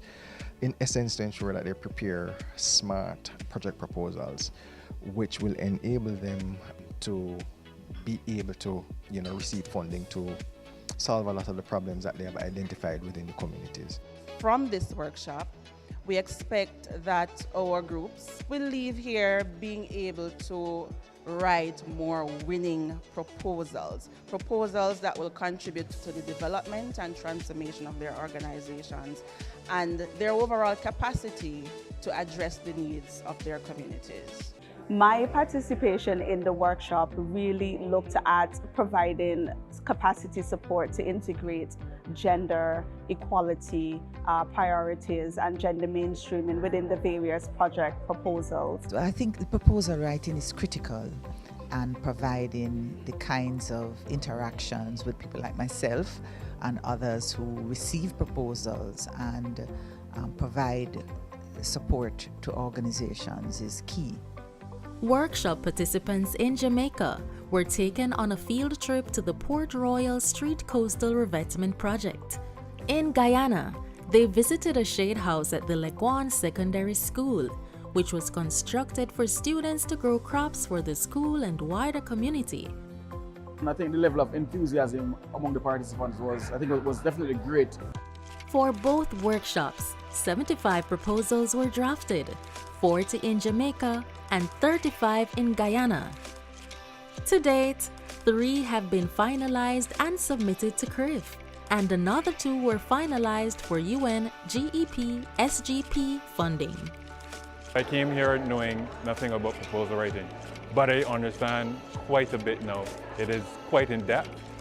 This workshop was extremely meaningful. It was an eye-opener. Now you know, if you do your research, if you pay attention to your funders, if you look at what they prioritize, you should have a good chance of them saying yes. They listened to our concerns. We said to them, okay, we need funders. We need how to write a proposal. And they delivered that this week. I'm heading back now to my village with some great concepts and in a better shape to lead my people in a more capacity building way. Climate change is on the rise and it's not playing. My name is Anneke Linfat. I am the AVP of Client Sales and Services at JN Fund Managers. You don't need tens of thousands of dollars to start your investment account.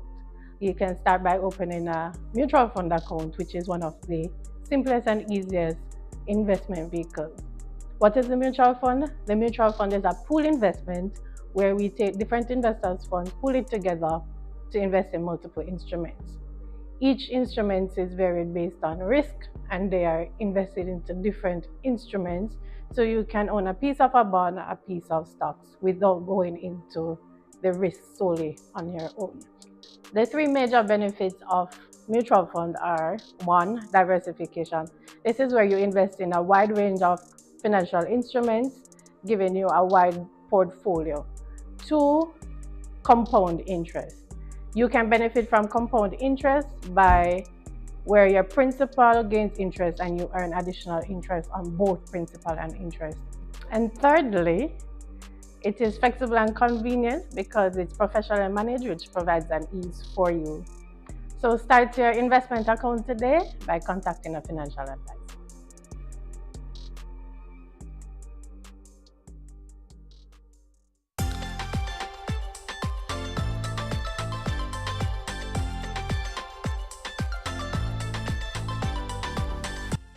Nothing about us without us. That is a saying that many vulnerable groups are familiar with. It is also a saying that in part informs a 3-country regional community capacity assessment undertaken by the Caribbean Development Bank's CDB Basic Needs Trust Fund, BNTF. From February to April 2023, the BNTF conducted a capacity assessment of 32 community groups in 28 communities in Jamaica, Guyana, and St. Lucia. 565 persons participated in the exercise. This intervention aimed to identify areas for strengthening the operations of each group to aid communities with pursuing sustainable local development. With that in mind, under the 10th cycle of the Basic Needs Trust Fund, we sought to look at the community capacity assessment, focusing on the community groups themselves to see how we could understand where their areas of needs are, and then to develop interventions to improve their operations as a group so that they could have more sustained interventions within their spaces and becoming champions for development within those communities. The BNTF program is the CDB's main vehicle for direct poverty reduction in the Caribbean. It responds to needs identified by the most vulnerable communities in the priority areas of water and sanitation, education and livelihoods enhancement, and access and drainage. Some of the needs identified by the assessment included the fact that 86% of the groups did not have a constitution to govern their operations. Additionally, 96% of the group members did not have the capacity to write proposals.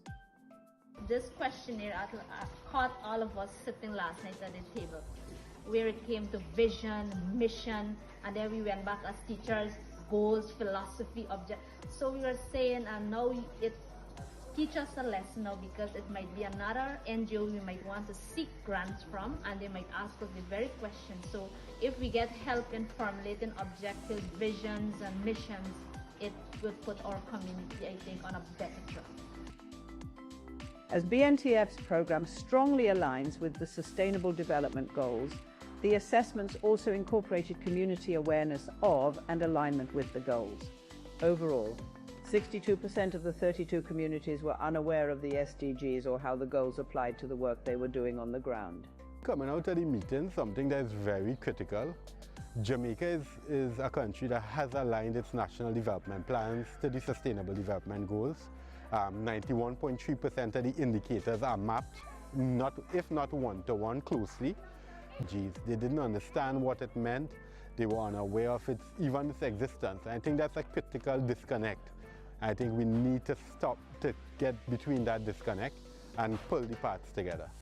The assessments were conducted using the intuitive software Kobo Toolbox, which allowed for data collection using a smartphone and for speedy preliminary assessments. Reliable data is crucial in aiding vulnerable communities and reducing poverty. My name is Tino Kreutzer, and I'm the CEO at Kobo, the nonprofit behind Kobo Toolbox, a data collection platform used globally for research and social good. We were privileged to support the Caribbean Development Bank in strengthening the resilience of local communities in Jamaica and Guyana to ensure a successful project rollout. Our team helped design assessment forms, streamline data collection, and provide custom visualizations. Our offline data collection features were essential in remote areas lacking internet. Supporting organizations like CDB is central to our work.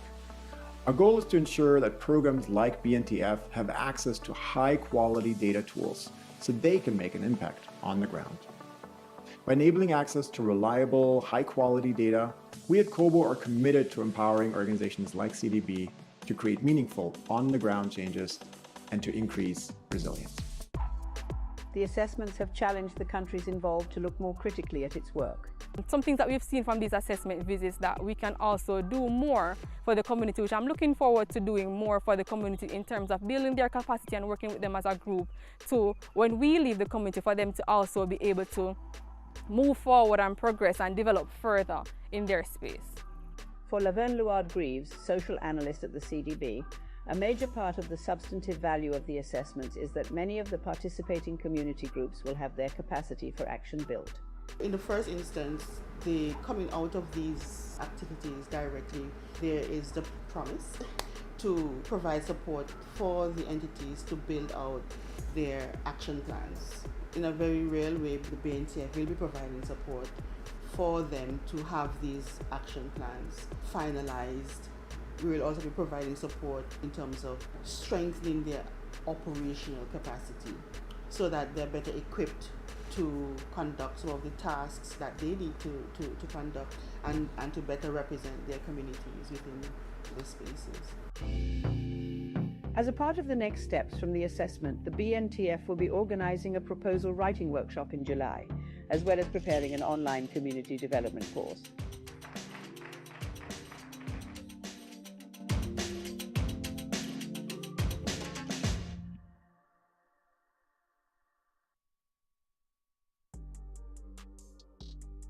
Hello, my name is Devroy Davis and I'm a financial risk analyst with the JN Financial Group. Stocks deliver better returns over the long term because great businesses perform better over time. For anyone interested in buying stocks, my suggestion would be to get as much information as is possible about that company, as well as a clear understanding of the industry in which that company operates. There are a few advantages to this. Some of these include the ability to see factors that could benefit the company, as well as the risk that could negatively impact it. When you understand the business of the company, you are able to stay confident in the quality of your investment. For example, if you're investing in a paint manufacturer or distributor, you can be confident that the sales of the company will pick up around Christmas time. This knowledge allows you to keep a level head if and when the stock price goes down. In fact, by understanding the nature of the business, you can improve your returns by buying shares when the stock price is low.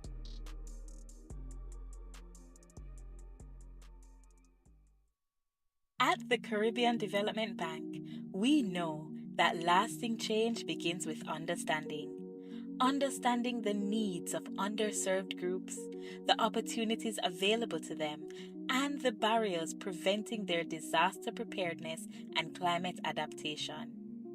In Jamaica and Belize, community projects aimed at risk reduction were struggling due to low participation, especially from women and youth. In response, the CDB's Community Disaster Risk Reduction Fund introduced effective community engagement in 2018. We were able to boost involvement by identifying key needs and preferences, thus informing new strategies that secured the engagement of a diverse community throughout the project lifecycle. From this, powerful success stories have emerged where communities have been mobilized to take control of their own safety and resilience. In Belize, a survey of 550 residents in 11 Mayan villages revealed that many women and young adults were busy juggling caregiving duties and felt uncomfortable speaking up in community meetings. Taking this into account, home visits became the primary engagement method. The result was remarkable. Participation among women and youth increased by 70%, transforming these projects into truly community-driven efforts that resonated with locals and created lasting impact. In Jamaica, over 1,000 members of communities were concerned with poverty, unemployment, and the frequent threat of flooding. Yet 86% of respondents expressed a desire to be involved in community activities, especially disaster preparedness. With the right communication strategies and targeted empowerment resources, they are connected more securely with the tools for success. In Westmoreland, over 50% of residents have now participated in disaster preparedness activities, while in St. Thomas, nearly 95% of respondents expressed a desire to contribute to development initiatives, showing a significant commitment to long-term improvements. Across the waters, in St. Vincent and the Grenadines, threats caused by volcanic eruptions, hurricanes, landslides, and floods have made communities like Sandy Bay, Fancy, and Georgetown vulnerable.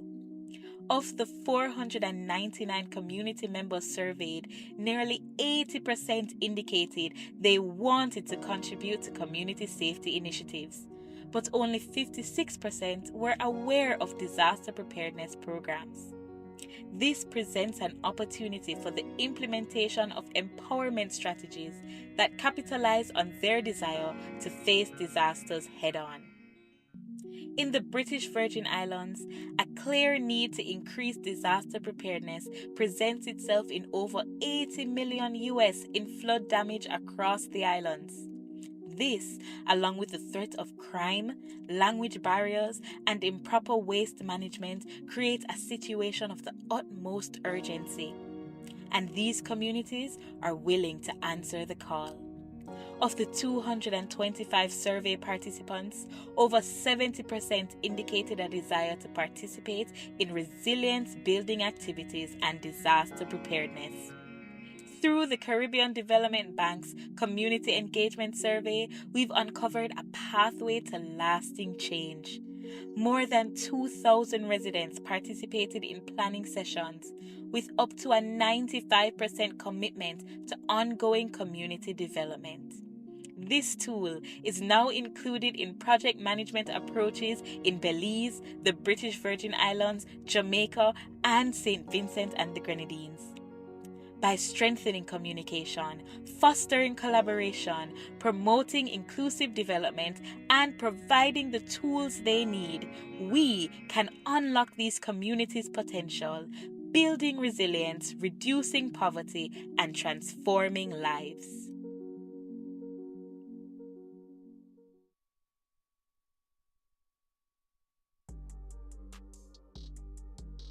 Hi, my name is Stephanie Sinon Johnson. I am a branch sales rep with JN Bank. Here are some tips to achieve any saving goal. Step 1, clearly define your goals. Be specific about what you want and how much you need to achieve it. Step 2, create a budget and stick to that budget. The aim is to organize your money according to your priorities as you save. Track your spending to see where you can cut back. Be sure to include emergency funds. Step 3, be intentional, automate your savings. This will keep you on track with little effort. Good luck with mastering your saving goal.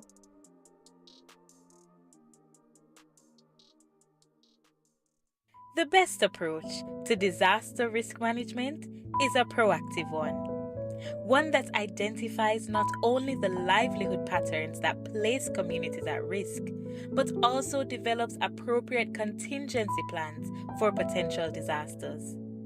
To do this, the Livelihood Baseline Assessment approach was started under the Caribbean Development Bank's Community Disaster Risk Reduction Fund. Collaborating on this effort were the UN's Food and Agriculture Organization and Jamaica's Social Development Commission. The result was a detailed hazard map of vulnerable areas that provided relevant survival strategies and coping mechanisms to engage local communities in risk mitigation. This approach was executed in Belize, the British Virgin Islands, Jamaica, and St. Vincent and the Grenadines, and strategically targeted farmers, fisherfolk, small business owners, women, youth, and the elderly to enhance inclusive community involvement. The result?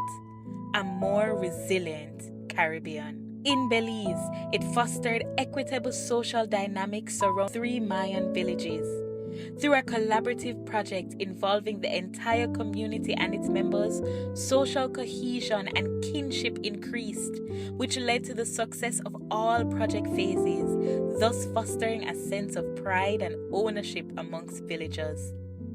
The Livelihood Baseline Assessment details a community profile that covers its history, social, economic, and reproductive factors, as well as assesses the community's decision-making habits and developmental needs and priorities. This came in handy in Jamaica and St. Vincent and the Grenadines, where we identified vulnerabilities tied to their livelihoods, such as limited access to resources and environmental dependencies, and to their education, where up to 87% of households were led by persons lacking formal education.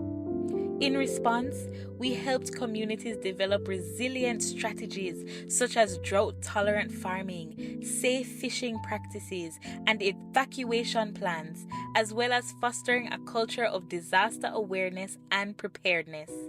Using a targeted contingency planning technique increased community participation amongst residents, which in turn has led to greater ownership of other project interventions within the community, and a resurgence of enthusiasm for the initiative overall.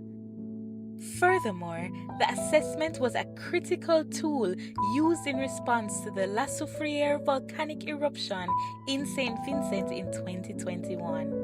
It provided a solid estimate of total loss and outlined vital strategies to restore livelihoods within the affected communities. It was lauded by those who participated in its development as providing life-changing direction during the post-volcano recovery. The Livelihood Baseline Assessment continues to empower local stakeholders with actionable data for informed decision-making. Ultimately, this fosters resilient, self-sufficient communities capable of adapting to the challenges posed by climate change and natural disasters, enhancing the quality of life and stability for these rural Caribbean communities.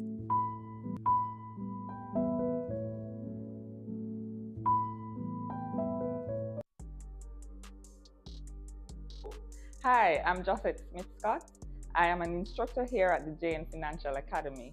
Today, I wish to share with you some tips that might be useful to you in terms of how the products that you are choosing could be impacting your budget. All right, here are a few things to consider. Doing your research, shopping around to compare prices, reading your reviews, especially when shopping online, as well as understanding your product warranties. All these things will help you to efficiently manage your budget. A second thing that you can consider is cost efficiency. Is the initial cost better for you now, or are you looking at the long run? Things that cost less now might have longer maintenance value in terms of the cost for repairs and maintenance, so perhaps spending more upfront will help you in terms of your budget and the long-term effects down the road. And finally, buy only what you need. So yes, the products that you choose can impact your overall financial health. Bye.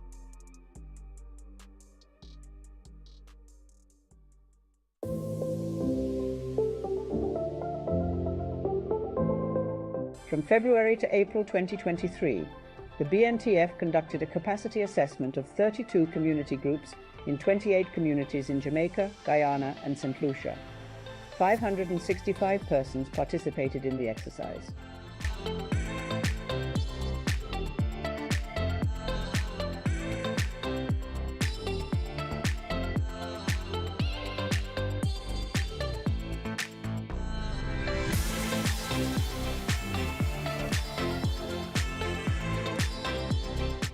I am Tori Carty. I am the acting principal at Frankfield Primary and Infant School, and we are located in southern Manchester.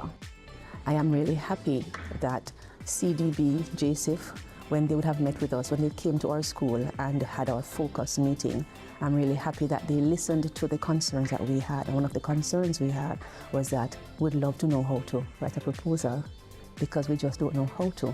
And we recognize through this same proposal writing workshop how many funders there are. And so being able to see that they have delivered on what they said they tried to do. They didn't make a promise, but they listened to our concerns. We said to them, okay, we need funders. We need how to write a proposal. And they delivered that this week. And we're really thankful that we have partners like this who will respond and help to build us as an institution.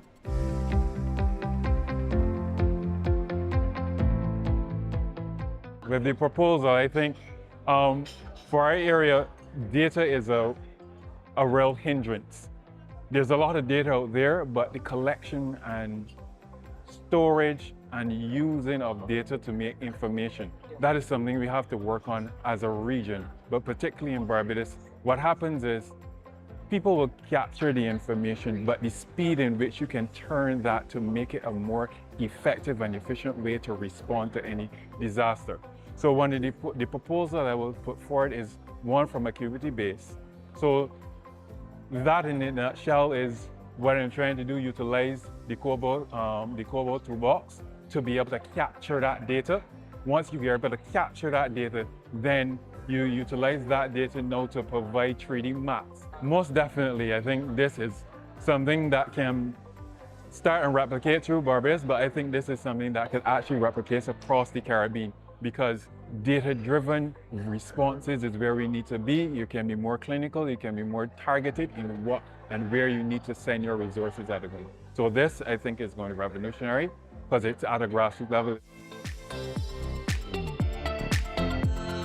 We have learned and gained more knowledge in the process of writing project proposal in the correct way is very important.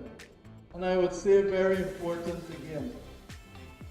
We must know our goals, our objectives, our activities, our outputs, our outcome, and most of all, the impact.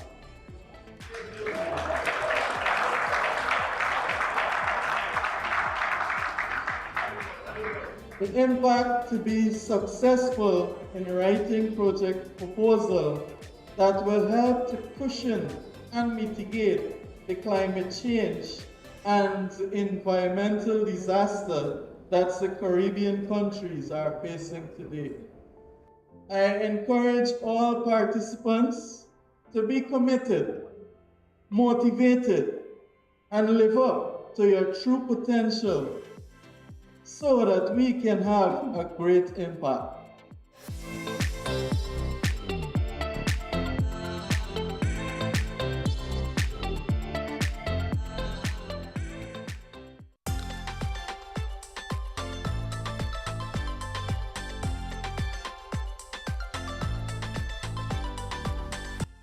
Nothing about us without us.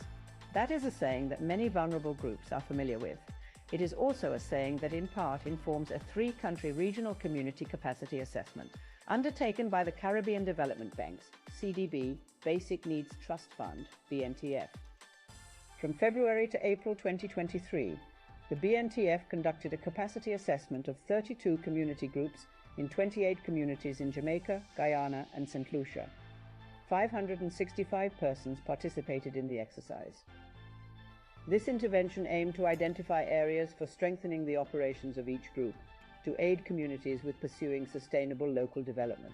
With that in mind, under the 10th cycle of the Basic Needs Trust Fund, we sought to look at the community capacity assessment, focusing on the community groups themselves to see how we could understand where their areas of needs are, and then to develop interventions to improve their operations as a group so that they could have more sustained interventions within their spaces and becoming champions for development within those communities. The BNTF program is the CDB's main vehicle for direct poverty reduction in the Caribbean. It responds to needs identified by the most vulnerable communities in the priority areas of water and sanitation, education and livelihoods enhancement, and access and drainage. Some of the needs identified by the assessment included the fact that 86% of the groups did not have a constitution to govern their operations. Additionally, 96% of the group members did not have the capacity to write proposals. This questionnaire caught all of us sitting last night at the table, where it came to vision, mission, and then we went back as teachers, goals, philosophy, object. So we were saying, and now it teach us a lesson now, because it might be another NGO we might want to seek grants from, and they might ask us the very question. So if we get help in formulating objectives, visions, and missions, it would put our community, I think, on a better track. As BNTF's program strongly aligns with the Sustainable Development Goals, the assessments also incorporated community awareness of and alignment with the goals. Overall, 62% of the 32 communities were unaware of the SDGs or how the goals applied to the work they were doing on the ground. Coming out of the meeting, something that is very critical. Jamaica is a country that has aligned its national development plans to the Sustainable Development Goals. 91.3% of the indicators are mapped, if not one-to-one closely. But speaking to the community, they had not heard about the SDGs. They didn't understand what it meant. They were unaware of even its existence. I think that's a critical disconnect. I think we need to stop to get between that disconnect and pull the parts together. The assessments were conducted using the intuitive software Kobo Toolbox, which allowed for data collection using a smartphone and for speedy preliminary assessments. Reliable data is crucial in aiding vulnerable communities and reducing poverty. My name is Tino Kreutzer, and I'm the CEO at Kobo, the nonprofit behind Kobo Toolbox, a data collection platform used globally for research and social good. We were privileged to support the Caribbean Development Bank in strengthening the resilience of local communities in Jamaica and Guyana to ensure a successful project rollout. Our team helped design assessment forms, streamline data collection, and provide custom visualizations. Our offline data collection features were essential in remote areas lacking internet. Supporting organizations like CDB is central to our work. Our goal is to ensure that programs like BNTF have access to high-quality data tools so they can make an impact on the ground. By enabling access to reliable, high-quality data, we at Kobo are committed to empowering organizations like CDB to create meaningful, on-the-ground changes and to increase resilience. The assessments have challenged the countries involved to look more critically at its work. Some things that we've seen from these assessment visits that we can also do more for the community, which I'm looking forward to doing more for the community in terms of building their capacity and working with them as a group to, when we leave the community, for them to also be able to move forward and progress and develop further in their space. For Laverne Luard-Greaves, social analyst at the CDB, a major part of the substantive value of the assessments is that many of the participating community groups will have their capacity for action built. In the first instance, coming out of these activities directly, there is the promise to provide support for the entities to build out their action plans. In a very real way, the BNTF will be providing support for them to have these action plans finalized. We will also be providing support in terms of strengthening their operational capacity so that they're better equipped to conduct some of the tasks that they need to conduct and to better represent their communities within the spaces. As a part of the next steps from the assessment, the BNTF will be organizing a proposal writing workshop in July, as well as preparing an online community development course.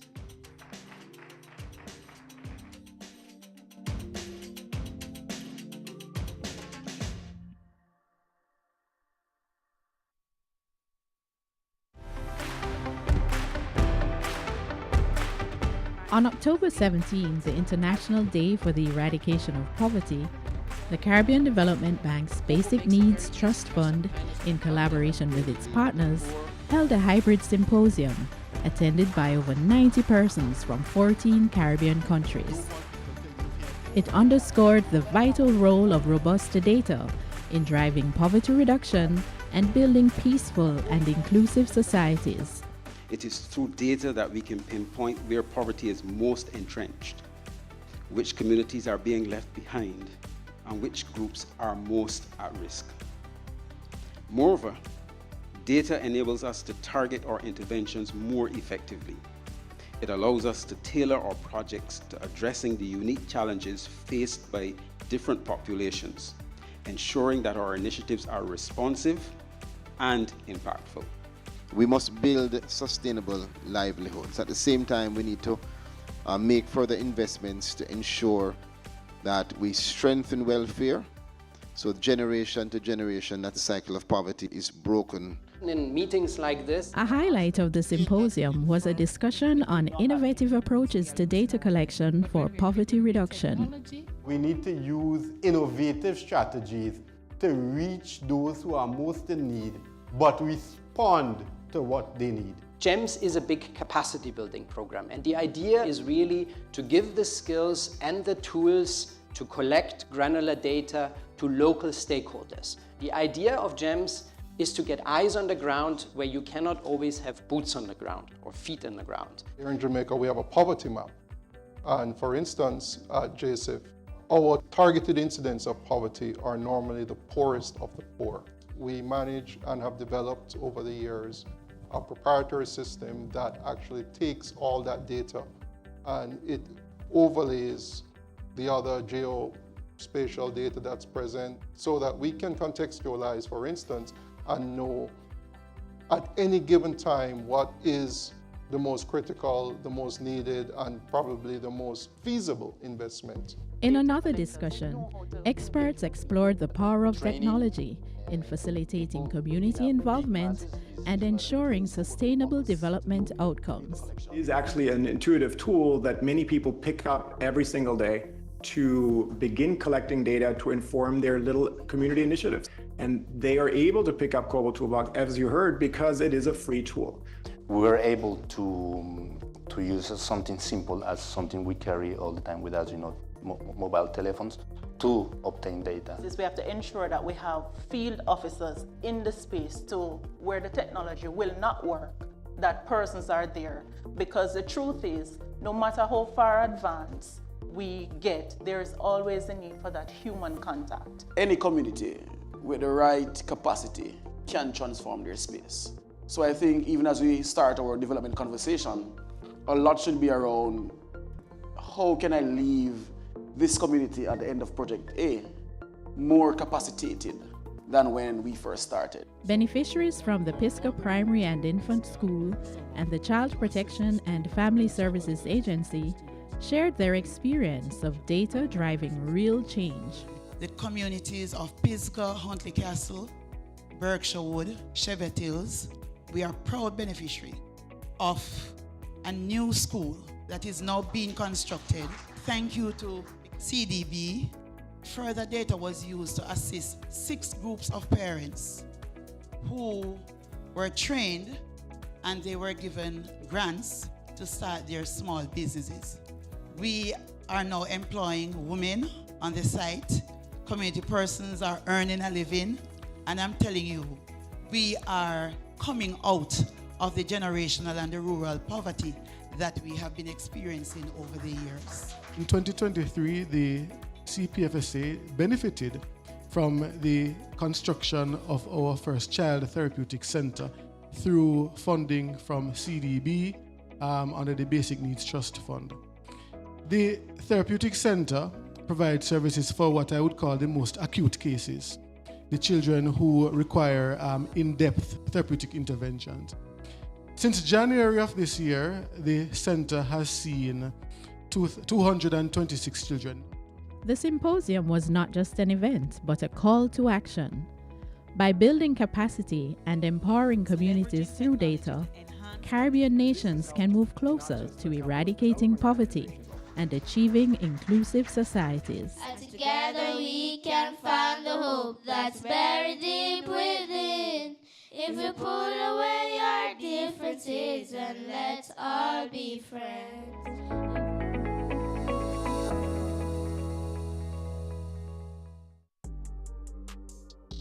My name is Anneke Linfat. I am the AVP of Client Sales and Services at JN Fund Managers. You don't need tens of thousands of dollars to start your investment account. You can start by opening a mutual fund account, which is one of the simplest and easiest investment vehicles. What is the mutual fund? The mutual fund is a pool investment where we take different investors' funds, pool it together to invest in multiple instruments. Each instrument is varied based on risk, and they are invested into different instruments. So you can own a piece of a bond, a piece of stocks without going into the risk solely on your own. The three major benefits of mutual fund are: one, diversification. This is where you invest in a wide range of financial instruments, giving you a wide portfolio. Two, compound interest. You can benefit from compound interest by where your principal gains interest and you earn additional interest on both principal and interest. And thirdly, it is flexible and convenient because it's professionally managed, which provides an ease for you. So start your investment account today by contacting a financial advisor.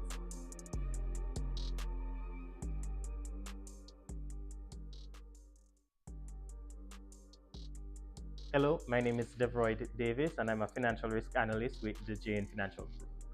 Stocks deliver better returns over the long term because great businesses perform better over time. For anyone interested in buying stocks, my suggestion would be to get as much information as is possible about that company, as well as a clear understanding of the industry in which that company operates. There are a few advantages to this. Some of these include the ability to see factors that could benefit the company, as well as the risk that could negatively impact. When you understand the business of the company, you are able to stay confident in the quality of your investment. For example, if you're investing in a paint manufacturer or distributor, you can be confident that the sales of the company will pick up around Christmas time. This knowledge allows you to keep a level head if and when the stock price goes down. In fact, by understanding the nature of the business, you can improve your returns by buying shares when the stock price is low.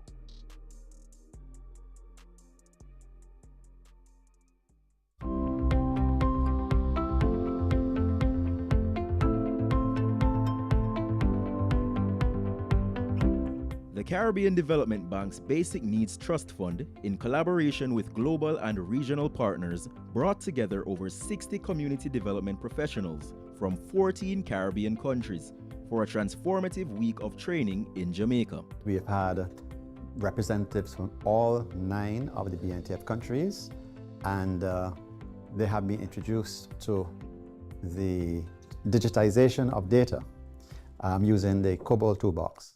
A main feature of the workshop was the World Bank's Geo-Enabling Initiative for Monitoring and Supervision, GEMS, a capacity-building program which uses cost-free open-source tools such as COBOL Toolbox.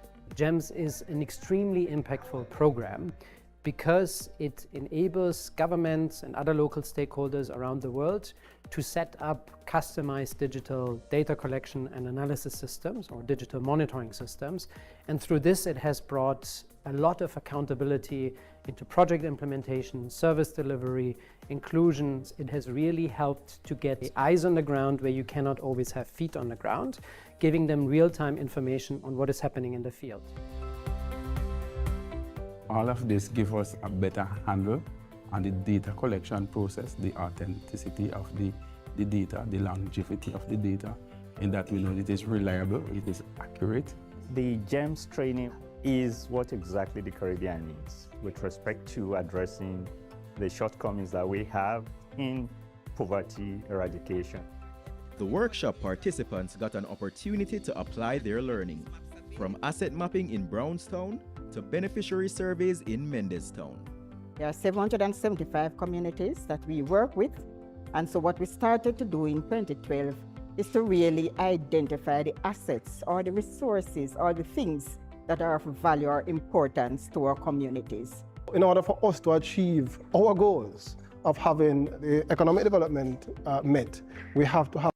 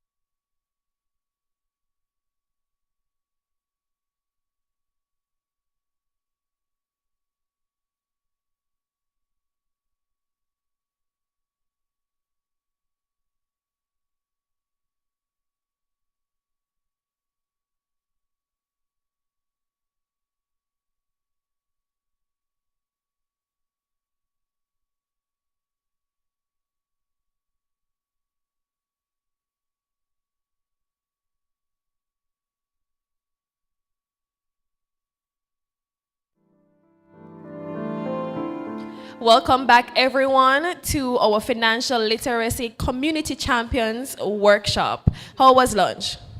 Good? Good? I have something to warm you guys up. But before we get into that, I'm going to invite back Ms. Stephanie Coy to just continue her presentation for a brief moment.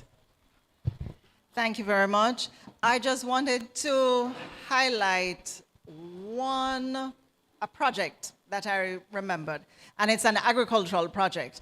And because we're in an area where we have a lot of farming groups, I want us to bear this in mind. And this came out when we were monitoring some agricultural projects that we had. And we were looking at the income levels between the males involved in the project and the females. And what we found was the females had lower profitability than the men. And when we examined it further, their cost of production tended to be higher for a number of reasons. One, sometimes in the rural area, the men get together day for day.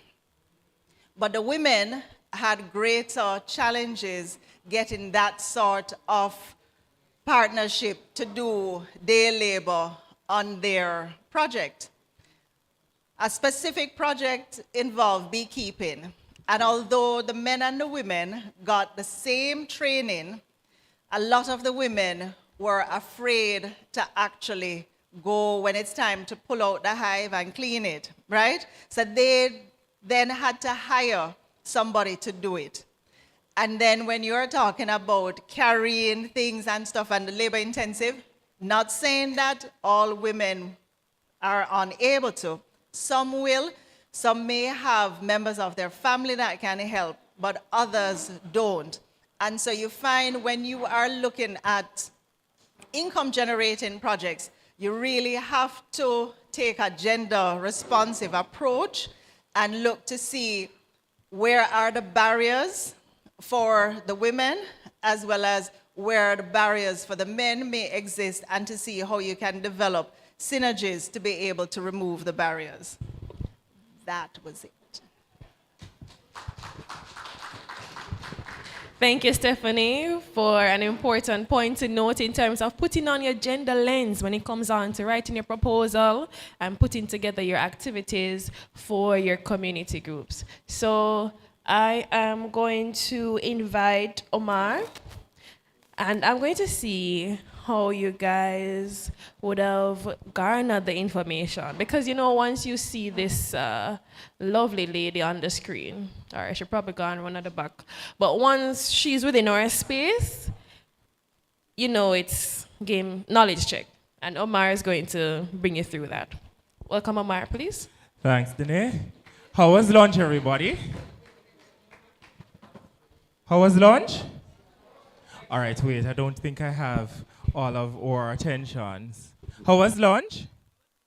Lunch was good? All right, are we ready for another knowledge check? Just give me a second. Okay, so we have to get ourselves acquainted with Kahoot again and our internet up and running. So we know that the website is kahoot.it. We had before lunch the presentation by Stephanie Coy and Richardo Akins on designing projects and systems with funder in mind. So now what we're going to do is to see if you remember what was said with a knowledge check on the grant proposal writing. All right. And so we're going to have Chevani start the game now. You will see the game pin coming up.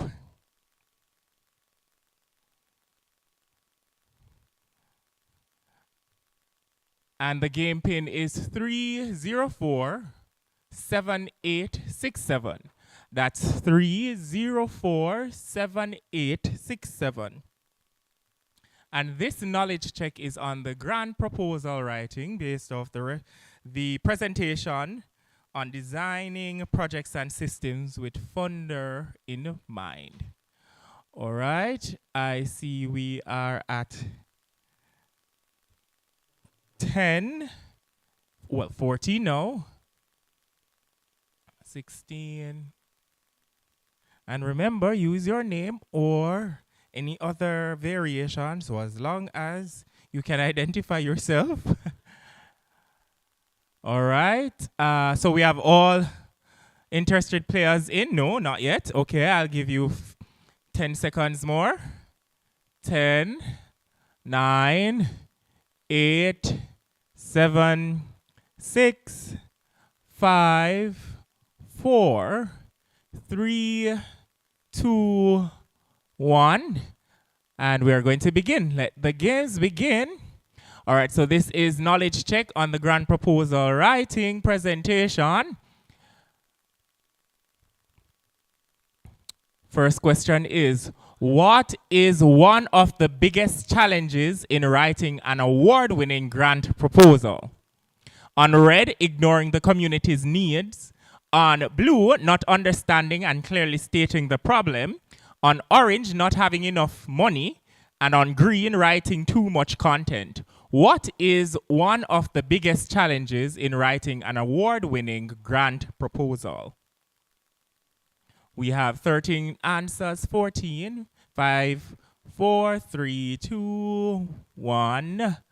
All right, blue, not understanding and clearly stating the problem. Then we're moving to the next one. Let's see how we are stacking up after that first question. Okay.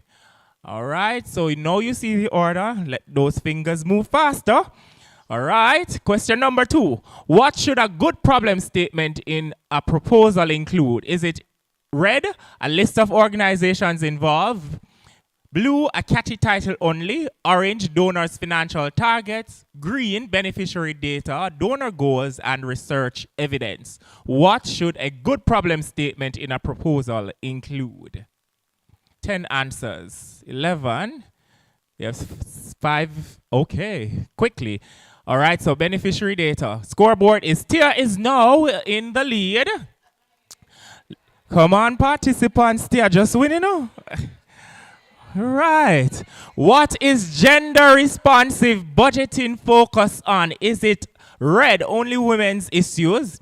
Blue, general financial allocations? Orange, gender equality outcomes based on analysis? Or green, budgeting for men's groups?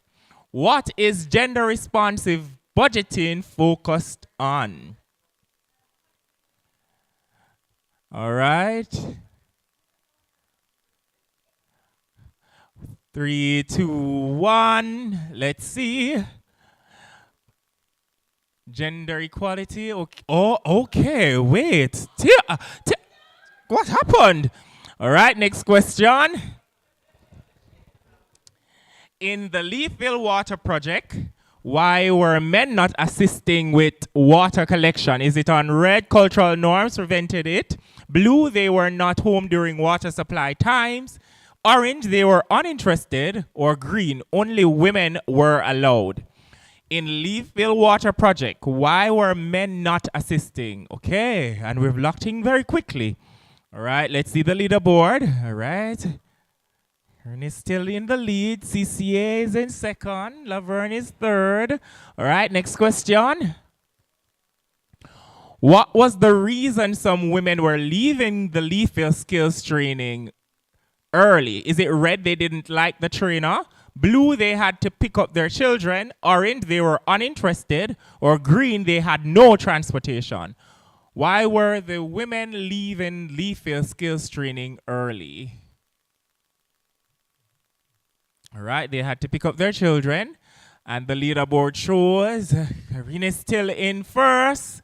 CCA is holding down third and second, and Laverne is in third. What is the first step in developing a gender-responsive budget? Is it red, writing the final report? Blue, creating a team? Orange, setting a timeline? Or green, gender analysis using data? What is the first step in developing a gender-responsive budget?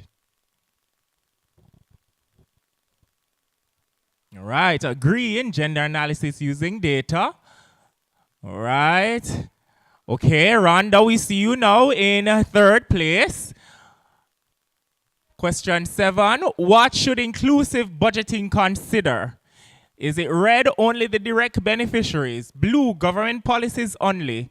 Orange, everyone impacted, including indirect beneficiaries? Or green, only children? What should inclusive budgeting consider? Oh, somebody said decline. Somebody got locked out. All right. The scoreboard. Oh, Rhonda. Ron is now in third. CCA is comfortably in second. Karine is in. Okay, it seems like we've locked in. What makes a proposal strong in the eyes of funders? Is it on red? It avoids budgets.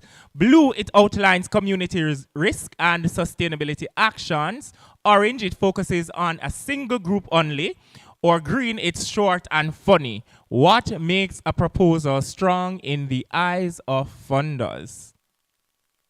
Right, it outlines. That was too quick, but we see, well, no change. Next question. What is a sign of a strong organization? Is it on red, good governance and financial management systems? Is it blue, one person makes all the decisions? Is it orange, no financial records? Or is it green, working without a bank account? What is a sign of a strong organization? Good governance and financial management systems. All right, let's see. Oh, no change. All right, final question. What must be included in the budget to support gender equality outcomes? Is it red, marketing plans, blue, staff salaries only, orange, only fixed costs, or green, specific allocations tracked and reported? All right, let's see. Green, specific allocations tracked and reported. And let's see the podium. Grant proposal writing knowledge check. In third place, we have Ron. Congratulations, Ron. In second place, we have CCA. Congratulations, CCA. And in first place, we have Karine. Congratulations.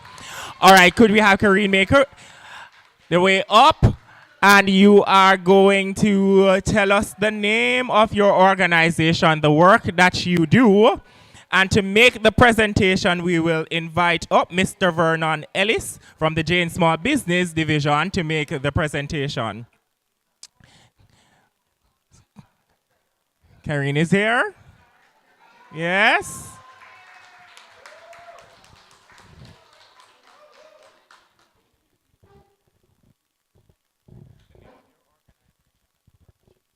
All right, good afternoon, everyone. All right, so my name is Karine Stevenson. I'm the acting parish manager for the Social Development Commission, Westmoreland. And of course, as the premier government organization that works with community groups, we actually support the governance structures in terms of documenting and submitting proposals, and of course, assist with the management and evaluation of these projects once they are approved. Of course, we work in other programmatic areas, but for, based on our focus today, that, is what I'll see. But, well, yes, you can bring the gift. Thank you.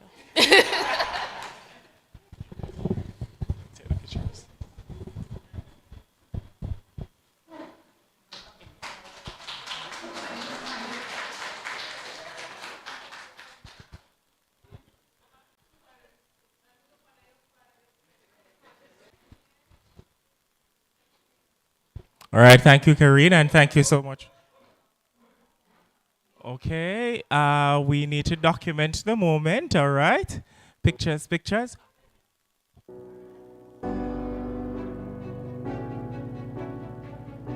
Congratulations again, Karine. Thank you so much, Mr. Ellis. And in second place was CCA. CCA, could you make your way up and tell us your name, the name of your organization? Well, I believe that is what it is and what you do. So my name is Geneva Nelson. I am the secretary for the Cornwall Court Citizens Association. And we'll invite Indy up from CDB BNTF to make the presentation.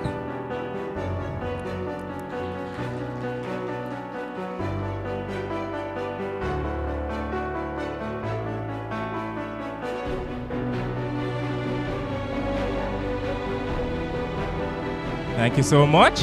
And in third place was Ron. Could Ron make his way up?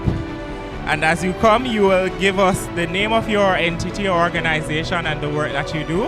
And we'll ask Ms. Dene to make the presentation to Ron.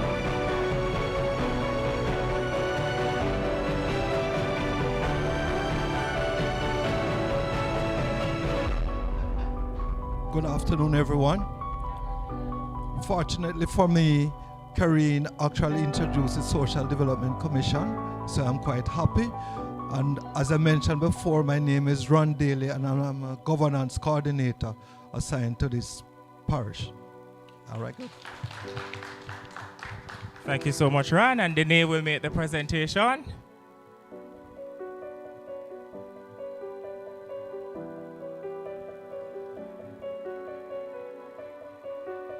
Thank you, Ron, and thank you, Dene.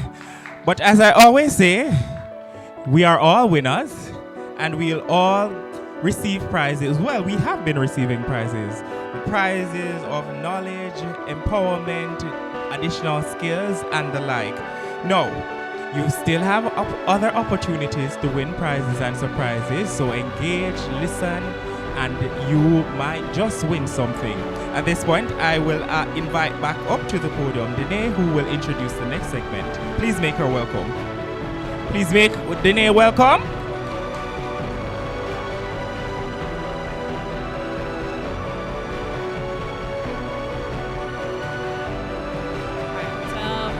I'm going to invite everyone to stand just for like 45 seconds. I'm going to help you. Thank you. I'm going to help you get your blood flowing again.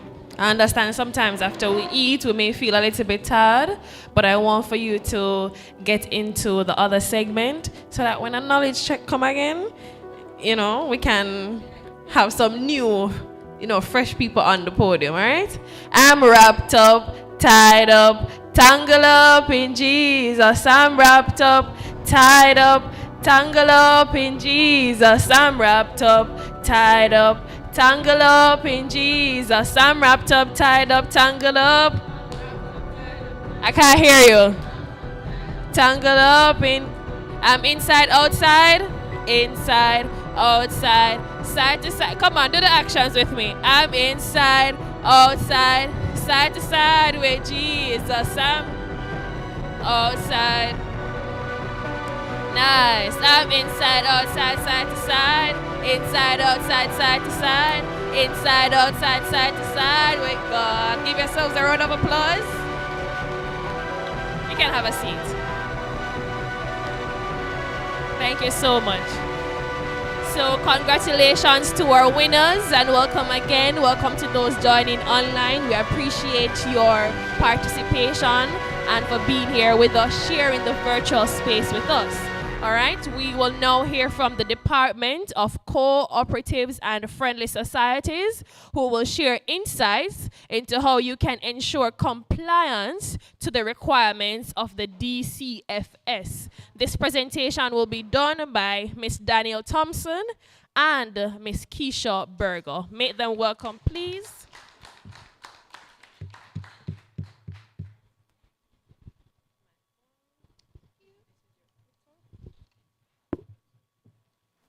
Hello. Good afternoon. You would have met me earlier when I jumped out of my seat, flew over across the room to collect my little fries. Right? But that's the joy of life, to enjoy the little things. Right? We can't forget that.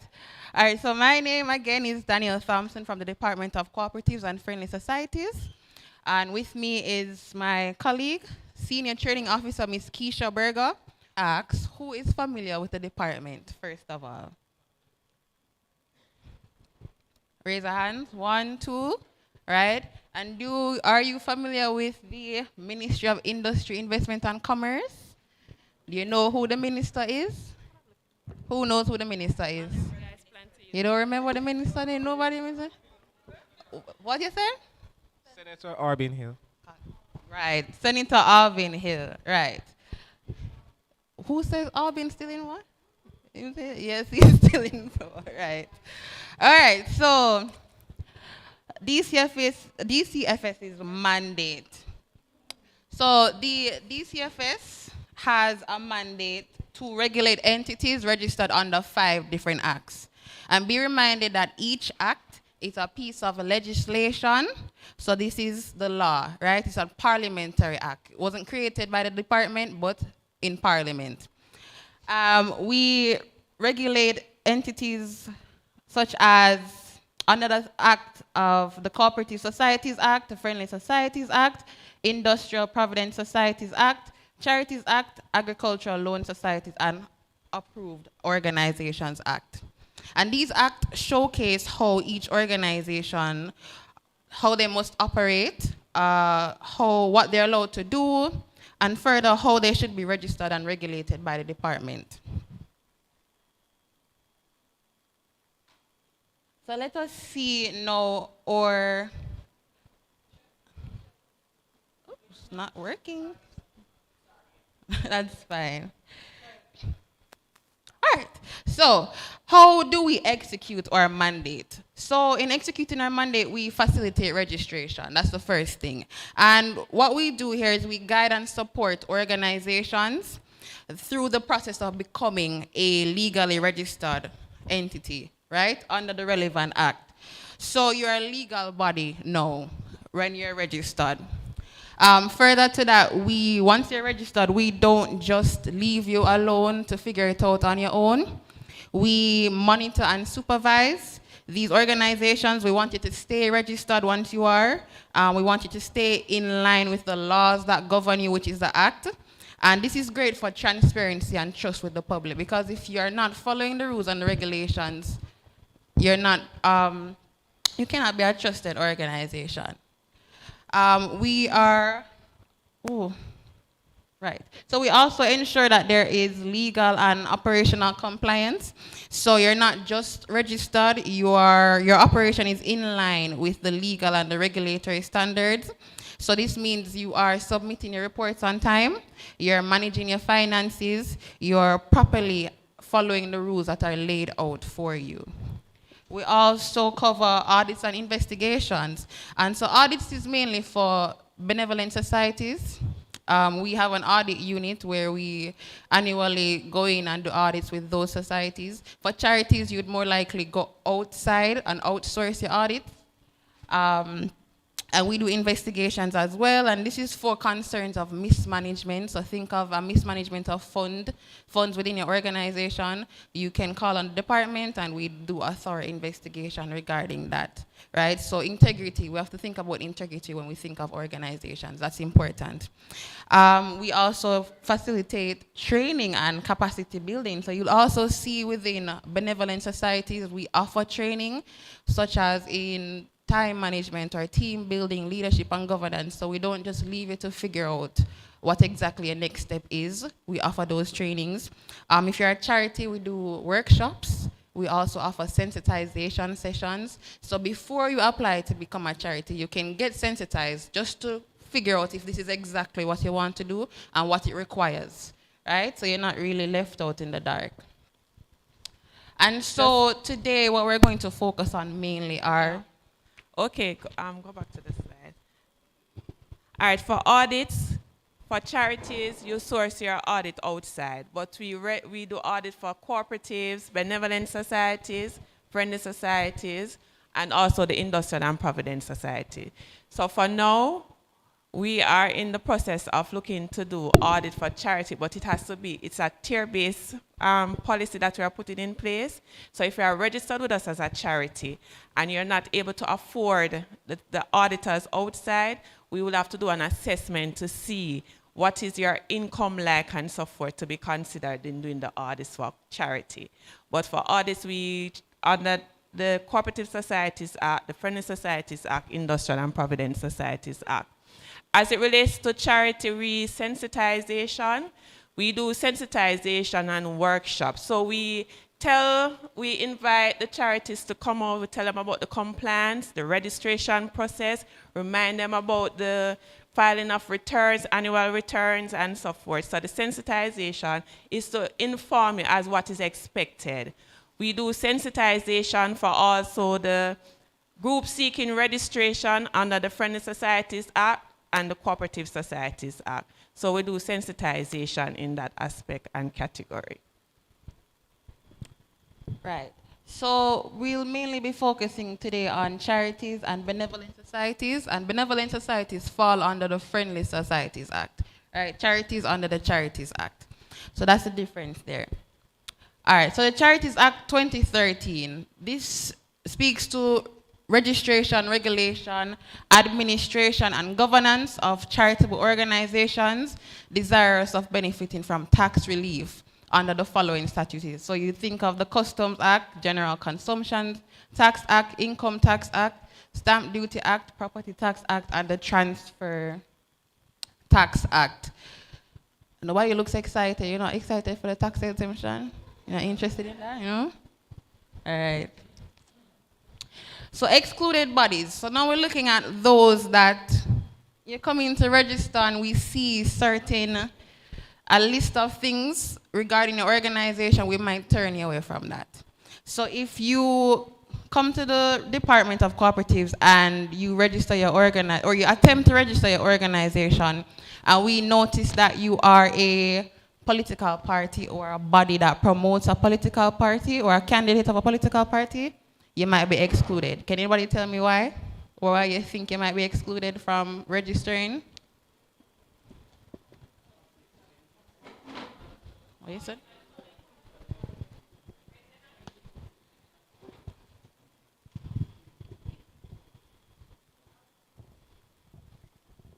I would think it's in the matter of conflict of interest, possibly, yeah. Right, because charities are meant to serve the public in a neutral way, right? And these exemptions is not made or determined by the department, it's from the Charities Act. So the Charities Act excludes these organizations. Right, remember we're not making this up, these are in the Parliamentary Act. All right, so a trade union. So trade unions, they represent the workers, right? Their main purpose is to advocate for the members, not necessarily the broader public, right? And we're looking at the public here. So a trade union, you'd be out of that. A representative body of employers, likewise, similar to the above, they advocate for businesses. So think of the Jamaica Employers Federation. So they're looking at employers across different industries, not necessarily the general public. A chamber of commerce or other body that promotes the interest of commercial entities. So again, focused on providing support for private commercial interests and not the public good. So that would be excluded as well. A body that promotes purposes that are unlawful, prejudice to the public order and safety, and of course, anything that causes danger to society, you're not for the public good, so you wouldn't be advised to become a charity. And the most obvious, you support terrorism or any terrorist activities. So whether these occur in Jamaica or outside of Jamaica, it's unlawful. And if there's any type of connection that we see, you might be turned away, right? So now, who are eligible to apply? So organizations pursuing non-profit charitable purposes in areas such as education, health, or poverty alleviation. So think of you as an advancing education, you would probably want to support schools. You want to give out scholarships. You want to maybe start some extra classes for some underprivileged youth, some stuff like that. Relief of poverty. You may hope to provide clothing for some children in the inner city, or you see these human beings on the side of the road and they're not clothed, and you want to provide some clothing for them. You want to do that stuff. Or any basic necessity that you see. Organizations with none of its income or assets going to the governing board members of any private individuals. You are volunteering when you're registering, whether you're doing the charity or the benevolent society, you're volunteers. So you're not supposed to come into this thinking that you're going to get paid as a board member, correct? So those are eligible persons. So let's move on now to the requirements. So how can you register? So first thing you'd want to do is register as a non-profit organization at the company's office. Everyone is aware of the company's office? Right, so you'd register the company's office. Their website is located at www.orcjamaica.com, and thereafter you would want to submit the following to the Charities Authority. So a certificate of incorporation. This just shows that you went to the company's office and you got registered, right? So you have your certificate. Your articles of incorporation. What's an articles of incorporation? Well, it is your constitution, and it should include the entity's objects and powers. So that's your objectives and your powers. So the powers are how you would achieve your objectives. And we'll look at that a little bit closer in the next slide, as well as several areas outlined in the Charities Regulations 2022. So I did bring the Charities Act, and the regulations are in here, and so we can just pass it around and you can briefly look at it. In the meantime, so objects and powers. So you see here it says your objects, it's what your charity is set up to achieve. So we want to know what the purpose is for all the charitable, for the public benefit. So we want to know what, who, and where. So you answering those questions when you're thinking of your objectives. What, who, and where. I see a question in the audience. In terms of registration as a benevolent society and as a company, do you have to do one before carrying out the other? Meaning, do you have to register as a benevolent society before you can register as a company? And if you register as both, which one would supersede the other, especially at an AGM using a particular constitution? I just need to be sure how you would go about it. All right, if you are registered as a benevolent society, for the first part of it, you can have two registrations. It's one or the other. So if you're registered company's office, you cannot come to DCFS to register as a benevolent society. Registering at company's office as a not-for-profit, you are registered there under the Companies Act. So if you are registered over company's office and you want to apply for charity status, that will be facilitated. But register at company's office as a non-profit and coming to DCFS to be registered as a benevolent society, that cannot take place. It's one or the other. And so we learn about benevolent societies a bit later on. And so now we went through the what, the who, and the where. So what your charitable purpose is, who are the beneficiaries of the charity, and where is the target area for the charity. So let's say you want to help the schools, all right? So that's what you want to do. Who are the beneficiaries in the schools? The youth, all right? Where are they? Are they in Kingston? Are they in Montego Bay? Or is it in the entire Jamaica? You want to be specific, right? And so your powers now must state the activities to be undertaken by the charity in order to ensure that the objectives are being achieved. So how this reveals how the organization will carry out or execute its objectives. So you want to ensure that you're very specific with that. Further to that, now you would do an application form, and that would be accompanied by a non-refundable fee of $5,000. Further to that, you would have a fit and proper questionnaire for each governing board member, along with a recent passport-sized photograph, certified and dated by a Justice of the Peace, Attorney at Law, or Notary Public. Further to that, tax registration number, a prior year financial statement, and this is if you had been registered for over a year. If not, a projected income statement, so what you think you'll be making within that year. A detailed plan of charitable activities. So this is just detailing your plan, your charitable activities. So it would show your goals, your objectives, your activities, how you'll benefit on a budget.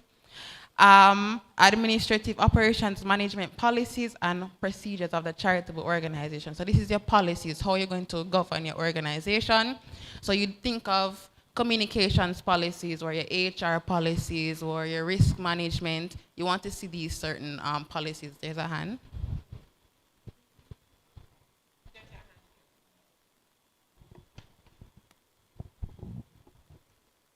All right, good afternoon again. We're currently in the process of the administrative operations management policy and procedures. We're doing the practical setting up of the policies and procedures.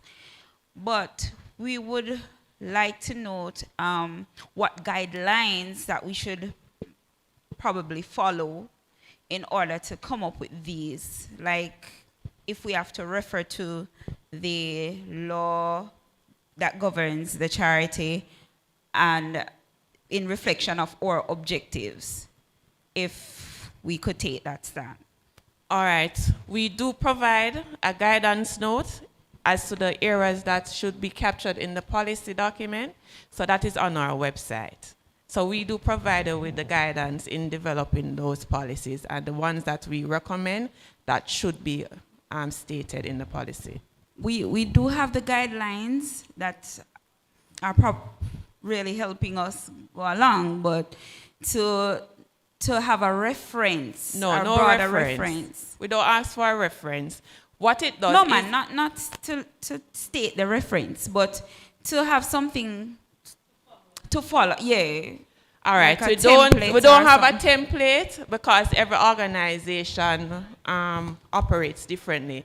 What we do is provide the guidelines to tell you these are the policies that should be captured in the policy in your operational policies. But we don't have a template because every organization capture their policy procedures differently. But we say to you, ensure that X, Y, and Z is in it. The risk management, HR, conflict of interest, and some others. So the who, what, and where has to be there as stated at the back. Right. Right, so just follow the content on the second, because when you look at the guidance note, there's the types that we want and the content there. So once you follow that down to the T, don't overthink it, you should be fine, right? Okay, thank you. So then you would be given a PEP form. So this is for politically exposed persons. We just want to know if there are any within your organization. And your beneficial ownership form. And this is for those that are registered as a foundation or a trust. It's so light enough, don't? Yeah. And the PEP form is for the directors. So all of the directors have to complete a PEP form. Pardon me? Can we over 12 to do the PEP? Can we? We're over 12 to do the PEP. All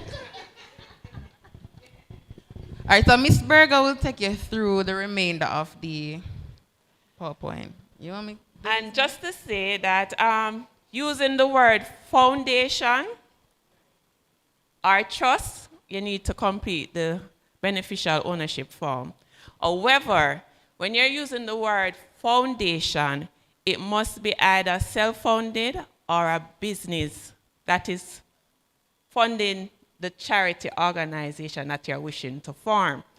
If you use the word foundation in the name, get it registered Companies Office with foundation, when you're applying to us, you have to write to the registrar seeking permission to use the word foundation. Also, do not use the word charity in your name. That's misguiding donors because you're not registered as a charity. So using the word charity in the name, we ask that you desist from doing that. In the name. You have to prove it. So is anybody interested so far in registering as a charity? Or the work seem like too much? Huh? Beneficial ownership. Is the beneficial ownership form that you refer to the same as the one that the Companies Office use? No, ours is different. So it's on our website. Okay, so if you are registered already with the Companies Office and you completed a beneficial ownership form there, You need and to you do all want that to us. register as a charity, you will have to complete another beneficial ownership form with the DCFS. Because remember, Companies Office policy, it documents their Companies Office. For us, our documents remain with us. So it's two different forms. What Companies Office might ask for might not necessarily be on our form. Okay, thank you.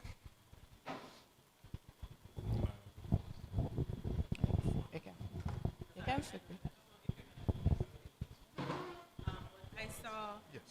I saw on the Charities Act the donor identity.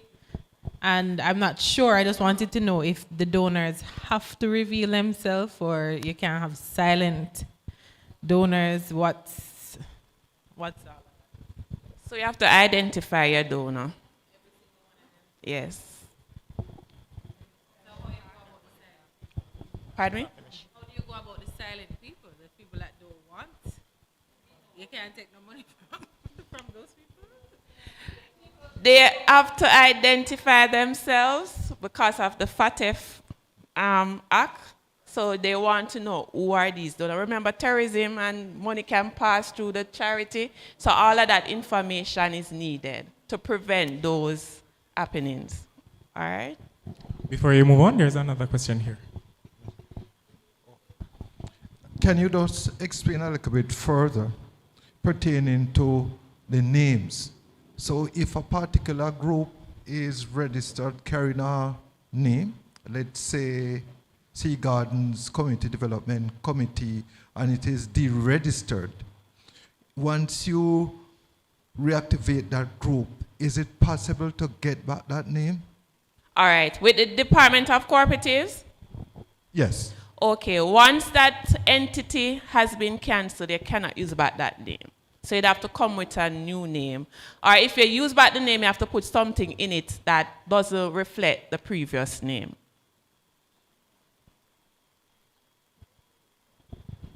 Any other questions? Just trying to seek some clarity.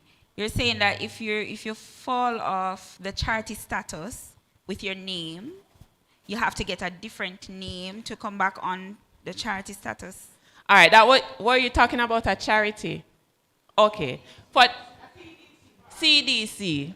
So the CDC was registered under the Friendly Societies Act, or it was registered elsewhere? Because once it registered under the Friendly Societies Act and you get cancelled, and you're going to re-register again, you cannot use that name. Remember, there was one already established and it was cancelled. So the registrar cannot re-register that name. They have to come with a different name. You can use the name, but you have to put another word that will add right to make the difference. As it relates to the charity, yes, you can apply again with that same name.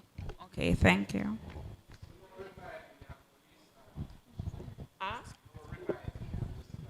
Right. All right. So we're moving along. Just to know also, in the registration process, it's a two-party thing. So DCFS and Tax Administration of Jamaica. So DCFS process your application and your documents are sent to Tax Administration for review and approval for your status. Reason why we ask you to ensure that your objects and powers are in keeping with the charity purposes, when it goes to TAJ, that is what they assess and review your documentation for. If your objects and powers does not capture the charity purposes, you will not be given that status. So we process, so we have to ensure that the documents meet the standards and the requirements before sending it off to TAJ for them to do the review and approval, right? So upon receipt of application, the authority may cause inspection to verify information furnished is accurate. So we examine your documents once you send to us before we send it off to TAJ. If all requirements have not been met, the organization have between 10 to 20 working days to resubmit the outstanding documents. So for example, you have made your submission to the DCFS. After we assess the document, not all the directors completed the fit and proper questionnaire. Your objects, your articles of incorporation do not capture the section that speak about the regulations, such as conflict of interest, your financial year, duties of officers. We will ask you to go and amend the document or submit the additional information that we need, and we give you 20 days to do so.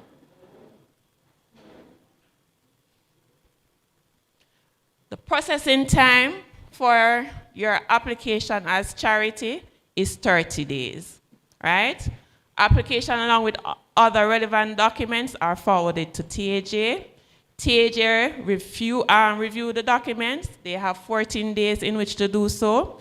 And TAJ indicates a non-objection or an objection to the registration. So when they review your documents and all the requirements are met in your articles of incorporation and they are satisfied, you will get a no objection.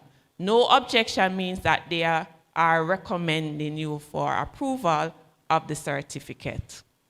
Objection now is when your articles do not capture the purpose that you intend to do based on the charity purposes. So you say they want to advance education, but in your powers, in your objects, you're speaking about religion.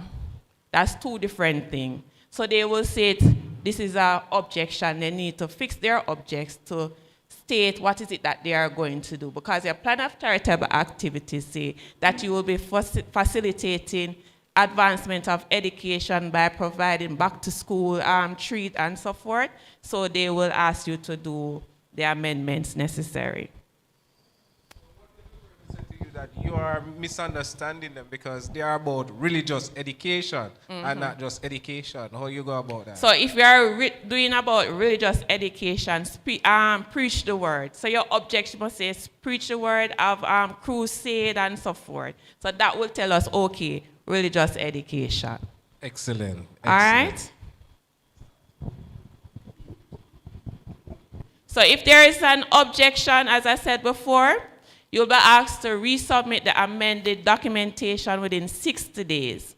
So you'll have to go back to company's office and get it amended based on the, because normally when TAJ gives you an objection, they state in the objection letter the areas that you need to correct.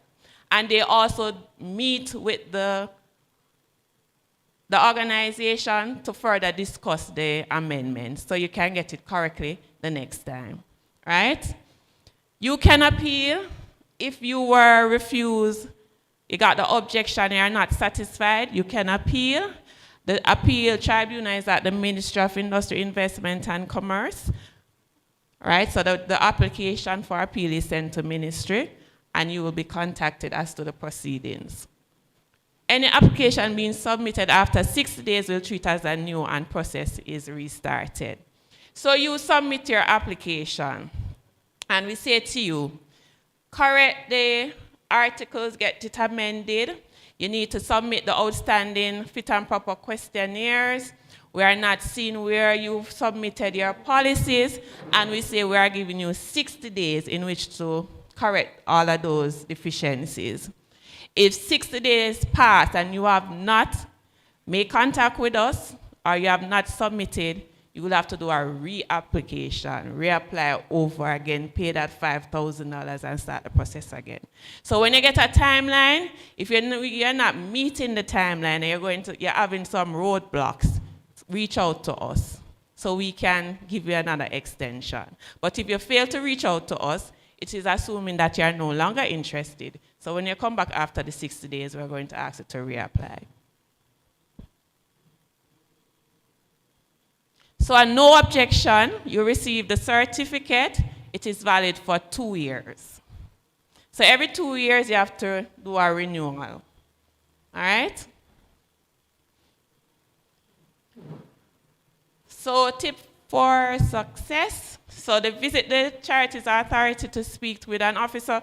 So if you need more information, you can always visit our office. We have 3 locations. We are located in the Montego Bay, Office of the Prime Minister. We are located there. We are also located in Mandeville, RADA office, and our head office is in Kingston, 10A Chelsea Avenue. If you need, you can also request information through our email. You can also visit our website. And on our website, you find all the information, the guidance notes, the application forms, and so forth. That's what I was going to ask. I was going to ask if the young lady that spoke could just submit her whatever they were putting together in advance to you guys to review. And then you could say, all right, this, that, X, Y. All right. We are not allowed to review the documents and then say go and fix. We sit with you, we take you through the guidelines, and we tell you what to do. As it relates to us taking your draft, powers and objectives and reviewing and say, no, fix that. No, we do that, provide that. All right?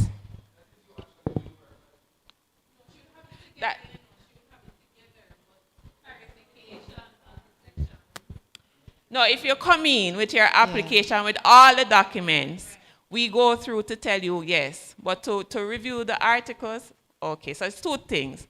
To review your articles, we do not do that.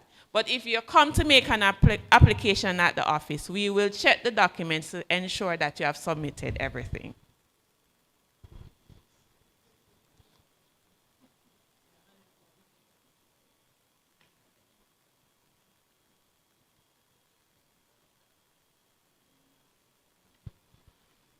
I hope you guys come and see me again in Kingston. Come visit the office. You're going to put me up in a house? Right. Oh, it's ready? Okay. All right. Is there any benevolent societies in the room? Raise your hand, man. Raise your hand. Aye. Yes. What's the name of your organization? Catadupa Benevolent Society. All right, so benevolent societies are community-based organizations. They are registered under the Friendly Societies Act. They are non-for-profit, so it's not profit making. What they do is that they provide assistance in the community. So let us look. Established for any benevolent or charitable purpose and are mainly community-based organization.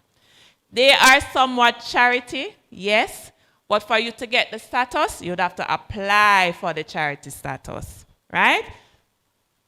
Facilitate community development, lobby for improvement of community infrastructure, promote, assist, and support healthy lifestyles, including protection of the environment, foster job creation and training opportunities, assist in the reduction of crime and violence.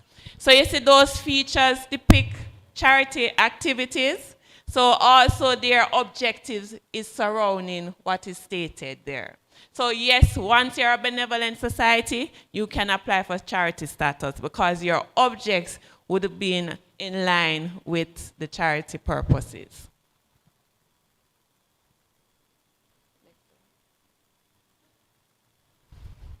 So what are the benefits of you registering as a benevolent society? Access to funding, lobbying power. So you go out there and represent your community. You can lobby with the National Work Agency because the road in the community is deplorable. No lighting, parish council. So you lobby with these external agencies on behalf of the community. Employment through skills training. So you can empower the community members by carrying in heart in there to give them training in barbering, dressmaking, hairdresser. So you are empowering them to become entrepreneurs. So that is what? Tax exemption and income tax. Those are only two taxes that you are exempted from.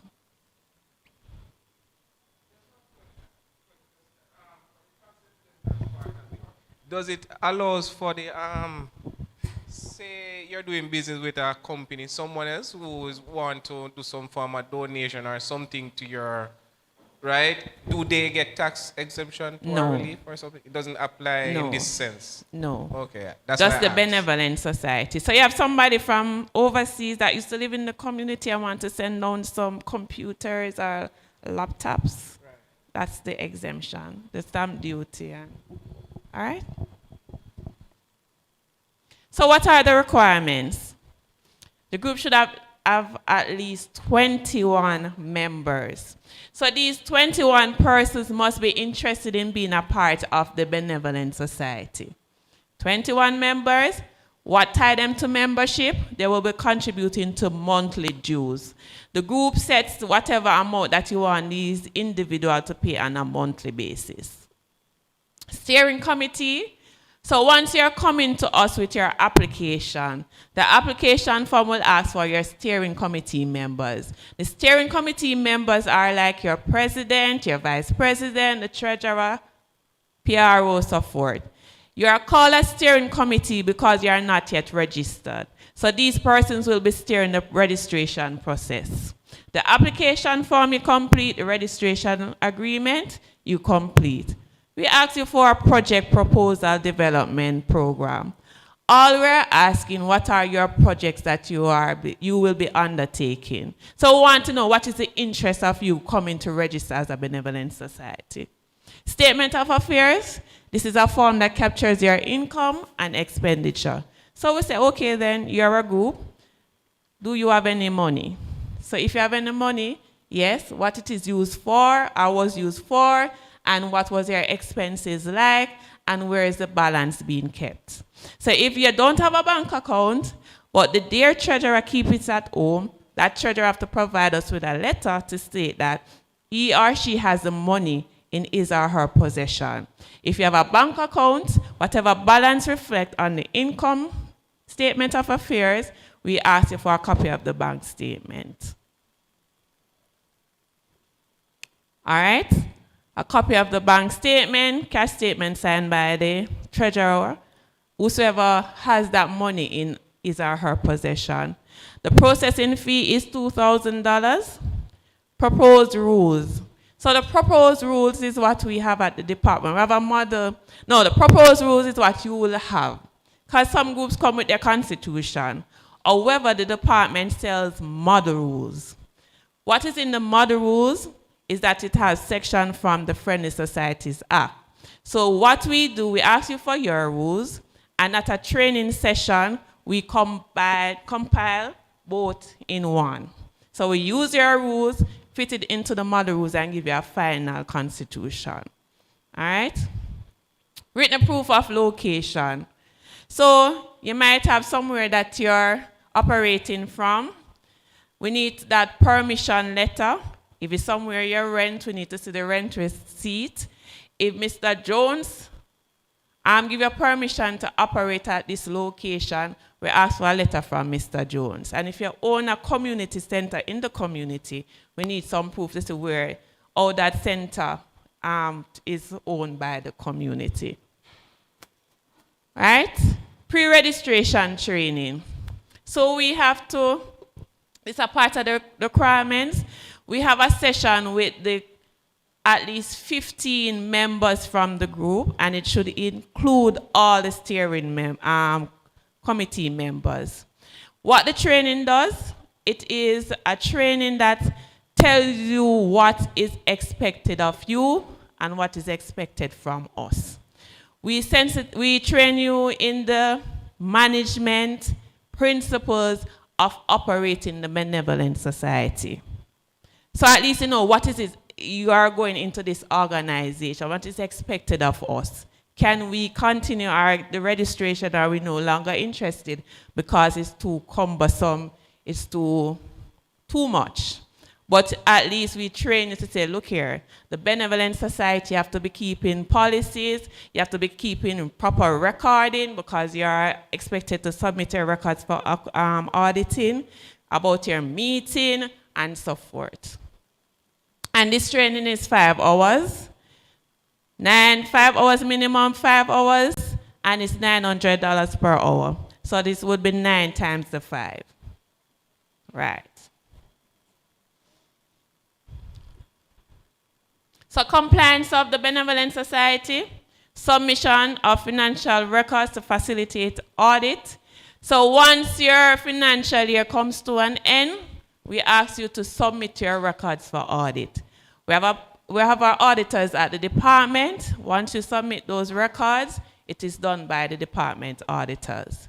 And it is at a cost, minimum cost.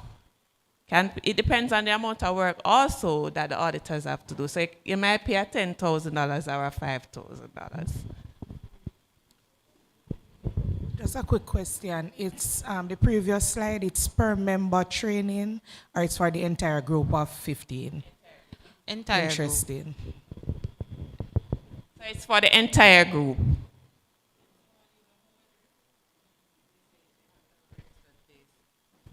Can someone use a home address? Once that person give the permission. Convening of meetings as per the rules, because in your rules you'd have to state how often the general members meeting is held, right? Know the rules and act that govern your society. Submit your annual returns on time. So you have to submit your returns. The only good thing that when you submit your returns, you don't pay. When you submit your returns at company's office, you have to pay, right?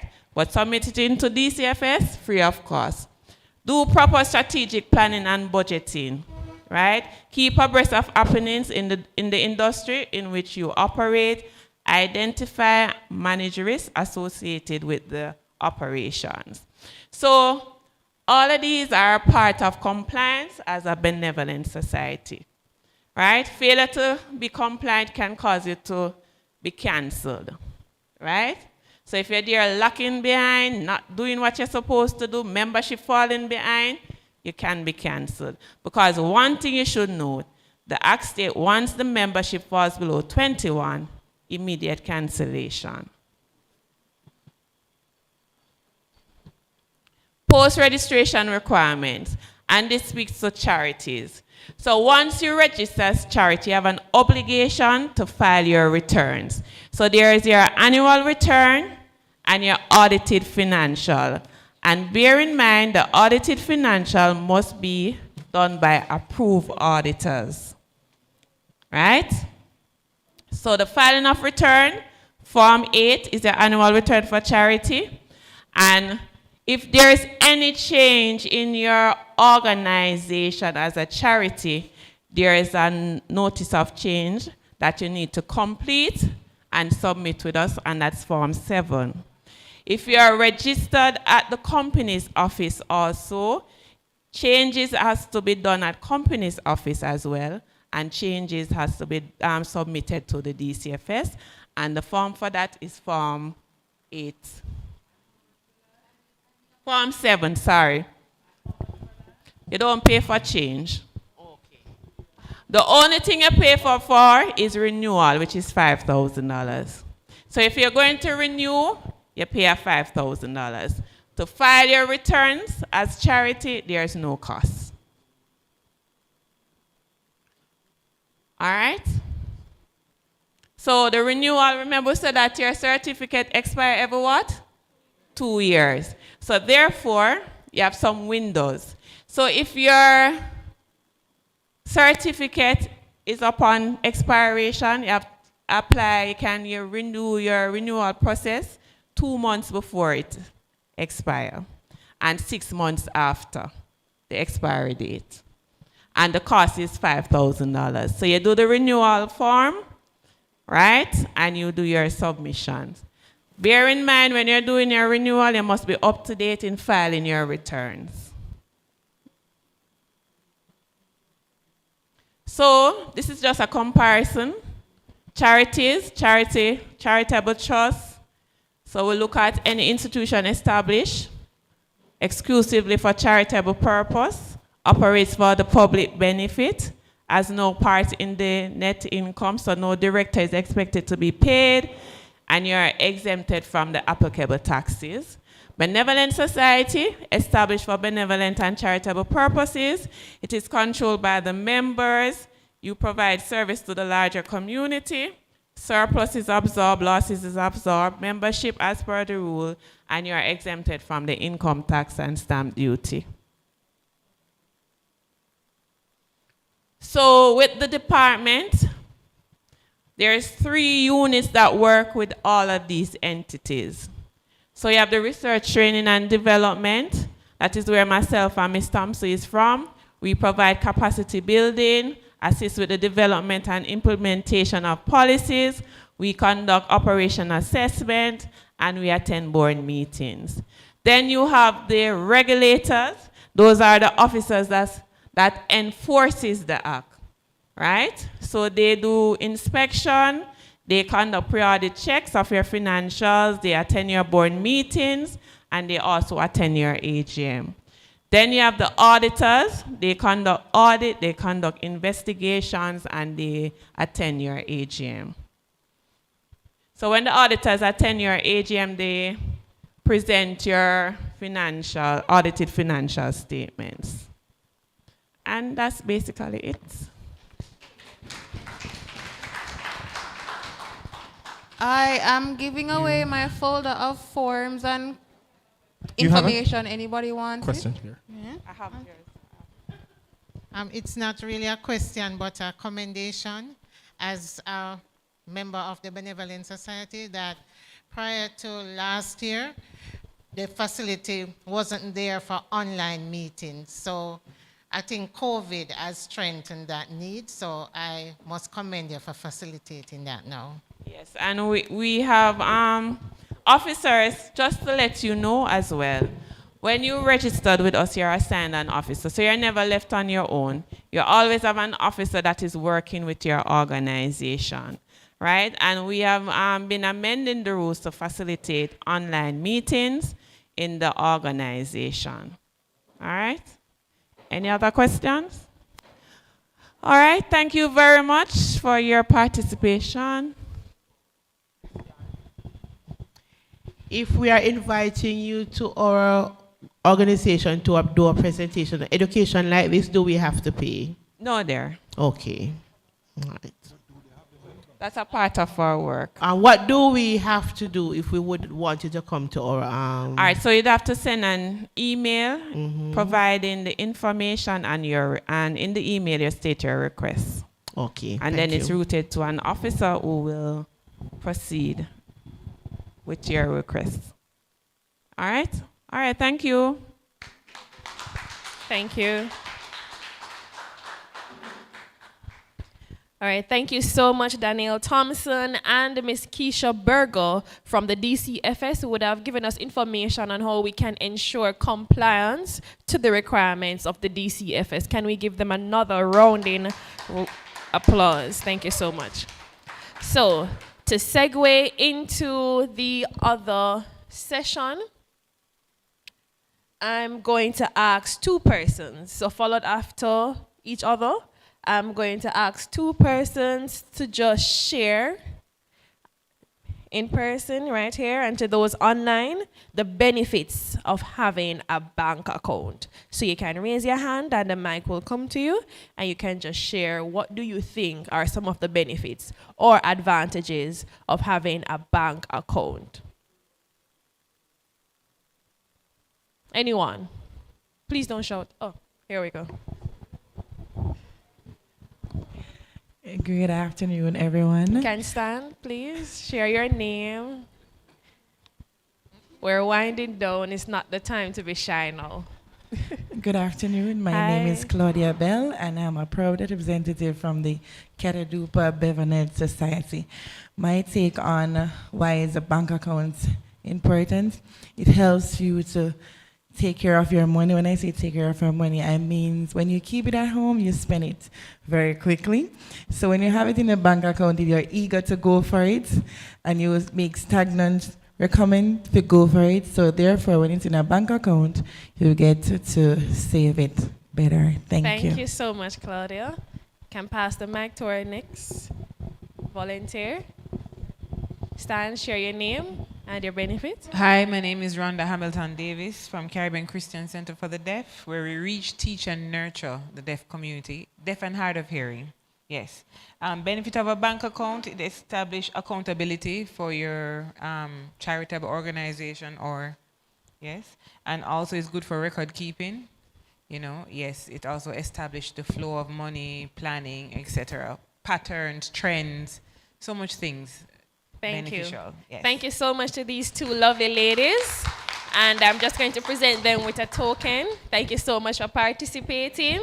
I just want to ensure that everybody, or at least everyone, try to get a little piece of what victory is like. All right? So give them a round of applause for participating and for sharing actually some really good points in terms of benefits of owning a bank account as a group. And that segues into my presentation on the topic establishing banking arrangements. So yes, this is me. I always say hi, guys. Say hi to me.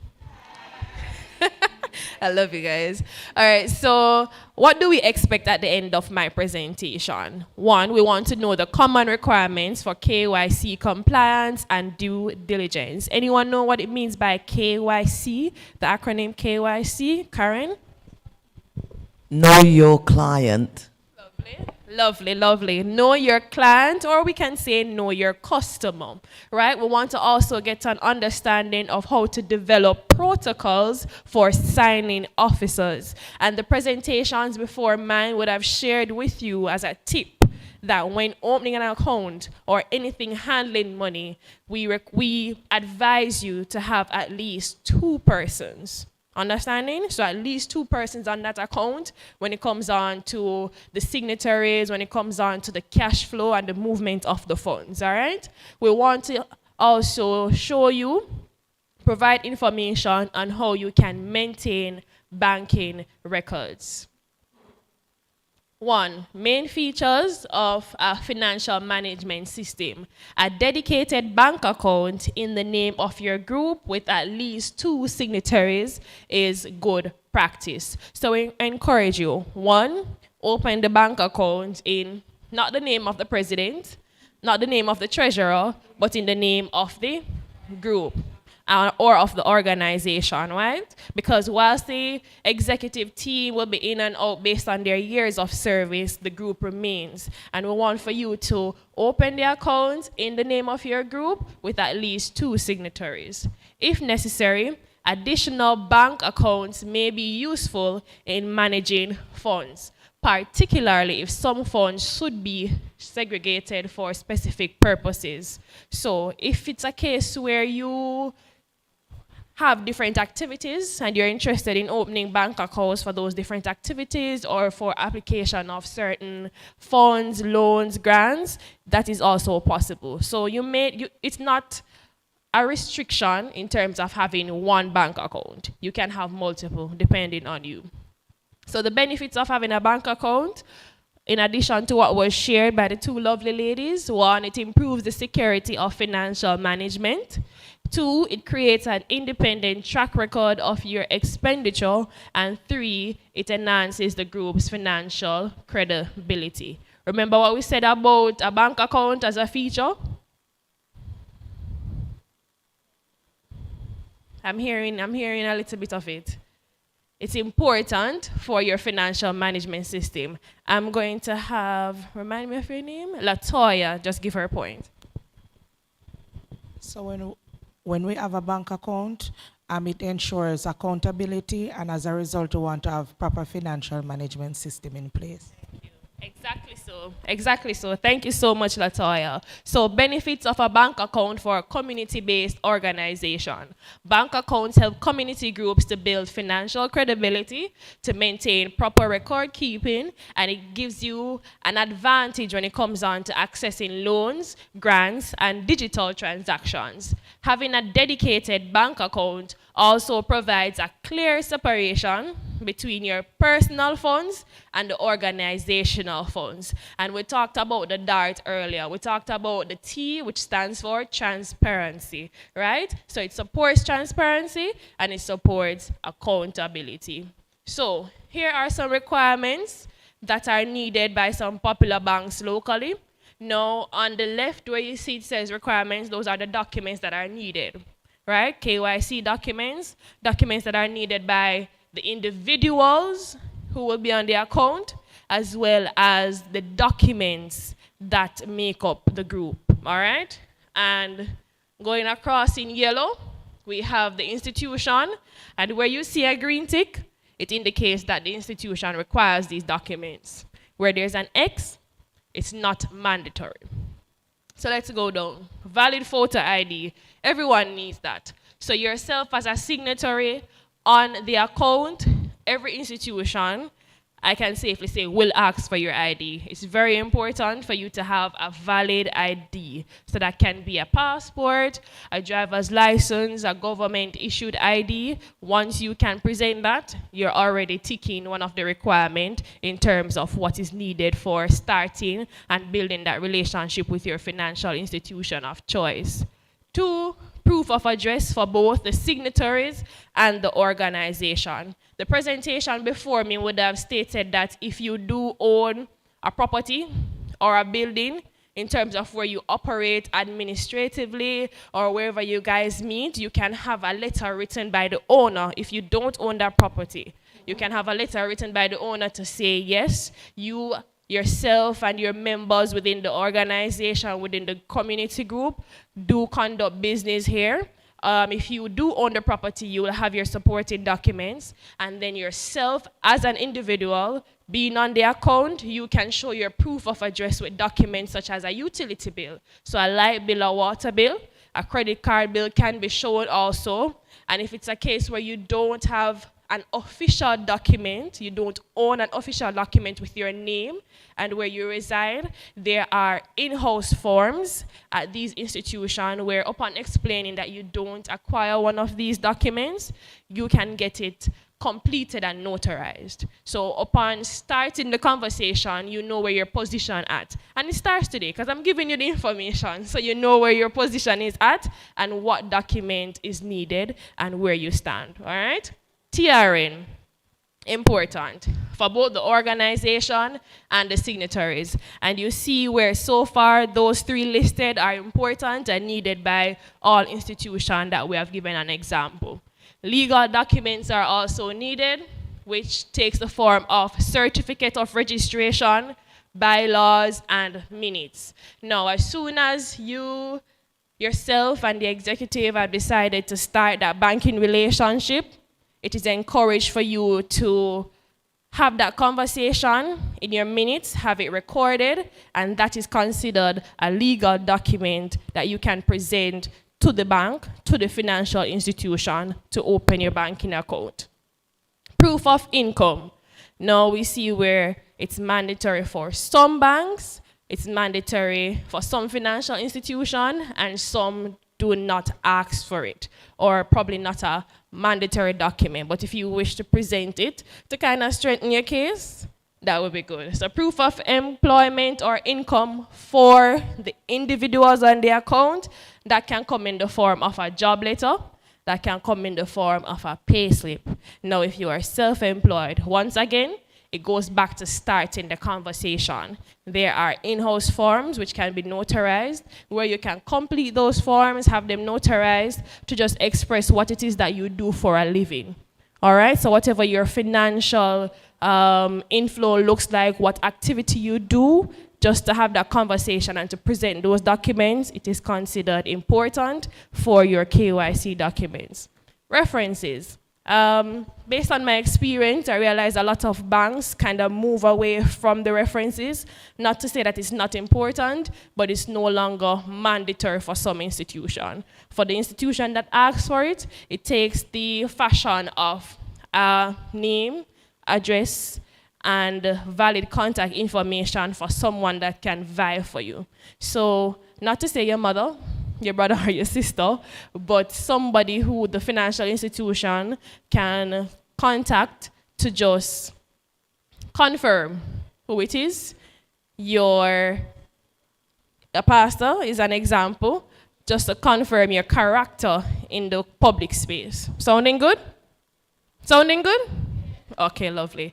And proof of source of funds. Now we see where not a lot of financial institutions ask for that, but when I talk about coming to you, when I mention proof of source of funds, this is talking to the origin. So there will be cases where, depending on the activity on the account, you may need to present a document or documents showing the origin of where the funds are coming from. So whatever activity would have taken place in terms of you acquiring that fund, you can present those documents. There are also in-house documents that can help you in help support you in expressing that information. Go ahead for me, Asha. 2 questions. The first one, to open an account with any bank, do you have to be legally registered as a group? And the next question, what was the next question? I forget. Oh Lord, I forget. When I remember, I put up my hand again. Oh, the next question is, if all persons signing on the account must be members of the individual particular bank.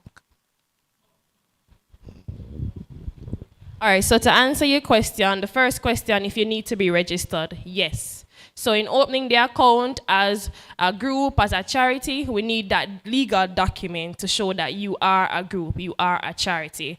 The second question, if the persons on the account needs to be existing members of the financial institution, no. And that's why we say KYC. So upon presenting those documents, that's how we get to know you. So if you're not existing members, the documents are needed. If you are existing members, there may be a case where you may need to present those, and it's upon the basis if the documents are valid. So there are times when your ID may expire, sometimes your personal activity with us is outdated, dormant, and you may need to update. But if you're not an existing member, you are needed to bring in those documents.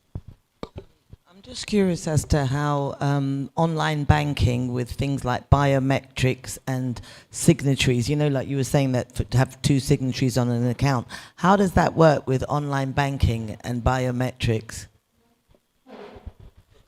So I will get into, a part of my presentation, I will show you the benefits of having an account and the online access. But when it comes on to the biometrics, once you are a signatory on the account, you are given access to the account. So if it's a case where you wish to have online access, that is granted to you also. So a lot of institutions, upon opening their accounts, they will give you access to online banking. And that will be separate from your personal online access for your personal funds. Understanding? Okay, so if you needed access to some funds for the organizations, and I'm just to avoid fraud, you know, like 2 signatories would have to sign for it in order to access the cash. So I'm wondering, how does that work? If you're doing online banking, say you're the treasurer and you wanted to get some money out for something or whatever, how does that actually work?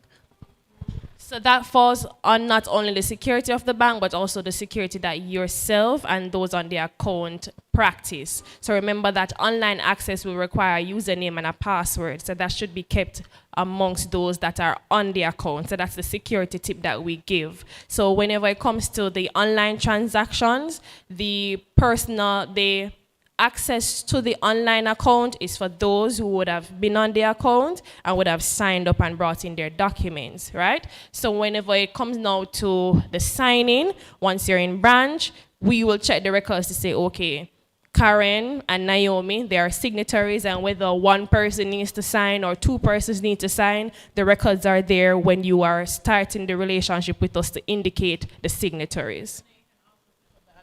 You can set up the alert. Yes, so with modern technology, a lot of times as soon as you sign into your online platform, you get a text, you get an email to say that your account was accessed. Yes, so just to add to all that you've explained, my experience is just the same. For example, I'd sign in because I get all right, so the bank would require all the information from you and the signatories. You go in, you deposit this information, they do an online account, they set you up on the online account, you're given like a code to your phone, etc., that would be specific to you. And then now, for example, I would sign in as one signatory who is responsible for maybe initiating some of the funds. We want to buy the A, B, and C. I initiate it and then you would approve it. And then the money is sent off to whatever account it is. Yes, so that's how it's. So you would know. I would know. Maybe, for example, send you the invoices to say vet it. You know, double check what I've initiated, and then now once you double check and you approve, say, all right, yes, well, this is what we're gonna do with the fund. You approve it, right? And Rhonda Hamilton Davis. And so, for example, the check, you'd need at all times. You'd have to find the signatories for the check. So you'd have somebody who is usually close enough to you or within the organization or around the organization that's easily accessible, and then you get it signed by the two persons and filled out and signed by the two persons. Usually they say, you shouldn't keep a check signed and not filled, if you know what I mean, because, yes. All right? Can we give Rhonda a round of applause, please? I might just invite her to stand with me. That she made my job very, very easy just a while ago, because it's important to know that your personal account is accessed by you, but when it comes down to your business accounts, because remember the separation of your personal account opening and your business account opening, the access is different. So whilst you can access your personal account by yourself, when it comes down to the business account, it's dual. All right? Yes, and with check leaves, unfortunately, you will have persons that will skip and go to the one in the middle or the back and take out a check leaf. And if you are not checking and counting each day, because you may look initially at the top and you go, okay, well, yes, everything seems in order. But if you are not checking every day to say, okay, well, yes, all of my check leaves are still there, then somebody can slip one out and you do not know. So important to note. So what I got from Ms. Stephanie a while ago is that establishing your banking relations, establishing your banking arrangements help with your financial footprint. Agree? Disagree? All right, lovely. Minimum opening deposits. A lot of banks ask that upon opening the account, there is a minimum opening deposit to deposit in the account. So whatever that figure is, it's up to you to do your research within the financial institution market and to know what it is that you want. And these are the requirements that are sometimes asked.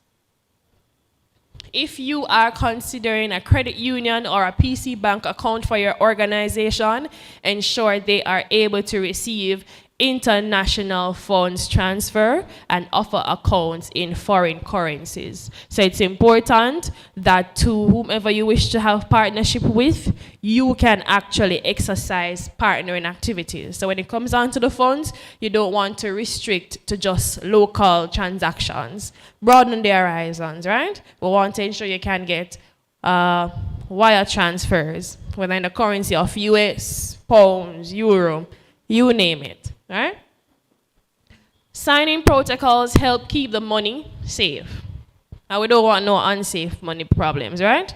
Coming to you, Asha. Signing protocols help keep the money safe and make sure the right people approve spending. They also make it easy to manage and update who can sign. So these are some questions to ask or some points to note. 1, who should be a signing officer? Some persons are saying treasurer, director, chairman. So you can decide who you want to be or who you within the group would like to be a signing officer. What are some good practices? You need to have dual signatories and approval controls and to ensure that your information is up to date. So keeping your mandate. And Asha, you have a point to note? Question. Can an organization have bank accounts in more than one organization? More than one banking institution?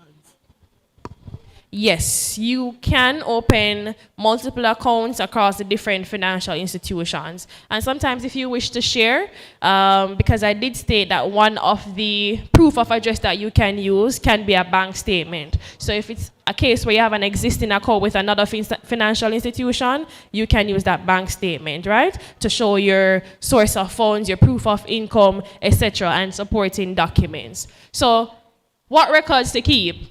These are some records that we assist you in keeping upon opening an account with a financial institution. So bank statements, deposit slips, copies of checks, and for you monthly reconciliation reports. And there are tools that are accessible. Ms. Rose Miller would have advised us to try to access the free tools. Excel, I don't think we'll ever get to exercise the full extent of Excel. I still don't understand a lot of it, but it's very, very helpful. There are softwares, and if you wish to keep things manual, You can use your logs and your books, but we do encourage you to make copies of them, right? So keeping these records helps your organization stay organized and show how your money is being used. Because sometimes funders ask for these information.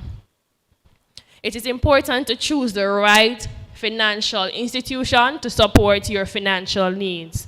Ensure that the institution is a registered deposit-taking institution. If possible, consider the needs of local and international partners. As I would have mentioned before, it's important to make sure that your bank can accommodate whatever transactions and relationships that you wish to share with your international partners.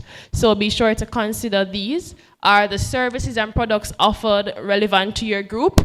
Those are some questions to ask. Do they offer wire transfer services? Will you need to make wire transfer? Will you need to receive wire transfers? Is there a limit on signatories? We advise at least 2, but it's important to know you can do more than 2, right? So is there a limit? What are their compliance or dispute resolution avenues? What are the fees and charges? We talked about budgeting earlier, and we don't want to just have money going left, right, center, and it's in these little things such as the fees and charges, and you're like, wait, probably I'm a bit over my budget, and you can't record for it because you don't recall that going to the bank you may need to pay a fee or a charge for whatever service, right? Our bank statements easily accessible. We spoke about the online access. So the days of going into the bank to get a bank statement, no need for that.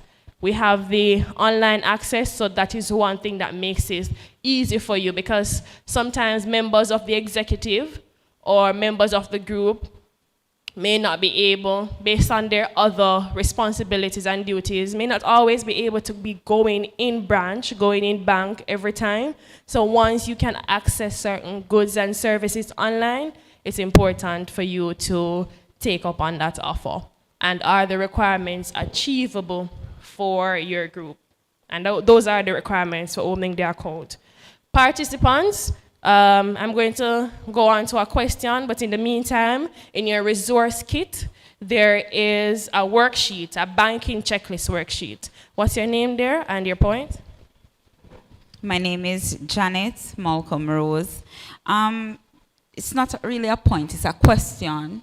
To access a bank statement as an organization, do we, through JN, of course, do we need 2 signatories? Well, I'll speak broadly for each financial institution. That is a case of the specific financial institution. Some may ask, some may not. So once again, upon starting that banking relations, those are some questions to ask. So is it a case where you know that for your group, you may not be able to access another, thank you so much, you may not be able to access another person to get that banking statement? Is that a yes or a no for you in terms of choosing the bank?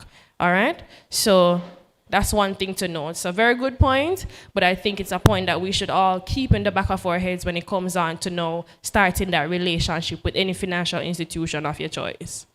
All right, so have we all identified the banking checklist worksheet?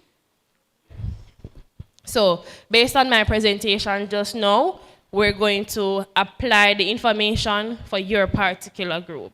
So it's a checklist worksheet. So with the documents, with the tips, with what is needed for your banking arrangements, we're going to tick the yes, the no, we're going to go through the worksheet, and we are going to make it active and interactive. Sounding good? So we're going to use a checklist to identify what documents and steps your organization has already completed, and we're going to also identify what is still needed to open your account. Because we all agree that having an account is important, right?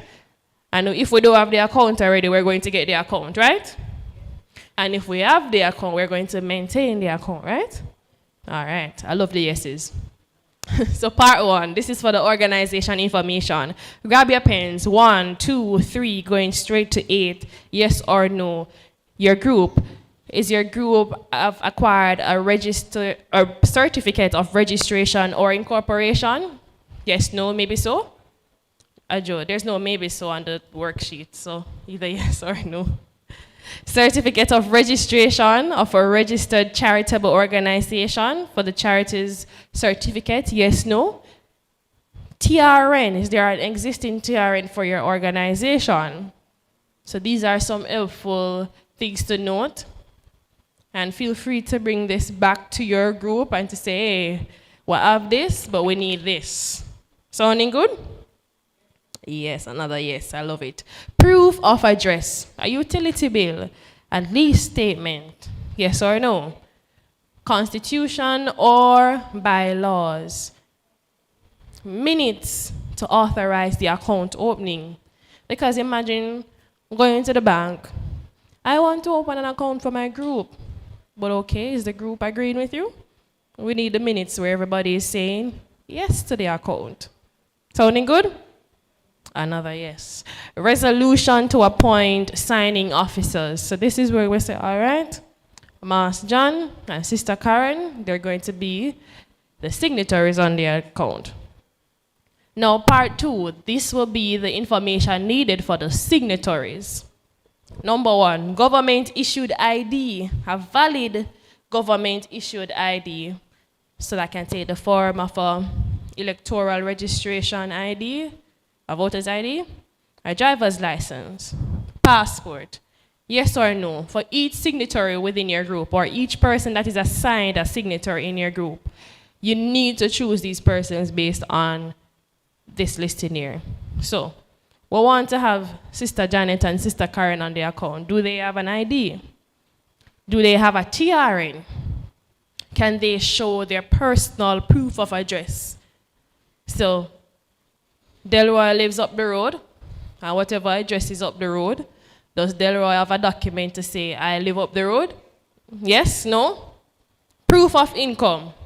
What it is that your signatory do for a living. What is their proof of income and what can they show? Bank-specific requirements, so turning to page 2, the minimum deposit account. Now, this is where we start the conversation with the bank. So, walking into the bank say, all right, to open the account, you need a minimum deposit of $2,000, $2,500, $3,000, $3,500. Whatever currency you wish to open the account with the bank will provide you with that information. So if it's 100 USD, 100 pounds, 200 Canadian dollars, what type of accounts are available and what type of accounts are you interested in? Savings account, a checking account.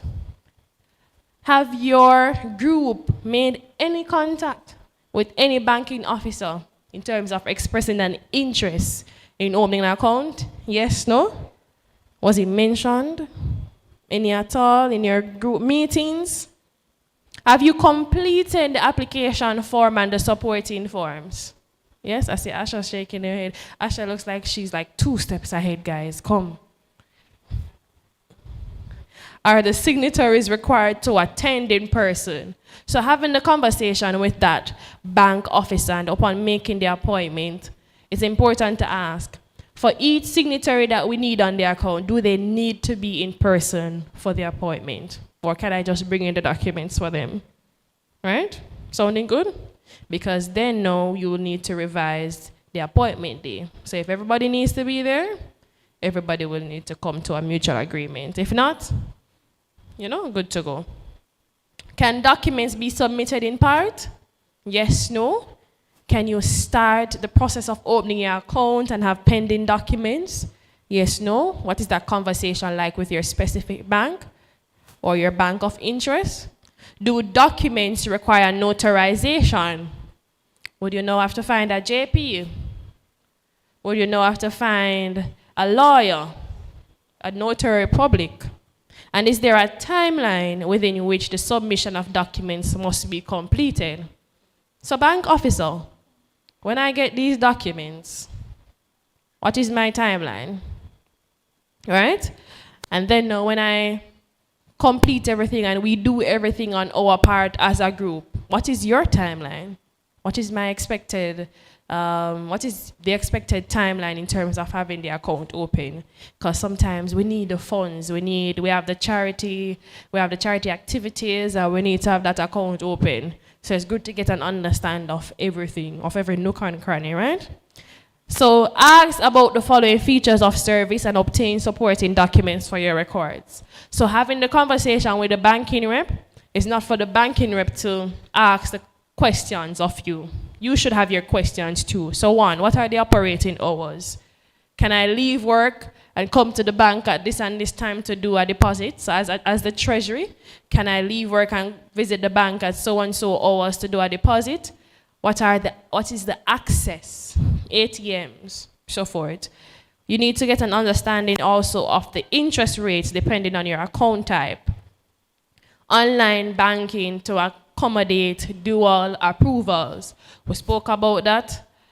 A lot of information was shared in understanding the modern access to your banking services. Transaction fees and limits. We need to get an understanding of the processing times as well, the cash handling limits. A lot of times the bank may say you can deposit up to, and once it's over that amount, you may need to complete a declaration of source of funds form. When it comes on to withdrawing this amount, you need to give a reasoning. All right, so we understand that the bank knows it's your money. The money is in the group's name. But for security reasons, these information are needed. Disputing resolution process. If you need to change a signatory on the account, so whichever institution that you wish to open your account with, you need to get an understanding to say, hey, suppose we need to add someone, change someone on the account. What is that process like? Access to statements and transaction history reports, account mandate, which may outline terms of services such as dispute resolution, avenues for recourse, rules for access to funds. And then we have an action plan template upon opening your bank account. Feel free to bring this back to your meeting and to have an engaging session where there are some listed tasks. With these tasks, you can assign persons, right? Give a deadline, and then tick as you go along. So in terms of collecting the missing documents, oh my God, I forgot to bring in the TRN, I forgot to bring in the legal documents. Let me assign this person, and they have until so-and-so to complete this task. The draft and approved resolution for signatories, the tasks are there, right? So it's quite a practical, a well-needed and important checklist that we have provided with you in your resource kit today. Please don't lose these papers. You can also share it with the members of your group, with your executives. It's quite important. And it's all about starting the conversations. It may sound a lot. You may have a lot of questions, but you won't know until you know. And in order for you to know, you need to start the conversation. Try. Take that step. Go around, shop around to the different institutions and to get the conversation started. All right? So it would have been engaging, but I'm not sure if there are any other questions, any other comments, any outbursts. If there's anything that you want to share, if you never got a chance to share earlier, you can just raise your hand and let me know. But I really appreciate your participation thus far. You can give yourselves a round of applause. Lovely. Just one last question. All right. In terms of depositing a certain amount of funds in the bank, does it come with a cost that you have to pay to deposit money? And if so, how much? All right. So once again, it depends on the bank.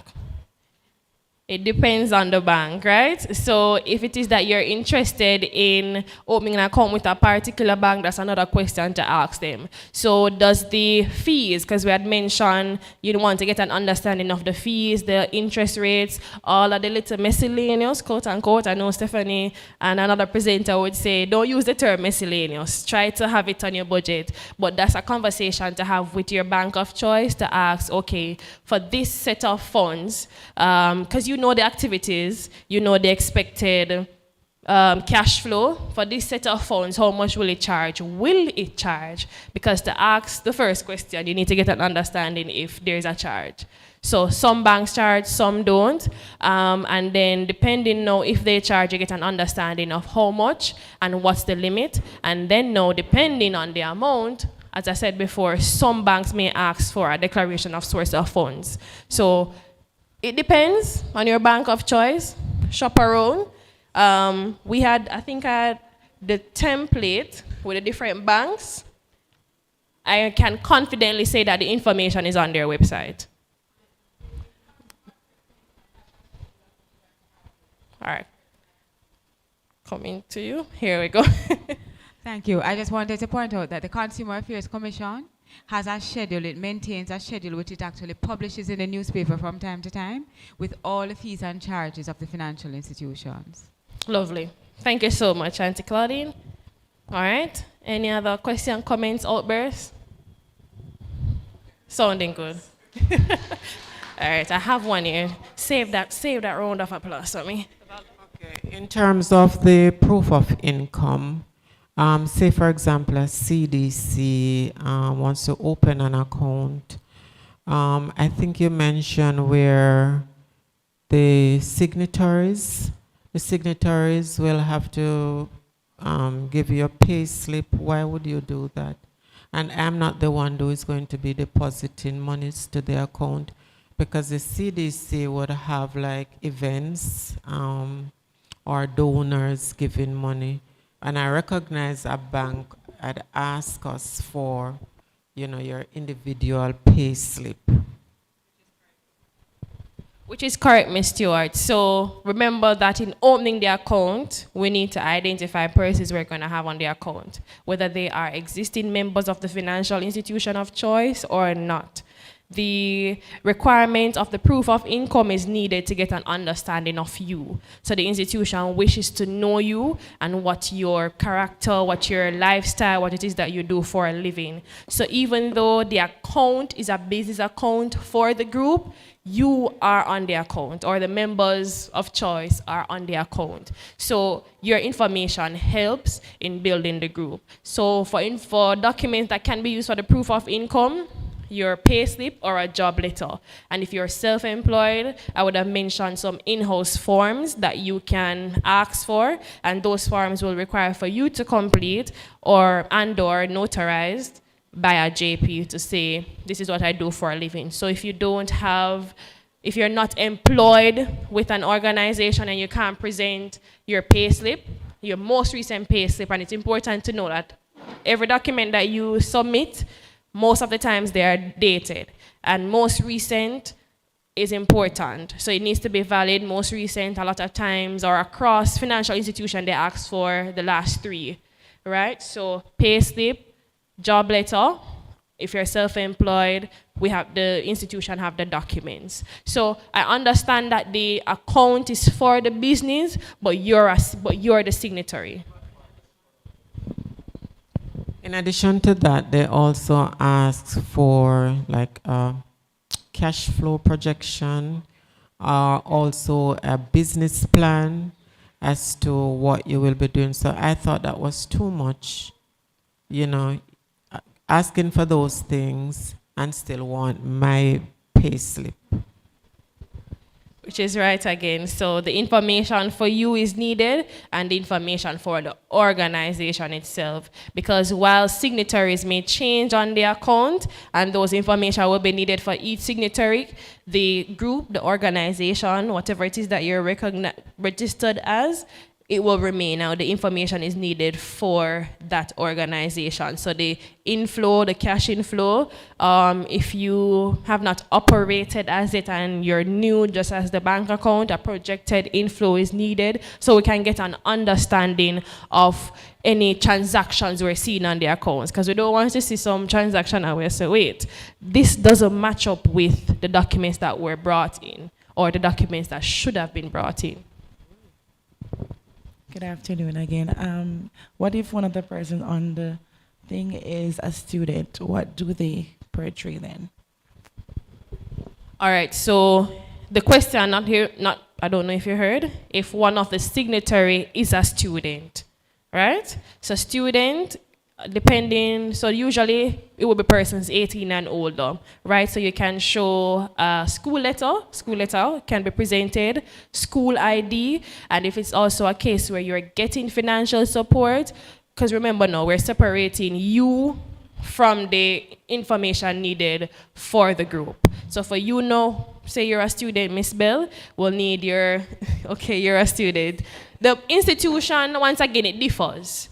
So getting the information is needed for, it's important for you to get that information from the selected financial institution, right? But usually it's a case where you need the documents to show your occupation, student occupation. So this may come in the form of a school ID, a school letter, if you're getting financial support from your parent, whoever it is that is your breadwinner, they can provide a letter to say that they're financially supporting you, right? And if you do something of your own, I see that wink, start the conversation with the institution of choice.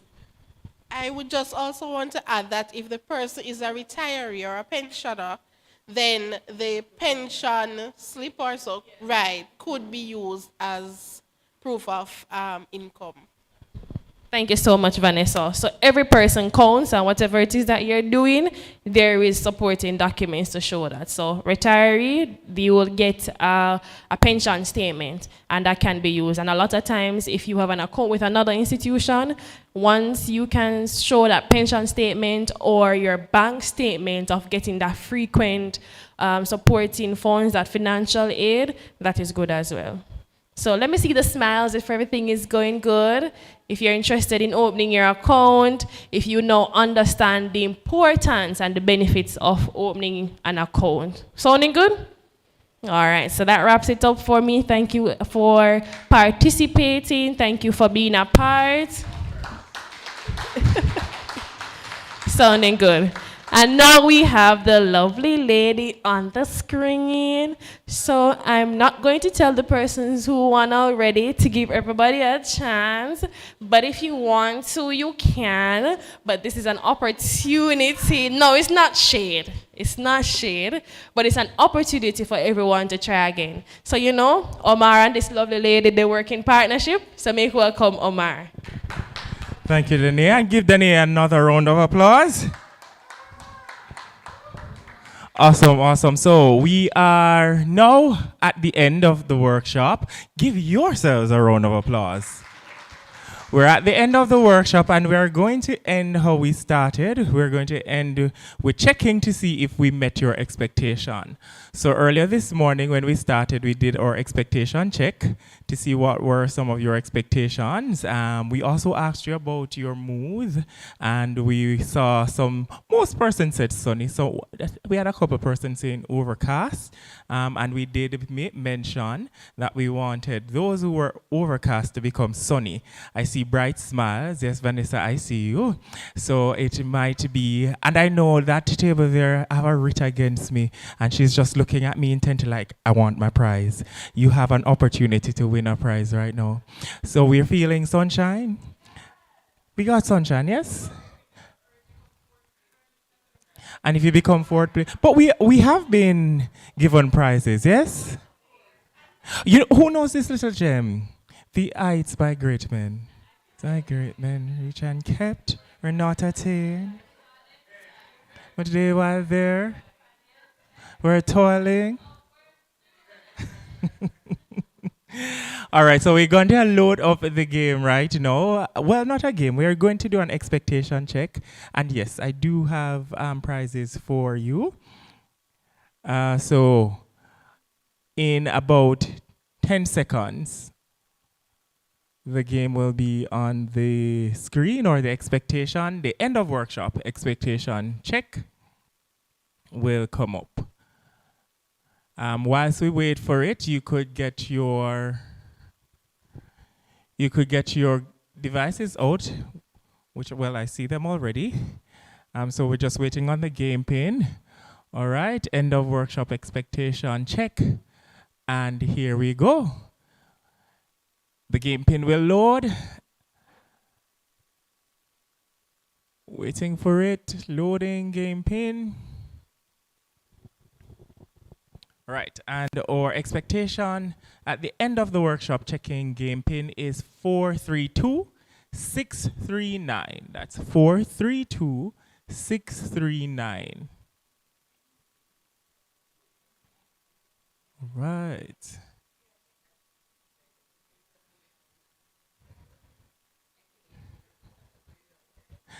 So everybody's asking Tia to share some of the good luck with them.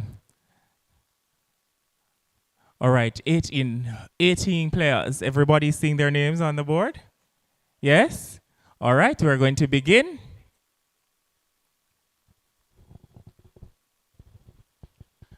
So, end of our workshop expectation check-in.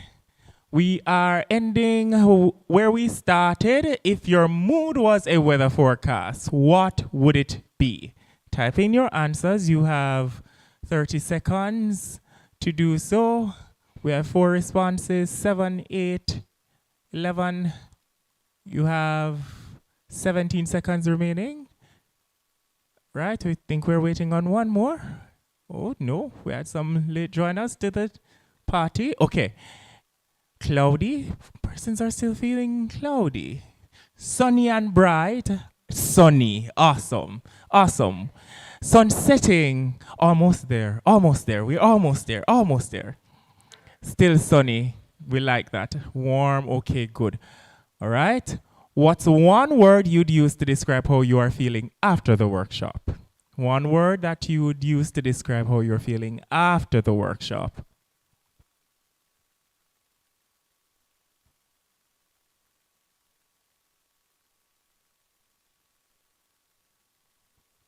All right, 19. I think that's it. All right, edified, awesome, wiser, yes, Saturday. All right, good, satisfied, happy. I like that, empowered, and most of you would have said that it's large up there, educated, informed, hungry. we do have some break remaining, so when we close, satisfactory, motivated, wonderful, knowledgeable, awesome. Awesome. All right, so multiple select. What was your aha moment today? And you can select multiple things. On red, we have, I know what a financial management system is. On blue, I know the requirements for opening a bank account for my organization. On orange, I understand how to budget. On green, I know the financial records I should keep and how to keep them. What was your aha moment today? You might have had more than one, so you can select multiple options here. Okay, awesome. Awesome. I know what a financial management system is. I know the financial records I should keep and how to keep them. I know the requirements for a bank account, and I understand how to budget. Brilliant. All right, and finally, what would you like more information about? This is your opportunity to let us know.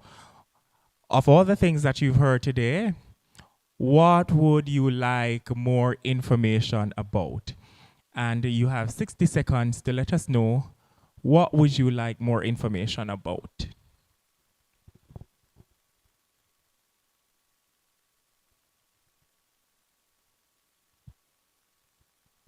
All right, we have 7 responses. You have 30 seconds now on the clock.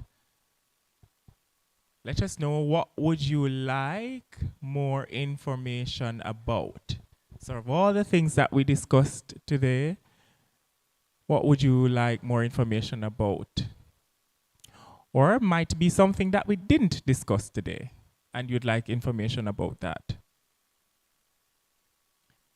All right, 5, 4, 3, 2, 1.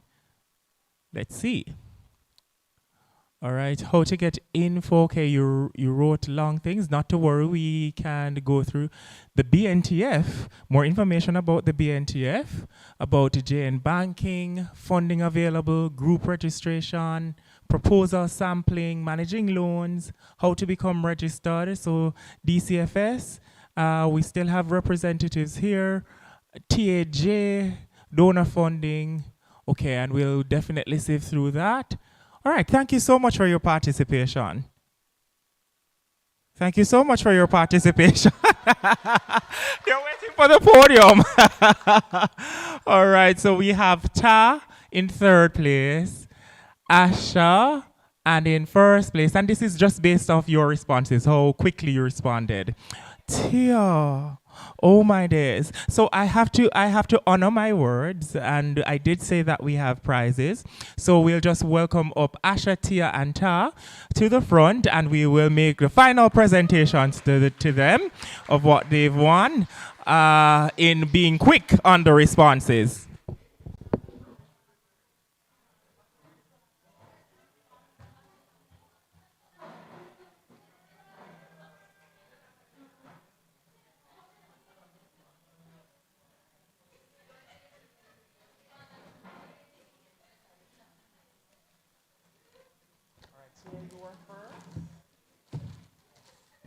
We already know which organization Tia represents, and Tia made us known that we didn't take a professional photograph with her basket. So do you want us to take a picture with the basket and then this one? We will oblige.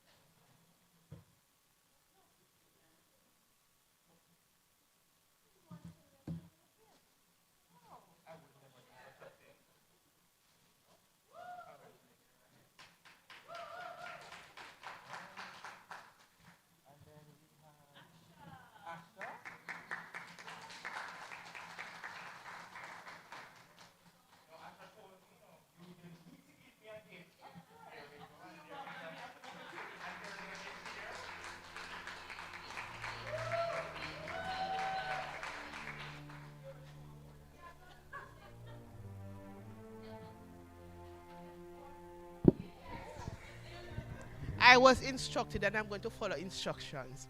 I want to thank all my fans and other appliances for getting me up here.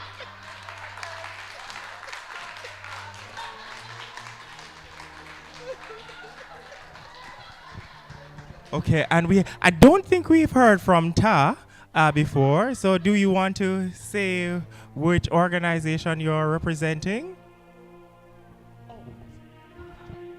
Good afternoon, everyone. So I'm on the winning side today because two of my other colleagues would have stand here. So we're from the Social Development Commission. And I just want to use this moment to say thank you so much, JN and all the partners. This has been a very, very impactful session. I've been to all of them, and I wish we could have carried all the 775 community groups that we have at SDC, but we weren't able. But the information is well received, and as we represent at each location, we will take the information into the community spaces. Thank you. Awesome, Tat. Thank you. And now we make our presentation to Ta.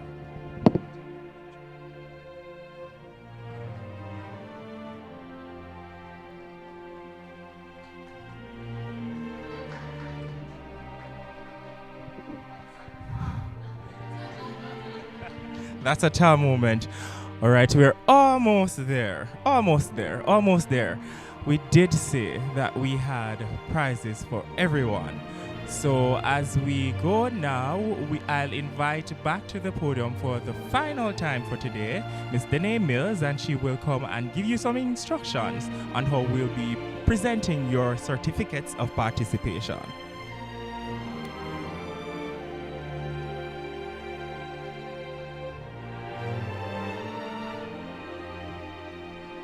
All right, so give yours.